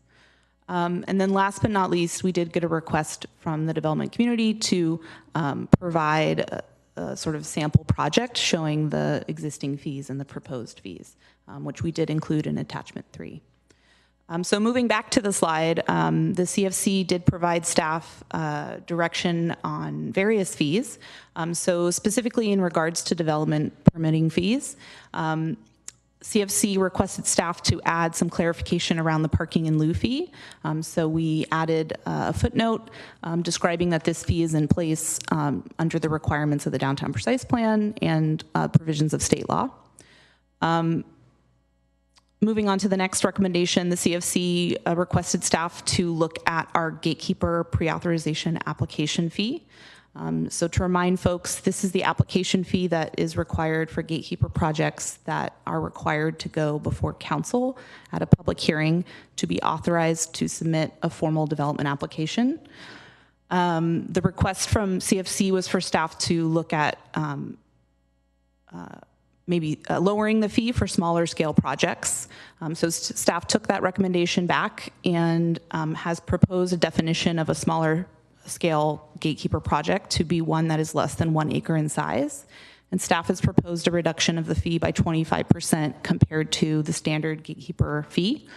And so what that translates to is that the applicant would be paying 75% of the full cost of the fee, and the general fund would subsidize the remainder. CFC also requested staff to look at reducing fees around childcare and nonprofit related planning permits. So staff went back and looked at actually our current subsidy of what's currently in our fee schedule and found that it's roughly 75%. And so we've come back and proposed to continue that subsidy in this new fee schedule. And so that would translate to the applicant paying 25% of the full cost and the general fund providing the subsidy. And just to be clear, when we're speaking about these two different categories of uses, there are various permits that they may be subject to, and so the subsidy applies to all planning permits, conditional use permits, provisional use, temporary use, et cetera. And when we are speaking of these two uses, we are talking specifically about child care centers, so permitting around that, as well as nonprofit housing needs, meals, similar programs operated by nonprofit agencies. That's a very long title, but a great example would be the Community Services Agency. And then last but not least, CFC did provide some recommendations or requests for staff to look at reducing our safe parking planning fee. Again, for those not familiar with that application fee, when we adopted the safe parking program years ago, we did implement a permitting requirement for a non-discretionary conditional use permit if a safe parking facility was proposed on a private property not operated by the city or controlled by the city. And so with that feedback, we did go back and look at our permit history, and we do not have an application on file, which would indicate that we've never had one proposed on private property that we didn't control or own. So all of our safe parking facilities are on city-owned, controlled sites. So with sort of looking at that history, staff is proposing to reduce the fee 100%. So essentially the applicant would be paying nothing, and the general fund would subsidize that. So I will pass it back over to Director Rampone. Thank you, Lindsay. Other fee recommendations that came from the Council Finance Committee included direction to recover 100% of the city's costs on operating permits related to abandoned shopping carts, adult entertainment, card rooms, and massage parlors. The heritage tree removal appeal was recommended to be increased to recover 10% of the cost rather than 5%. And 2 updates were proposed by city staff to increase the number of free rentals of City Hall facilities from 1 to 2 per year for nonprofits and community groups, and also to allow up to 2 free City Hall facility rentals per year for school district purposes. In addition, for ease of payment and simplicity, staff was proposing to round down most of the fees to the nearest dollar. As with any modifications to user fees, there are various policy considerations. Council has the ability, obviously, to subsidize fees to encourage participation and promote compliance. However, as we noted earlier, it comes at a cost, which usually involves the general fund subsidizing the cost of the lower fees. Staff is also recommending, as part of this process, an annual update of all user fees that are primarily driven by salary and benefit costs. The Finance Department will use an average increase for citywide salaries and benefits and apply that percentage to the fees on an annual basis. That will keep the fees at amounts that we feel are consistent with the cost of actually providing the service. In addition, staff is proposing that a comprehensive study such as this one be performed no less than every 5 years. This will help ensure the city is informed of actual costs of providing services to the public on a regular basis. And here's the staff recommendation for your reference. Staff is available for any questions. Thank you. Great, thank you. So we'll move on to council questions. Councilmember Ramirez. Thank you, Mayor. First, I'm grateful to staff for the presentation and work, and also our consultant, and the revisions that you've incorporated are greatly appreciated. So thank you for taking that time. I had a few questions about attachment 1, the resolution. So first, the concealed, I wish our police chief were here, bless you. The concealed weapon permit is pretty heavily subsidized, and I'm curious if there's a reason why. I'm not familiar with the reason for that. I don't know if our consultant may recall. Sure. Thank you, Mayor, Vice Mayor, Council. Tony Thrasher with Will End Financial, the project manager for the study. So concealed weapon permit. So that's undergone a few different regulatory changes in recent years. And so the cost of actually providing these services is shown to be considerable, but the amount of fee increases needed to kind of get to that full cost recovery has caused certain ripples and challenges with other cities when they try to go for full cost. And so the typical recommendation is to do a moderate increase now, see how that works, see how things kind of shake out at the regulatory level, and then you can kind of proceed from there. But you don't really want to completely stick your head up and start charging thousands of dollars for concealed weapon permits at this point. It would be the recommendation. Let me read between the lines. So I think what you're saying is if we increase the fee to maximum cost recovery, no one will actually get a permit. Is the problem compliance? The problem would be, I'd say people might contest the fee that you would charge for their implied access to certain rights that they perceive. And so there's certain cities that have been challenged on that. Don't want to name them in a council setting, but they have been challenged and sued based off the fees they charge and inhibiting access to that. And so that's currently kind of shaking out. So. Second Amendment issue. I see. Okay. Thank you. Because I'm uncomfortable with this, but I understand what you're saying. I think this is an error. Dance permit falls under the concealed weapon permit header. Is that intended, or should that be relocated? No, there should be a miscellaneous above that. So my apologies if that wasn't inserted. But yes, it is not connected. Should not be connected. We'll get that moved for the final document that is available to the public for. Okay, great. No, so that's I figured, but I thought I know you've been at this point. This is probably version 30, right? I think when you shared this with the CFC, it was version 11. So I know it's gone through multiple iterations. So thank you for that that correction. I'd like to walk through. My old boss used to say, walk me through this like I'm 5 years old. Help me understand the cost associated with the gatekeeper pre-authorization hearing. That's a pretty substantial fee, and I appreciated the staff response to the council question. I'm having trouble understanding that the fee level for the cursory review. Good evening, Honorable Mayor and Council. Christian Murdoch, Community Development Director. Regarding the gatekeeper pre-application authorization fee, so this is a rather involved process, even though I think has been pointed out in some of the council questions.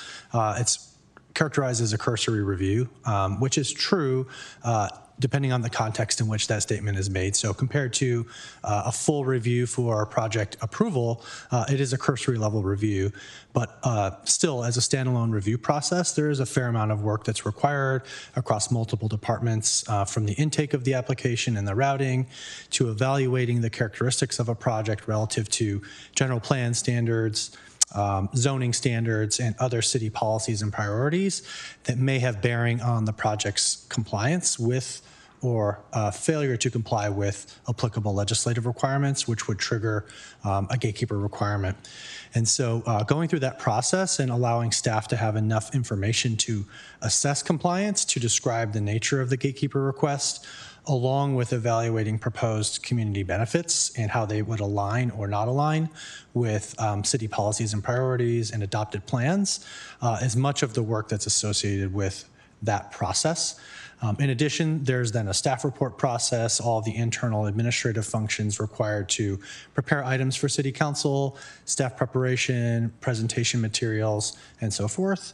And so even though it's a quote-unquote cursory review relative to the formal review process, there is still a significant amount of staff work that goes into that across departments that feeds into the fee that's proposed to Council tonight. I think one challenge I've had is understanding, is it fully loaded cost? I think that is the reason then that the fee is so high, because we're talking about cost recovery across multiple departments. Is that really the thing that I'm not quite grasping? Well, I think there are at least a couple components here. One is the number of hours that are additive across staff in multiple departments and multiple staff in individual departments. It sort of goes both ways in that respect. And then I'll defer to my colleagues at the dais in terms of describing the fully loaded component and what that means relative to the hourly rate or other cost factors that are applied to the fee. Thank you. So I would just add, looking at attachment 2, the CFC questions, question number 8 specifically laid out some of the hours and staff positions involved in the gatekeeper process. So to answer your question more specifically, it's quite literally taking the number of hours those positions spend and then the cost of those positions, adding that together to get the fee. I will say there's also a cost of doing public noticing. And so coming to a hearing like council and preparing printing, mailing out postcards, as well as putting in the newspapers a $1,000 price tag per hearing. So that's also incorporated in this fee to cover that cost. I appreciate that, and I think that's, I've been in my mind comparing that with the heritage tree removal appeal process, which also includes noticing and a public hearing and a substantial number of staff, but that's half the cost. So if it's possible, and I know it's apples to oranges, but why is the heritage tree removal full cost recovery, right, $6,000, half of the gatekeeper authorization cursory review cost?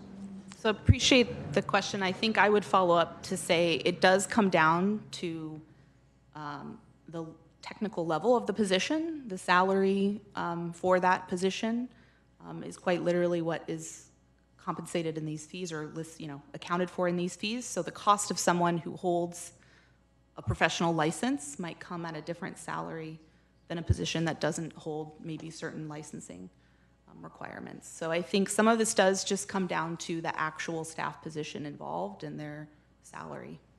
I think part of it in my mind as well is the breadth of issues typically addressed in a gatekeeper pre-application review related to, I would argue, a more focused set of issues related to findings for a heritage tree removal permit.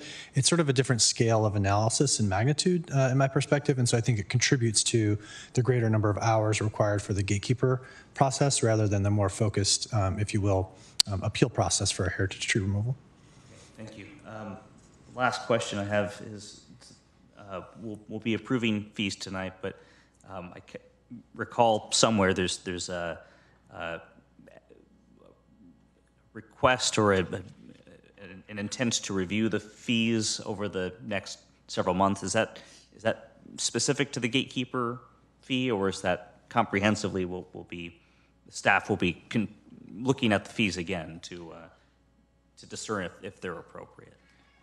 Yeah, I think my understanding is that that's limited to the gatekeeper fee specifically. As council is aware, we are working through putting in place, or at least proposing to council to put in place, a new policy for review of gatekeeper applications. And so we believe that that new policy, if and when adopted by council, may have a different level of review for certain applications, and so warrants review of the fee associated with that review once that policy is in place. Okay. Thank you. Those are my questions for now. Councilmember McAllister. So, Derek, you gave us a report on the budget and the looks of it. Once this fee schedule is fully implemented, how much do you anticipate us getting an increase in our budget? Depending on the fund, thanks for the question. Depending on the fund, we're really expecting a larger increase in the development services fund due to the fees that are being proposed tonight. But that will take a few years. So by the time it ramps up and activity comes back, I would say. We are expecting not a large increase for the general fund. However, we will start seeing the fruits of our labor realized, because we're hoping the general fund won't be subsidizing as much as it was in the past with $1 million transfers to the development services fund. So it's really twofold. We are not expecting a major increase in fee revenue in the general fund. However, we are expecting to not have to have those transfers going forward once these fees are implemented and have had a chance to be in place for a little bit of time. And I don't have an exact dollar amount, if that's for your question. Can you ballpark it? Because, I mean, you got to be figuring there and go, oh, I'm going to get some money. Yeah. So for Development Services Fund, we're figuring could be $5+ million a year, depending on the activity, of course. For General Fund, I think it's more in the $100,000 to $200,000. So it's not a windfall by any means. But like I said earlier, we will not be having to do the transfers to subsidize the DSF. So that will help. My other question is, how many child care centers have applied for a permit? Appreciate the question. Unfortunately, I wouldn't be able to answer in all of history, but I can say, yeah, I would say in one of the council questions, the question was asked in the last 5 years, and we have not received any applications for any new child care centers in the last 5 years. I'll be glad to give that a comments later. Okay, safe parking. Have no churches approached us to put safe parking in? Councilmember McAllister, I can answer that question. So the short answer is no. And the long answer. we have been working for many years to find options to put any safe parking lots on private property. And so far, it seems like the Shoreline lots and partnering with our affordable housing developers, that's been very successful for us. So we have been less successful with other private or nonprofit entities. Okay, okay. And that's it. Thank you. Thank you, Councilmember Showalter. Yeah, I have a couple of general questions. One, who has the authority to waive a fee? Like, if there's somebody, for instance, I'm looking at the resolution, and there's a fee for, I mean, these are just really de minimis ones, like copy of the City of Mountain View canceled check. It's got an $11.85 fee. So if somebody comes in, I don't know, they're working on an estate issue or something like that, and they need canceled checks, it seems like it almost would cost you more to process their payment than this. So who, or there was one a little further down, stop payment, you know. There's a 87. So who has the authority to waive fees? If I could jump in, I'm sorry, I don't mean to interrupt. This is Jennifer Logue, City Attorney. Cost recovery fees really cannot be waived. Okay. So because they're cost recovery, they have to be applied across the board to everybody equally. Because if they're, you cannot have one member of the public subsidizing another member of the public. If you do that, when that happens, it starts to become a tax and not a fee that is exempt from the definition of tax in the California Constitution. So waiver of fees is really not possible. There may be some very rare exceptions, but I would just say across the board, fees can't be waived. Okay, and also kind of in that line, appeal of a fee. You know, if somebody feels that their fee has been put together in error, who do they go and complain to that about? I'm not. I think it would depend on the department that imposes the fee, and I'm sure that there should be some sort of process by which they can submit a request for modification of the fee if they feel like they were overcharged. I would have to kind of work with the finance department and each of the departments to kind of figure out what that process is for challenging a fee, but that is something that it would not obviously be illegal to correct an incorrect imposition of a fee, but I'm not quite sure if we have a fully baked administrative appeal process for fees. I am not aware of one, but we can look into that. Well, I just feel like whenever you have a fee, there should be an appeal process that's available, even if it's just you talk to a certain person about it. I mean, I just think it's good governance to include that. So that's a question. And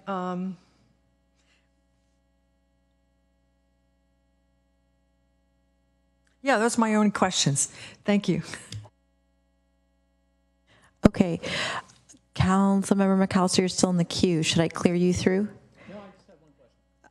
Oh, you have another question. Okay, well, I'm going to go to Councilmember Hicks, and I'll come back to you since you've had your bite already. Okay, Councilmember Hicks. So I'm just going to follow up on Councilmember Showalter's question. It sounded to me like when you were raising the examples of the very small fees on, I can't even remember what they were, stopping payment, canceling checks. I don't think you were saying I don't know what you were trying to say, but it seemed to me you should have been trying to say, are there any that are so small they're not worth doing across the board? Not to each person individually, like, you know, that there would be a staff person who would say, this person should pay it and this person doesn't have to, which I would not vote for that. But it sounds like you're saying more, they have to be across the board, but it sounds like you're saying, are there any that are so small they're not even worth doing? Is that what you were trying to say? No, but I think it's a very good point. Yeah, because I don't think, for small fees, we don't want I don't want to make them more complicated and I don't think we can, by saying they apply to some people and not to other people over $11 fees. That's just a lot of work for nothing. Or coming up with people will come up with, say when they want to say they're being wrongly charged. We don't want to have complicated processes around either of those things, in my opinion. But if you were just saying, are any of those so small that they're not worth doing, that might be worth raising.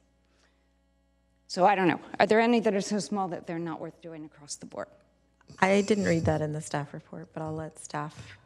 I think that that's a council policy decision more than a staff recommendation. We have recommended the fees that we think are appropriate based on the cost. And that's what Councilmember Shoreline did not ask me. She asked you, but that was going to be my answer to your question.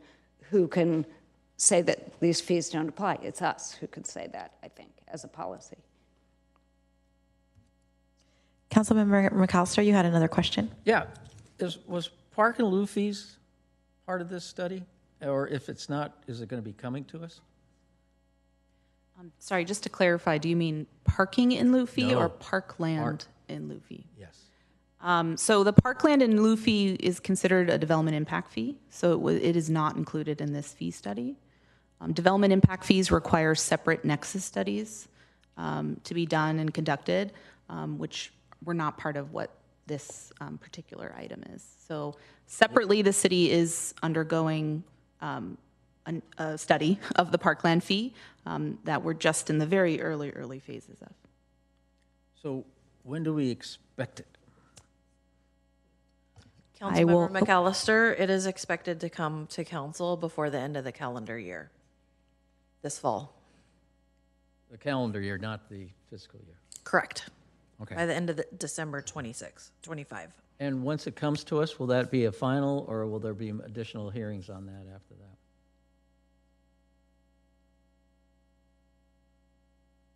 I think it'll be final. Yeah. It would be the recommendation, and you would act on it. So in the okay, that's different section. I was going to say in the meantime what we do, but that's. Our community services director is getting his exercising up and down. Did you want to share? You're good? Okay. You could make the walk down? No? Okay. All right. Any other council questions? All right. Not seeing any, I'll open it up to public comment. If anyone has public comment, they are welcome to submit a blue speaker card or raise their hand in Zoom or press star on their phone. We'll display a timer on the screen. Each speaker will have 3 minutes. And I think we have an in-person public commenter, Robbie Gray. So much. I am here because I am an avid user of a lot of the recreation facilities around the city. I use the trails, I use the parks, I use the golf course, and I use the swimming pools.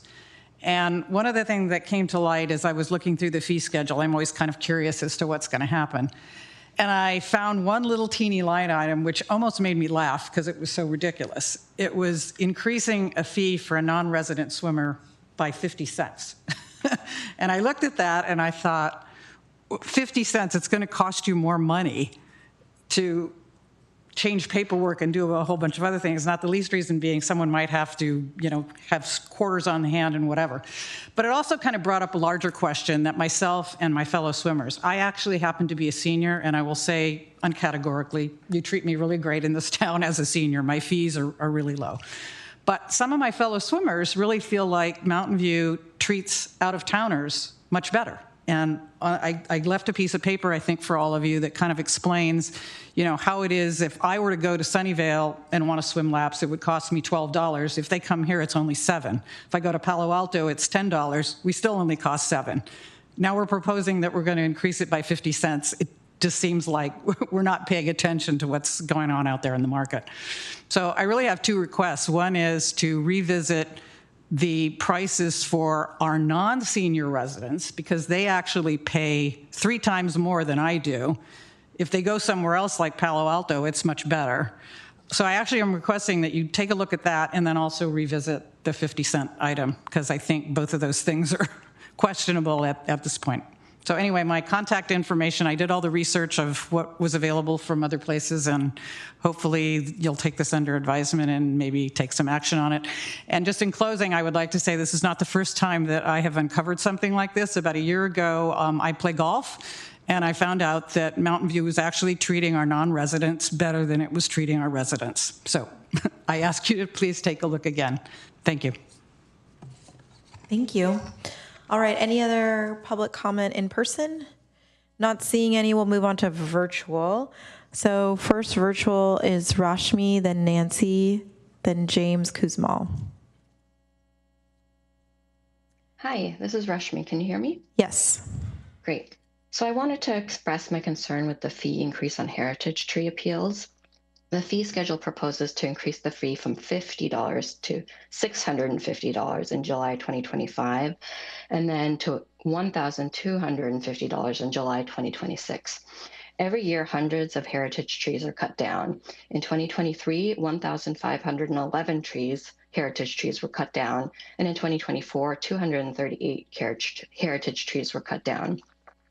Equally concerning, over 90% of the heritage trees that were requested to receive a permit to be removed were approved. As a result, Mountain View residents often have to step up and submit an appeal if they want to save a heritage tree. So increasing the fee by more than 10 times will make filing an appeal cost prohibitive for most Mountain View residents, removing the democratic process and an important public check on the enforcement of this ordinance. To be clear, we do not think that the appeals process is the primary way that the city should be protecting heritage trees.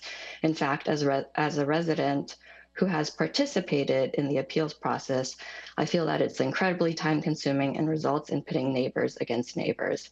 However, right now, the appeals process is one of the few ways that heritage trees are being protected. So instead of increasing the fee, we urge the city to expedite the work on the biodiversity strategy and urban forestry plan and ensure that the plan addresses the failure of Mountain View's heritage tree ordinance to protect heritage trees as currently enforced. Thank you. Thank you. Nancy?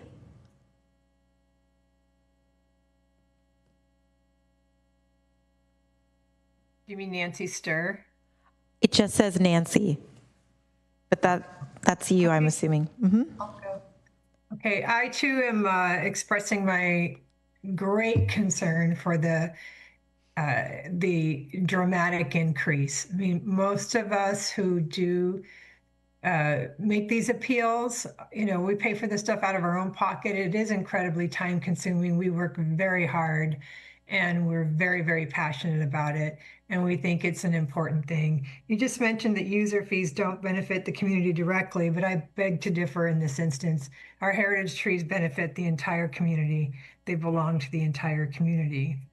It looks like it's cheaper to get a gun permit, concealed weapons permit, than appeal to save a heritage tree. That's really terrible. I think that, most people just can't afford to pay $650 to appeal it, and this feels like a strange action for our city to take, who boasts that they're a tree city designation. I mean, this is just unconscionable, truly. I'm very, very, very disappointed in this. I urge you to separate out this fee for reconsideration. I get that you need to increase fees over time, but this increase is neither fair, and I don't believe it's necessary. Thank you for your time. Thank you. James Kuzmal? Good evening. This is James Kuzmal speaking for Mountain View YIMBY. I just wanted to raise some moderate concerns about some of the how the current fee structures tend to scale to large projects. On the example 200-unit project provided in one of the attachments, some of the numbers for fees, including the land use document fee and the building permit and plan check fees, seem much higher than intuition would suggest should be reasonable for what it would take for the city to actually do those tasks. Perhaps I'm simply grossly misunderstanding what work goes into that, but it is also the case that when you look at the fee structures, we are assuming that the same percentage cost to the city applies to a $1 million project as a $100 million project, which if you have no $100 million projects is probably a reasonable approximation. But if we are anticipating 200 unit apartment complexes being common, which we should be, that scaling probably does not make sense. I'll also note that I'm somewhat confused as to how the numbers in that attachment were calculated, since I believe in the attachment the plan check fee was higher than the building permit fee, when my interpretation of the proposed changes is the reverse. And that is, but other than that, I think we appreciate and understand making sure that the city is charging fees that actually compensate the city staff, the city for the work that its staff is doing. And separately from the Mount VME comment, I will just tag on to the comment about swim fees that I actually personally am more than happy to always have as welcoming non-residents. That means that friends I have that do not live in the city are more inclined to come and swim at the same time as me, and so I get to say hi to them. So thank you. Leslie Friedman.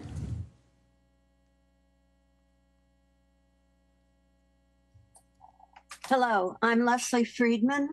I'm calling to say that although one of the pictures showed that there would be an increase of 10% of the fees, however, for the rest of this year, it's a 12 times new fee. And then if they're going to keep doing that next year, it will be 24 times of the recent usual $50. The huge amount to file an appeal is a way to silence the public's voice. If you have plans for piles of money from the fees, you will be surprised. If you price the fees high enough to keep citizens from exercising their right to appeal, you will not get the money from appeals because you have fixed it so that there will be no appeals. I really did respect the arborists and fellow employees in the recreation department.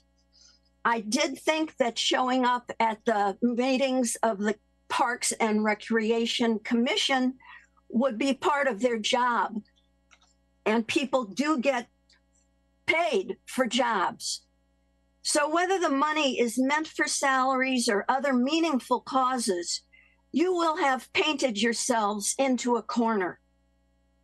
There will not be the money you want because you fixed it so there will be no appeals. Someday office buildings could learn to build around trees. You toss the trees away.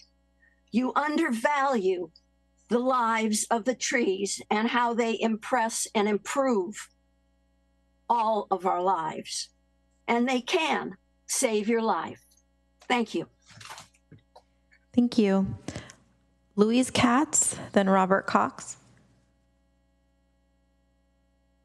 Thank you, Mayor and Council. My name is Louise Katz, a longtime city resident. I would like to start by saying that the very first few sentences that our consultant provided, I think, explains where the problem is in this issue of the trees. It says the general cost recovery strategy is based on user fees to fund programs and services that provide limited or no direct benefits to the community as a whole. So this standard, I don't believe, should even be used for the appeals. We're just checking off the boxes. I believe that asking the city to allow a tree to be taken down is not a community benefit. That's a private benefit, and there should be fees to cover that. But the appeal, as several people have pointed out, is a direct benefit to the community as a whole, because the trees are the direct benefit to the community as a whole. That's why we have the ordinance.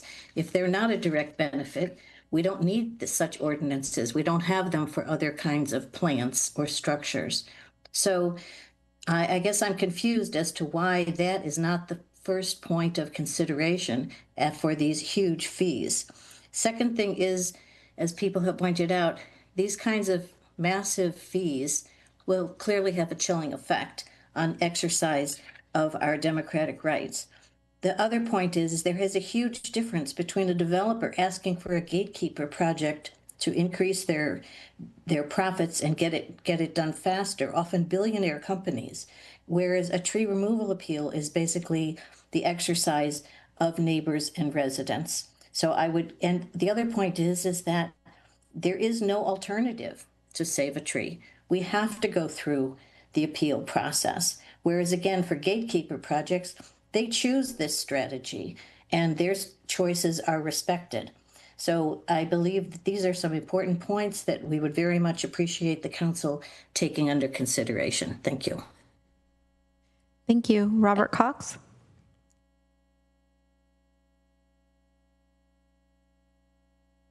Can you hear me? Yes. Okay. Honorable Mayor Kamei, Vice Mayor Ramos, and members of the City Council, thanks for the opportunity to comment on the proposed large increase in fees for filing a heritage tree removal appeal. I am opposed to this large increase, and I hope you will be as well. I stand with Nancy, Leslie, and Louise on this. First, I want to comment that an increase in the fee from $50 to, in 2 years, $1,250 is not an increase in 5% to 20% cost recovery, which would be 4 times. This is a 25% increase, so I don't get the math. Increasing the fee will not generate substantial new revenue for the city, as Louise and Leslie just pointed out. It will just discourage public advocacy for the preservation of our heritage trees. Many of our heritage tree advocates, some of whom you have heard from tonight, are senior citizens or others with a limited discretionary income. The large appeal fee can effectively cut them out of the appeal process. Saving our heritage trees is in the public interest. The city should bear the financial cost of giving each worthy heritage tree the continuing ability to enrich our common environment. Thank you for listening to my concerns. I cede the rest of my time. Thank you. Hala Al-Shawani.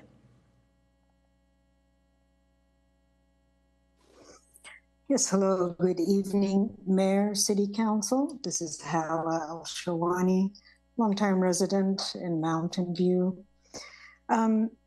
The ability of Mountain View residents to appeal tree removal applications is a vital mechanism for the public, for us to give input and to protect the community green assets, the heritage trees, against sometimes subjective reasons by the applicants and or poorly substantiated reasons by the staff to deny the appeals. There are plenty of proofs and cases you can look at from the history of the appeals of removing the trees. I attended quite a few in the last couple of years, and many of those trees were saved by the public with the approval of parks and recreation commissioners.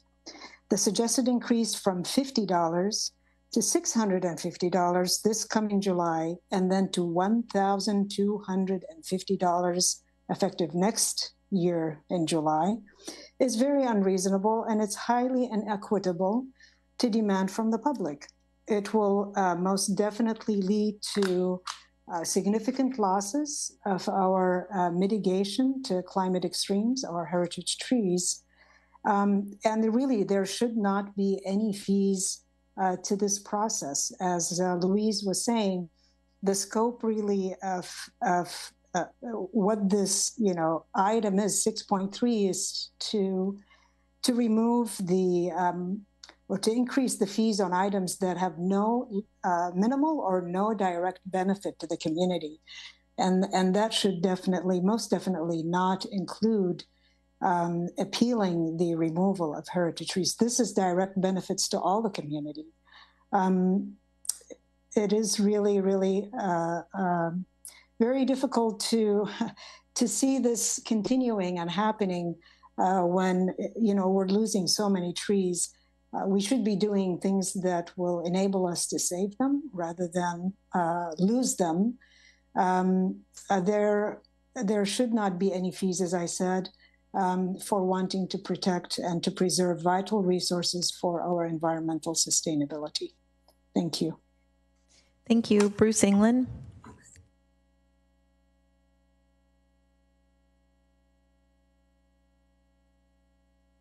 Sorry, I missed the unmute button. Okay, thank you, Mayor.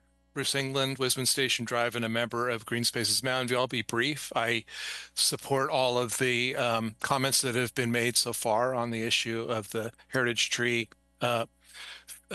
appeal fees.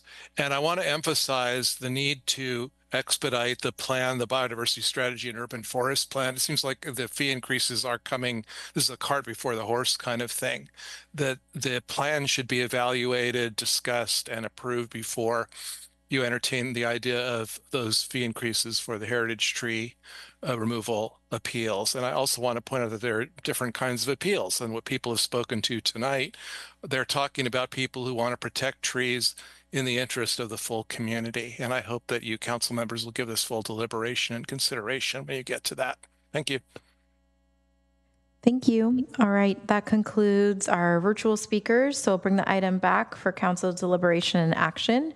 Councilmember Hicks. So first I wanted to thank staff for preparing this, the suggested changes to the, do I have the correct title? The master fee schedule. Like you said, it hasn't been done comprehensively for 20 or so years, and I think it's long overdue and it'll be super helpful, and I support almost all of it, with the exception of what so many members of the public have brought up, and I do tend to agree with what many of them said, that I actually don't know that this particular fee belongs in this category, because I don't think that it falls in the category of limited or no benefit to the community as a whole. I think that much of the community sees tree canopy and shade as something that benefits all of us. That said, my personal preference would be to not talk about it at length tonight, to keep the fees the same, and then to talk about it under the rubric of urban forestry and biodiversity. Then we can talk about whether we keep it under this schedule, whether we don't, whether it's a benefit to the community, whether there are maybe other ways of even reviewing it. I think, if we talk about it tonight, we could probably talk for, a good half hour, 45 minutes, who knows, and not solve the problem. So that would be my solution. Let me see if I had anything else to say. Yeah, I basically think that at this point with heritage trees, I don't want to say it's community policing, but the community is doing the work of reviewing our tree canopy to some degree for us, and that we should encourage and enable that. And I have heard some people say that it's kind of like CEQA, that people are just using it to not allow development. But when you look at the numbers, there's a council question to staff. There are really not very many of them, and I frankly haven't seen any of them stop development. So I think more they've been a review of when maybe there's sort of unnecessary removal of heritage trees. Anyway, I could say much more on that subject, but I would propose not doing a deep dive on that tonight and just keeping it the same. And that's all I have to say. Again, thank you very much. Councilmember McAllister. Yeah, I like this, talking to us about this tree heritage program, and I could support Councilmember Hicks' proposal. But I'd like to get a better understanding. I asked the question, are there 2 lawyers assigned to a tree appeal hearing? And I got the responses. One is for Community Service Department and one is for Park and Recs. So could our city attorney explain to me why we have 2 attorneys sitting in this? And is this a relatively new deal where we have 2 lawyers sitting in the hearing? So I don't know if it's new, but it is necessary to have 2 attorneys sitting in the hearing. And the reason why is that you have the attorney that is assigned to the Community Services Department and advises staff when staff is making the initial determination on whether or not to approve or deny a tree removal permit. And so to the extent that staff has legal questions on the front end when they are reviewing the application and deciding whether or not to approve or deny that application on the front end, she is there to provide advice. When there is an appeal and there's a hearing, you have a body that is considering that appeal hearing, and you have to have a separate attorney advising that body to the extent that they have procedural questions. Can they continue the hearing? Can they ask for more evidence? If they have a legal question with regard to interpretation of the code, and which will inform whether or not they should uphold or reverse the appeal, you need to have two separate attorneys, because the attorney that advised staff is going to be biased, because that attorney was already advising staff. You have an appeal that is challenging staff's decision, so you need a second neutral attorney to help the body when the body itself has a question. So yes, it is absolutely necessary. It is very common in every city to have two separate attorneys when you have the attorney advising the department and the attorney advising the body. I have a question for Community Service Director John Marchant.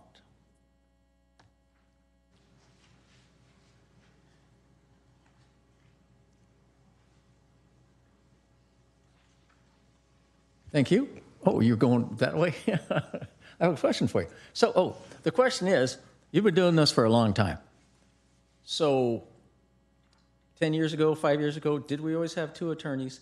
And how common is it for these attorneys, these hearings, because you have the Park and Rec, they wear two hats, to get into this kind of complexity? Thank you for the question. First of all, John Marchant, Community Services Director. Thank you for the question. I would say that the process of having two attorneys has been in place since 2018-19. And we do find it very valuable as we go through the proceeding. So as you may be aware, the Urban Forest Board is the final say on urban forest decisions. And there are times where there are complex questions in which there are questions about the ordinance itself. And in those cases, the attorneys are there to help support staff. In addition, we are now utilizing ordinances and as a way to complete the process. And the attorneys are helping us craft the language as necessary based on each tree. So how often do we have a complex appeal? The attorneys are asked questions at each meeting. I'm not talking about how often do we have an appeal where somebody comes in and it's complex, meaning it's prolonged versus it's a quick one, say, no, we're done and gone. That's a tough question. Trees are living things, as you heard tonight. And depending on the situation, what could seem to be a simple task could turn into something more. I would say the average time for what you would consider a regular appeal could be 45 minutes. Others could go an hour and a half, just depending on the situations, number of people that are involved, whether it is a homeowner appealing the tree versus another resident appealing the tree, and the circumstances thereof. Okay. Okay. Thank you. Those are my. Thank you. Those are my questions for you. Well, you. And to go back to Council. Sorry, I think City Manager McCarthy had some answers for you. Thank you. Okay. Thank you.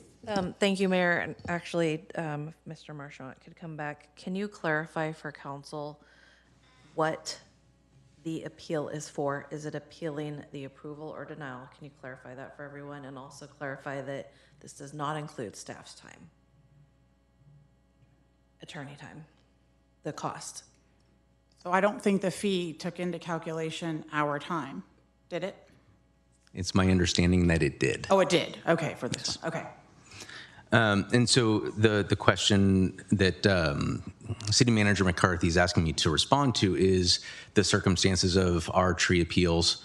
The majority of our tree appeals are homeowners that have been told by staff to not remove a tree based on their review, and they would like to go to the PRC and request to remove that tree. There's also the flip side, which is someone has, I'm sorry. And so a tree has been approved to be removed, and then a member of the public then provides the paperwork and application to appeal the removal of that tree. And so the majority is the case of which the homeowner has already been told no, and they are looking to come back. Follow-up question. Yes. City attorney said, she brought up my curiosity, are you including the the attorney's fees? You said yes. So I'm trying to figure out is how much is it, and should it really be included, because that's their work, is to advise these committees without, so how much is their fee included in this $6,000 potential? And I do have a staff member, city clerk from city staff on Yes, on Russell, Zoom. is that correct? Yes. Yes, okay. Yeah, he's Perfect. He's here. Anticipating this. Good for you. He's my lifeline. I thought JP was. Hello, Russell. We're going to phone a friend. Yeah, let's unmute him.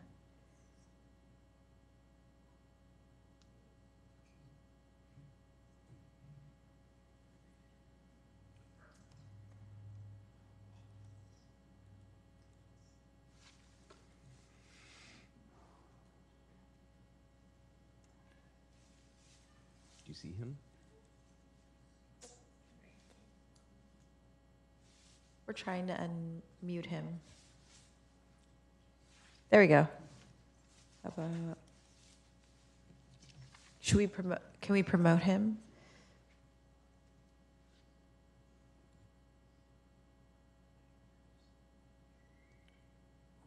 Does the city attorney have a cost? I don't have the exact number, but I will say that our time is recoverable. So legally, it is recoverable. All the time that we spend, it's not just, it's everybody's job. All these fees that are collected, it's our job to do these things. But under the law, the time that is expended in doing this is recoverable by the city. Now, it's a policy question on whether or not you want to recover it, but it is legally recoverable. Okay, so it is a policy decision. Okay. But we have a dollar amount coming from your lifeline, your friend? At the moment, no. If I get one, I will let you know. We're having some technical issues. Councilmember Clark? I can share. It's in the master fee schedule. The column that says the removal appeal, the estimated full cost is $6,351.46. I knew it was 63, but how much of that is the attorney fees? Oh, I have no idea. Yeah. Thank you, Ryan. Russell, are you unmuted? I believe so. Can you hear me now? Yay! There we go. Sorry about that. Good evening, Mayor and council members. I appreciate you taking the opportunity to ask that question.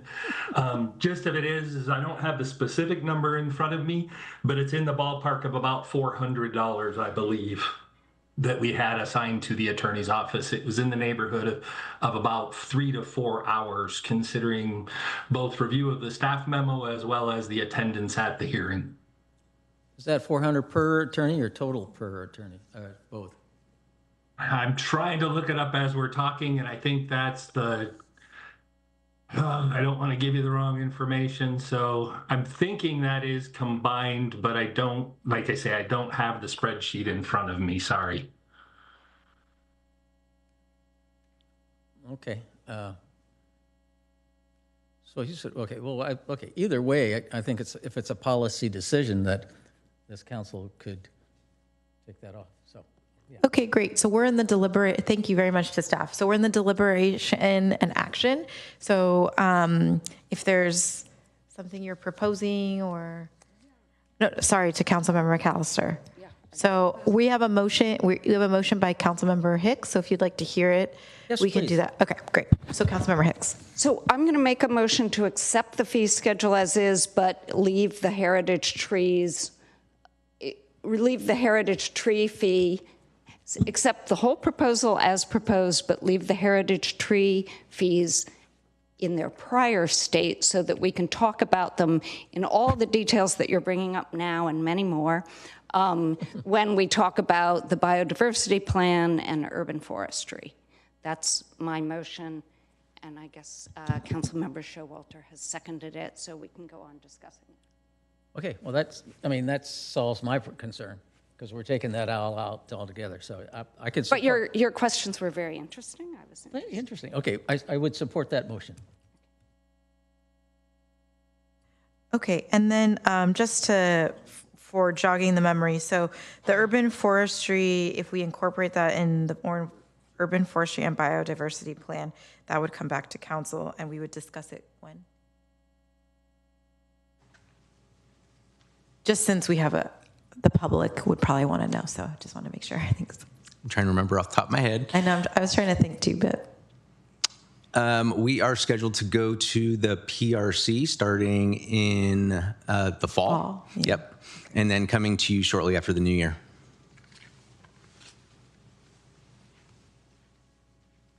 Thank you.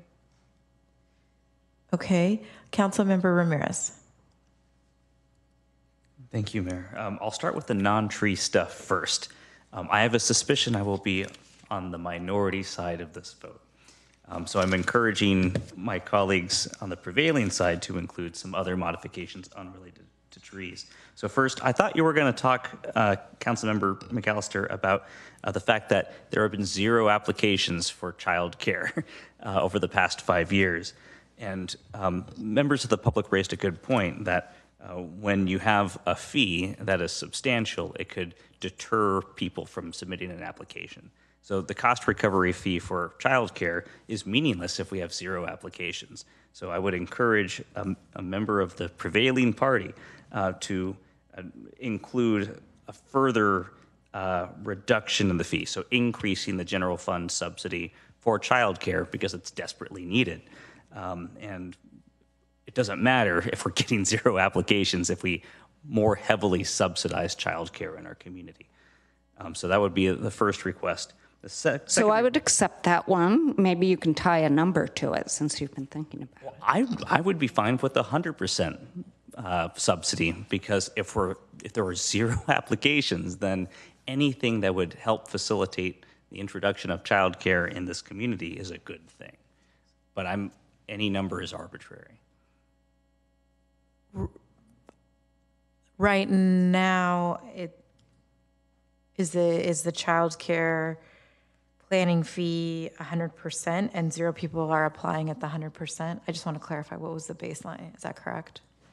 So currently the childcare fees in today's active fee schedule is currently subsidized about the same as what staff's proposing here, of roughly 75%. Thank you. So the baseline is that it's already there. Thank you. Well, okay. Okay, I'll wait. I'll sit in the queue to address his question. Okay. So there's a modification that would go from reducing, let's see, 25% and reduce it to 0? Yeah. Okay. Thank you, Mayor. So that would be the first request. The second request would be something similar for the nonprofit planning fees. The staff responses to council questions were enlightening, right? These applications have been associated with CSA and with the cold weather shelter in downtown.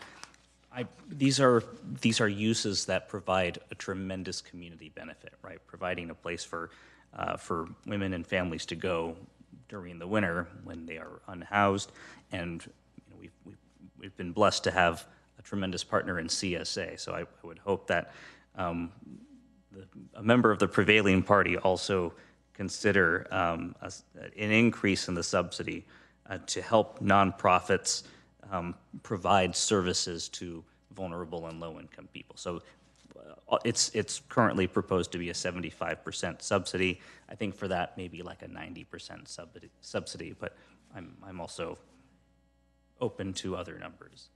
When you're giving your percentages, could you put dollars to that? Can we finish? Sorry. Thanks.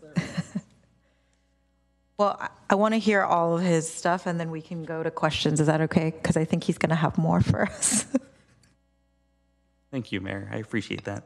And I could get back to those. The attachment 1, the resolution, has the fee schedule, and all of the full cost recovery number is in there. So that's the document I'm referencing.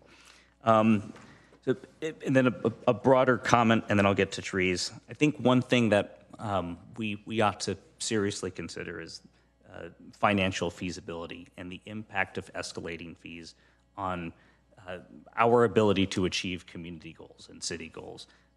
Many of these fees are quite substantial. Fee increases are quite substantial.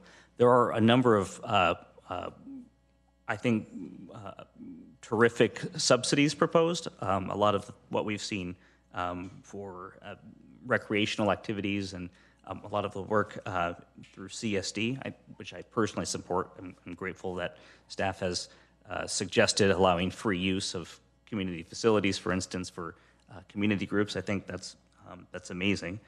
Not every city does that, so I strongly support those. But for things like development review, cost recovery is absolutely appropriate. But if we're starting to see diminished or zero activity, then a very high fee does nothing for us, right? A high fee acts as a deterrent, and as members of the community shared, in the case of trees, right? One member said, we're not going to see any revenue generation if our fees are very high. Well, so that applies also to housing construction.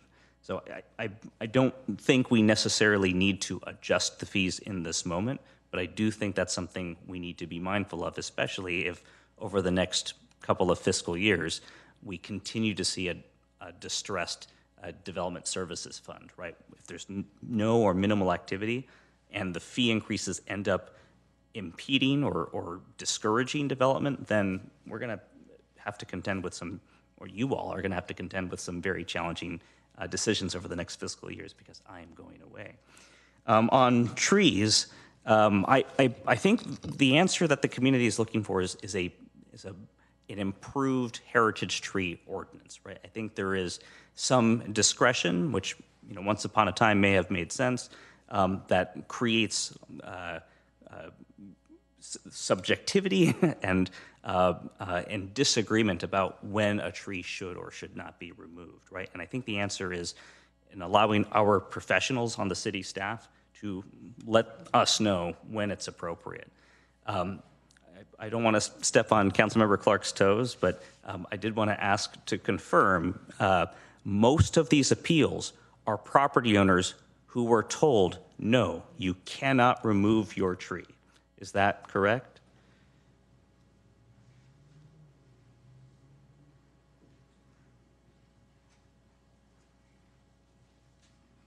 That is correct. So that's great. So thank you. So what that means is if we have a heavily subsidized fee, what you all are saying is those homeowners should have a chance to remove their heritage tree in their property, right? Because we can't distinguish between the two. So this, I think, could actually have the opposite impact for what members of our community have shared with us.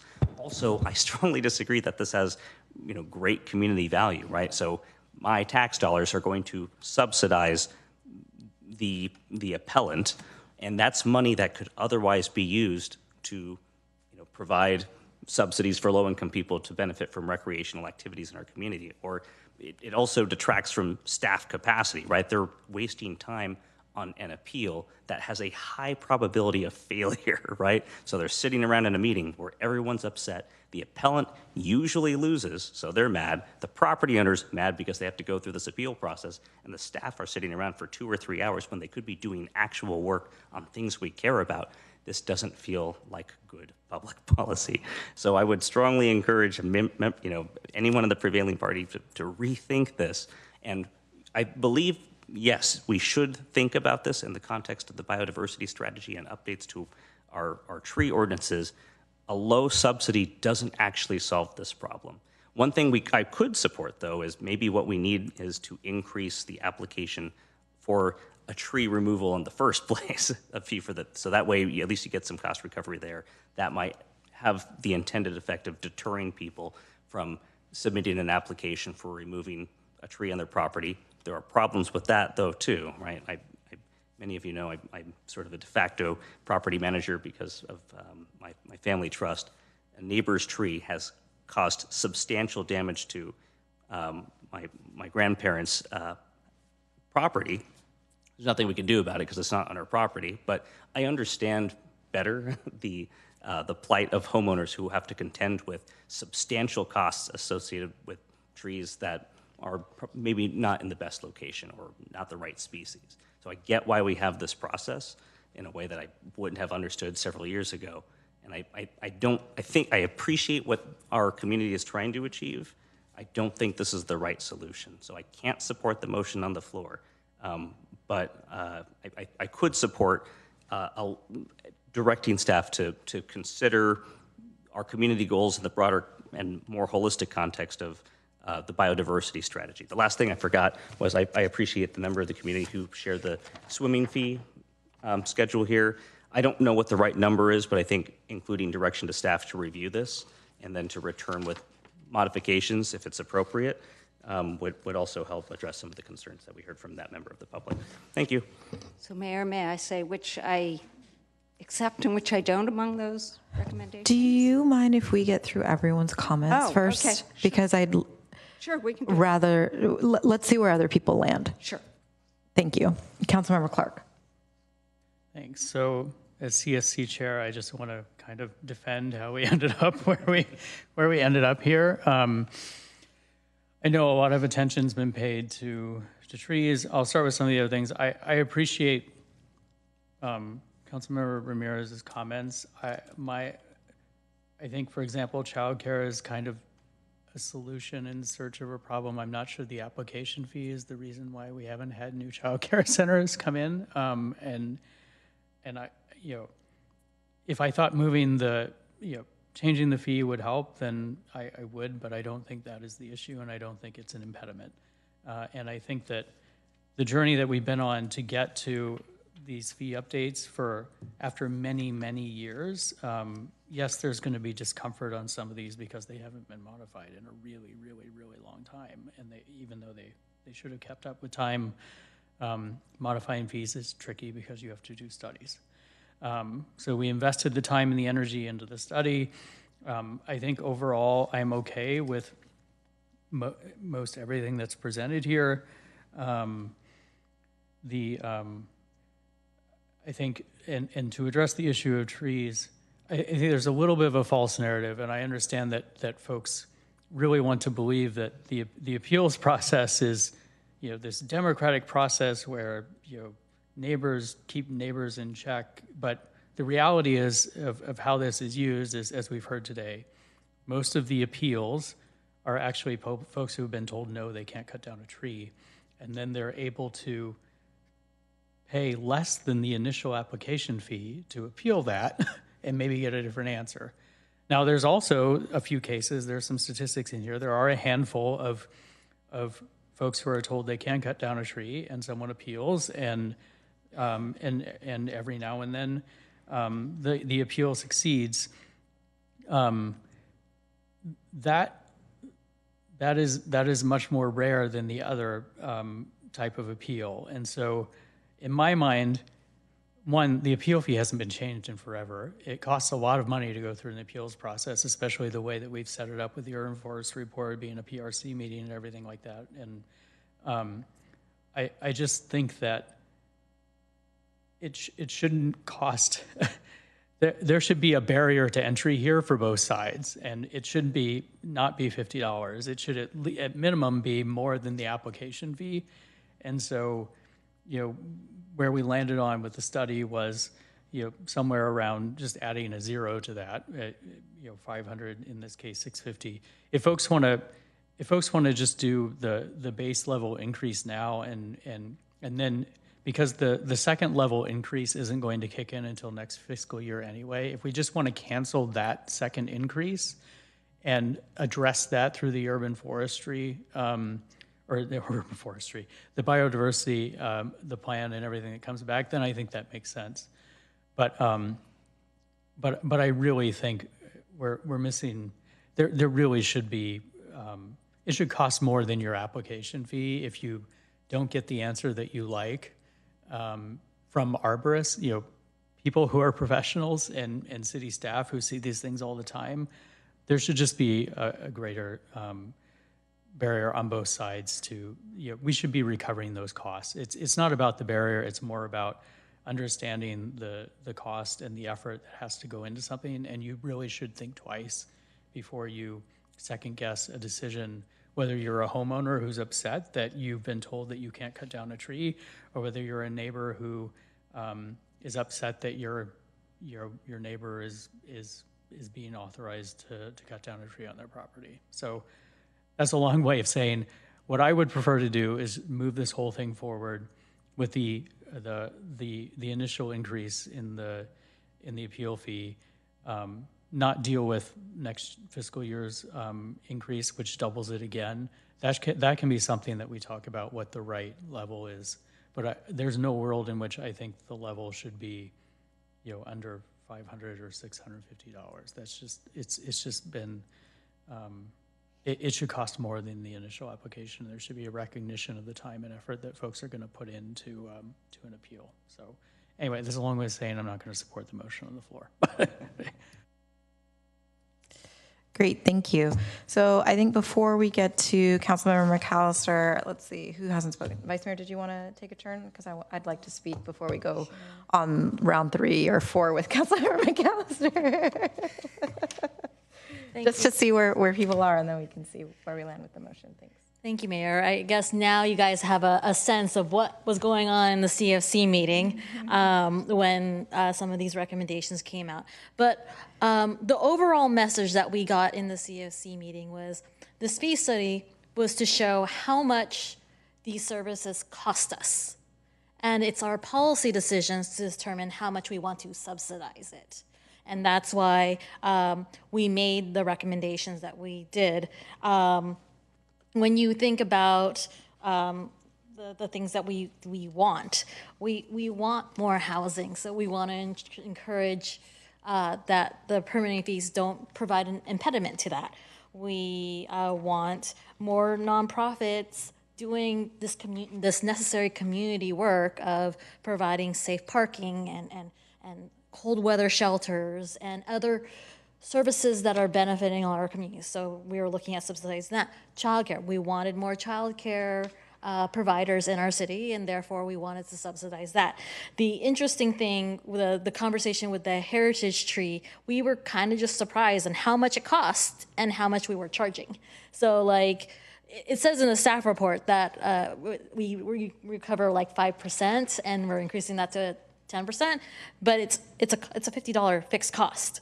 And if the cost is $6,351.46, we're actually subsidizing 99% of that. And then we are wondering, well, people might be angry that we are trying to block them from saving trees. And then we find out that it turns out most of these appeals are actually people who want to remove their trees. So we were just like, well, let's see about increasing some of that cost and bringing it in front of council for all of us to decide and debate on. So I feel like overall we landed in a decent place. I am supportive of my colleagues on the CFC in our robust discussions, just because this was the logic behind that. And my colleagues are more inclined to look really deep into some of these numbers. And I do trust that. I am okay with not having a dramatic increase with the heritage trees, but I think the bigger thing to kind of narrow home in is our policy decisions. we know how much these things cost, and now it's up to our policy decisions to determine how much we want to subsidize to it. So I'm supporting my colleagues on the CFC.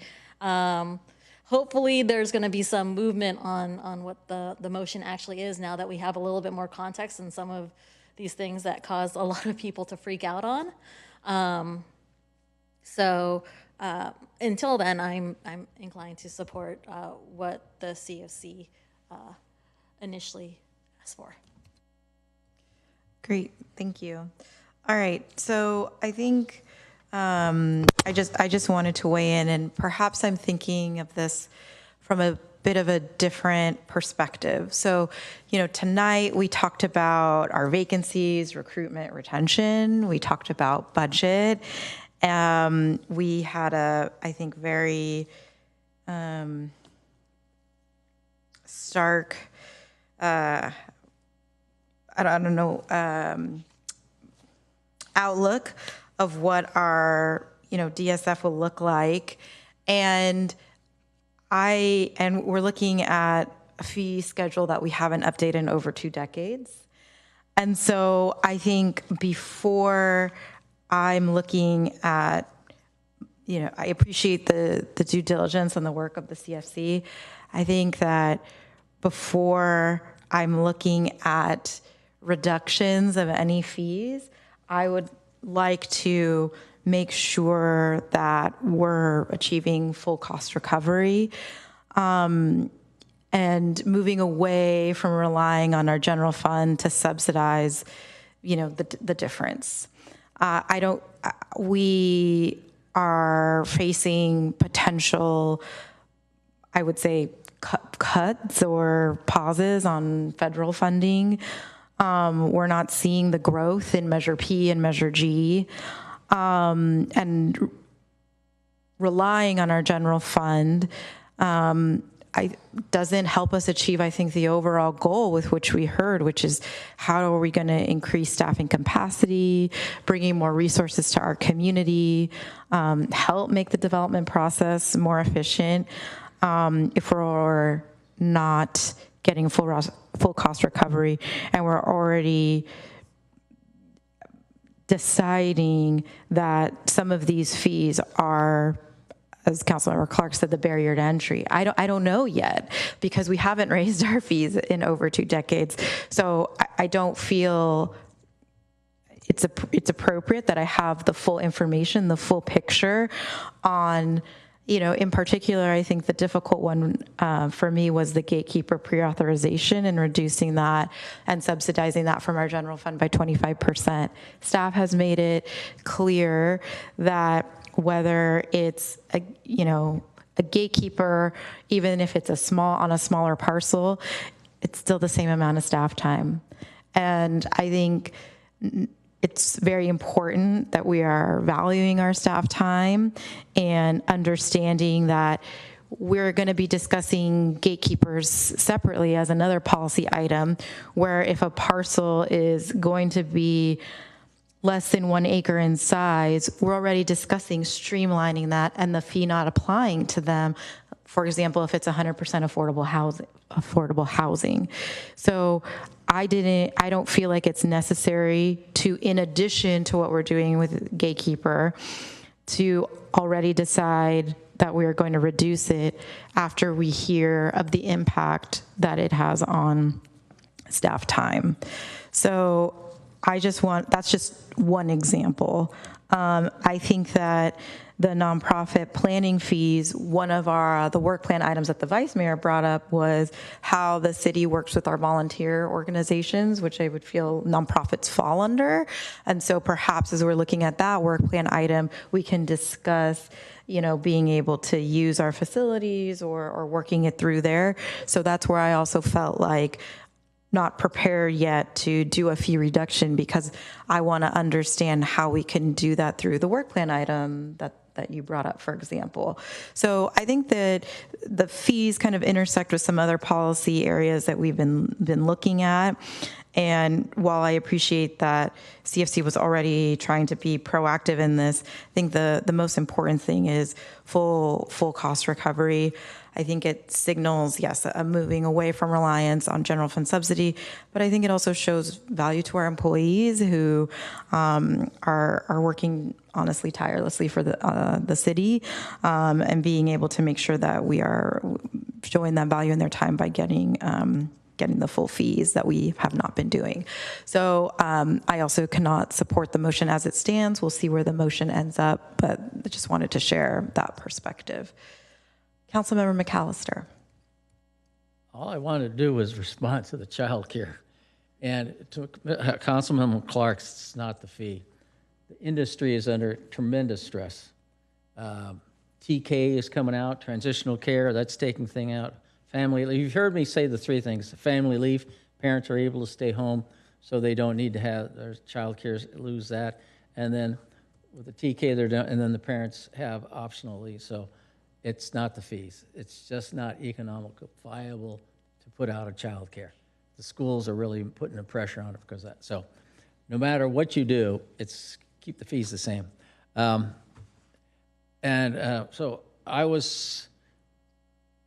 I like what the mayor was saying, so I would support. You know, I was looking at the fees for reducing at 25%, it's like $3,000. And a gatekeeper is in the millions of dollars. I mean, every gatekeeper I've seen is millions of dollars, tens of millions of dollars. So the fee is minor. So keep the fee, keep it the same, because that reduction is not a big deal. You're going from 93 for 12 to 93 and so that's only $3,000. So let's keep the fee going. Concerning the heritage tree, $500 I think is a barrier. $300. I like to see start at what Councilmember Hicks said. Let's leave it at this and take a look at it. The process to Councilmember Ramirez is the ordinance. So that's a different discussion that goes tonight. That would have to bring back and say, hey, if there's a problem, let's fix the ordinance on that. And then also including the city attorney fees, that's another policy decision that we could come and take that out of the equation to make it more realistic of what we should charge. So in that regards, I could support everything, keeping the heritage fee low, making the gatekeeper keep that without modification. So you're right, we're throwing some mixes in. So that's what I'm thinking. Councilmember Hicks, where is the motion now, I would say? So what would you like to propose now? Where I'm landing on all this is, so I do support the idea of cost recovery in general, and I do think that for our development services in general, it's not the fees that's stopping people from, gatekeepers and childcare. I doubt it's the fees that's making those projects come forward. I do have a difference with the heritage trees. I think it's a different group of people. My purpose is not to, I loved everything everybody said tonight, who's doing the appeals, it's the homeowners, et cetera, et cetera.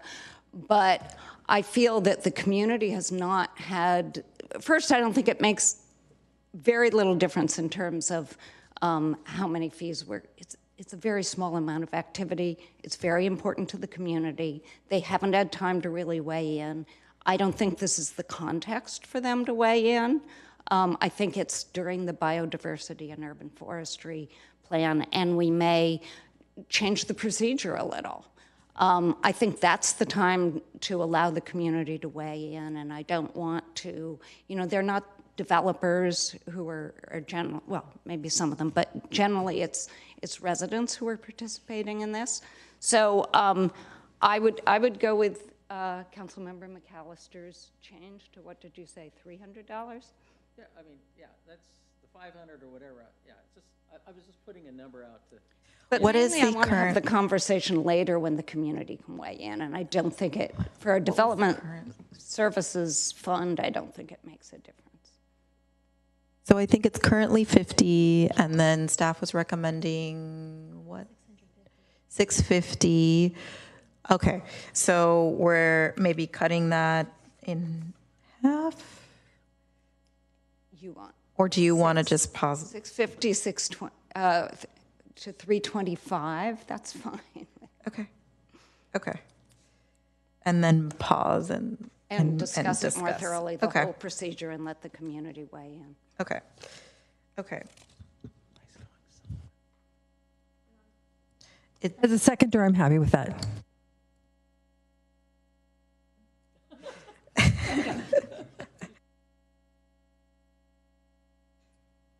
So, but that recommendation, so where would that land with like the gatekeeper, the childcare nonprofit? So those, you would go with the 75 with the 25% subsidy, or would it be? Well, I was going with the staff recommendation. Okay. I was going with no subsidy on. You were going with no subsidy at all. You're lobbying. No, on the gatekeeper one, because that's only $3,000. Is anyone else lobbying me on that one, on the gatekeeper?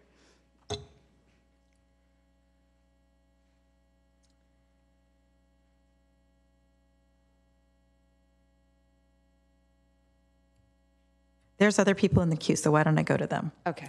Councilmember Clark. I think that's overall. I think if the modified motion is the staff recommendation, which is basically the CFC forwarded fee schedule with, I might get the number wrong. It sounded like the appeal fee starting in July until we make some other change, at some point in the future, would be $350. If $325. Okay. I was trying to get it to be more than the application fee, which it is. I was hoping to be double the application fee because I think but whatever.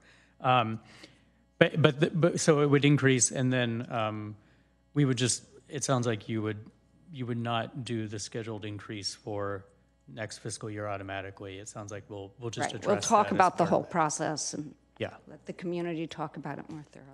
Okay, that seems like a reasonable compromise. I'm sympathetic to kind of the other things that were raised with gatekeeper and other things, but I think, staff heard our feedback at the CFC meeting. I think they made the best adjustments that they can, and I think, as the mayor said, I think the focus now really should be cost recovery, and I think a lot of these application fees really aren't the barriers to entry, and we really should move forward with getting something closer to cost recovery. Just so folks are aware, even with the $325 appeal fee, that's like well over a 90% subsidy, but it's fine. But we'll talk about it later. Okay, thank you, Councilmember Ramirez. Thank you. Can't wait to hear how you're down with the compromise. Yes. So if as I understand it, it's the staff recommendation with the adjustment to the appeal fee. Instead of $650, it'd be $325 for now. For now, no later raise, because we're going to talk about it during the biodiversity and urban forestry discussion. Thank you. So I will reluctantly support that. I still feel very strongly about that. I don't personally feel a great deal of empathy for. I appreciate what you're trying to achieve.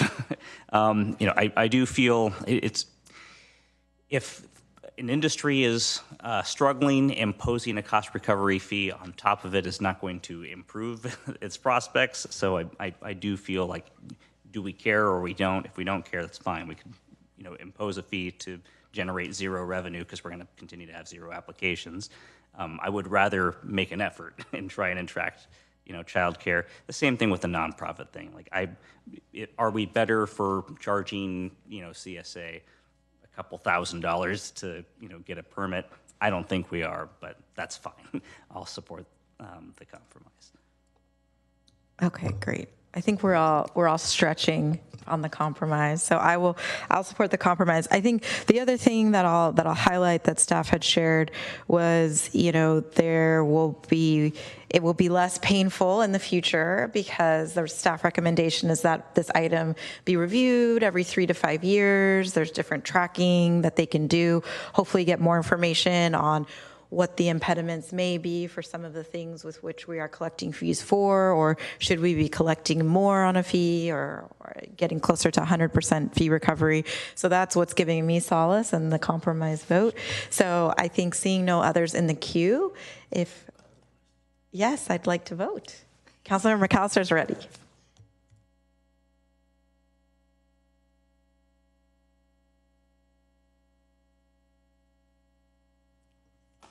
Wonderful, and that passes unanimously. Thank you very much to staff and the public for their input.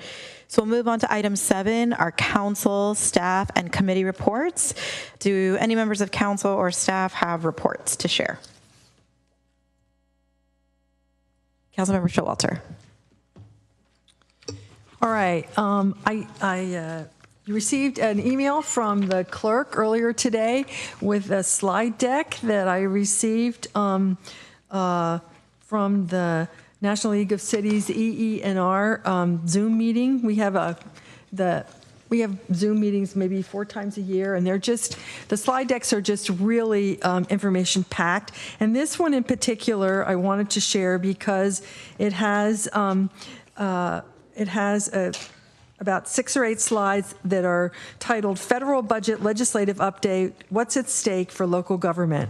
And it's really a series of fact sheets on what NLC is doing or recommending for advocacy on various subjects related to ongoing federal changes. So I think you will want to take a look at that. And the first few slides, this part of the slide deck that you really want to look at starts in like the 3rd or 4th slide. The first 2 were just EE and our schedule and stuff, which you probably don't care about. And on June 2nd, I went to a Silicon Valley Clean Energy Finance Committee meeting. And lots about the development of the budget. And thank you to Justin for coming and talking about how much money that Mountain View has saved. I really think it's SVCE and the money we save for the community is something we should really be proud of. But the happy news I wanted to share with you is that, we have had a goal of providing 100% clean energy. That's the goal. This year, we weren't quite able to do it because we weren't able to buy that much clean energy. But it looks like next year, we're going to be able to buy 106% of clean energy. And the reason that matters is because you lose 6% of the energy in the transmission. So to get everybody to actually have 100% clean energy that we're selling to everybody, you have to have more than that to start with. So it appears we will be able to do that. So I think it's nice to have a little good news. And there was a special meeting of Silicon Valley Clean Energy on May 29th about REACH codes and their importance. And it was very nice to be joined by the mayor and Chris Clark and several staff people. Danielle Lee and Christian Murdoch were also there. And I think the real message is that this is going to be very difficult moving forward because there are a number of legal constraints, and we expect that there may be more from the Trump administration. So we need to be very careful about how we move forward with this, and yet at the same time, the impact that this electrification has on our GHG reduction is just really significant because it takes care of GHG emissions from all new construction, and that's a really big deal. And it also helps to reduce GHG emissions from existing buildings, which is like a huge percentage of our GHG emissions. So just wanted to share that, and thank you. Great, thank you, Vice Mayor Ramos. Thank you, Mayor. We had a Council Neighborhoods Committee meeting, and I got to chair it, and it was my neighborhood, so that was like a doubly fun. Although and then we had 3 winners with a 3-way tie for the most questions. It was to police, to Public Works, and to Parks and Rec. So fun times, lots of questions. Most of them were happy questions. Thank you. So I wanted to share, we had a majority of our council at the Evelyn Park grand opening on the 28th of May, which was really great. It's our 46th park, which is just incredible and an amazing achievement. On May 30th, the Urban Land Institute, we presented the ULI tab, which was the finding on if middle income housing was going to be possible, and colleagues helped and joined that. I joined the ribbon cutting for the YWCA Golden Gate Silicon Valley. They're opening a North County site in Palo Alto, so people don't need to travel all the way down to San Jose, and I just wanted to share that with colleagues, that it's a beautiful resource for those in North County to not be able to, there's going to be so many different barriers. Knowing that they can go right to Palo Alto is going to be wonderful. And then we talked a lot about it, but many of us were able to join our Together in Pride event this past Saturday. And want to once again thank our city staff for organizing and leading that effort. It was, I have heard nothing but positive, radiant feedback. My neighbor ran up to me in my garage. I was like, just to say how much it meant to them, for them to feel seen. So it was really great. All right, seeing no other reports, we'll move on to item 8, which is our adjournment.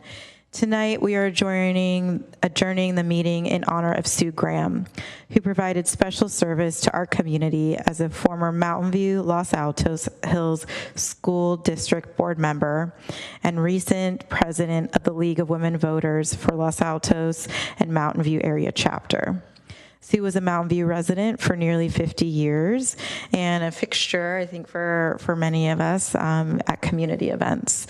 So our thoughts are with her family and loved ones, and we adjourn our meeting tonight in her honor. The next City Council meeting will be held on June 24th, 2025, and this meeting is adjourned at 11:06 p.m. Thank you. Have a good night.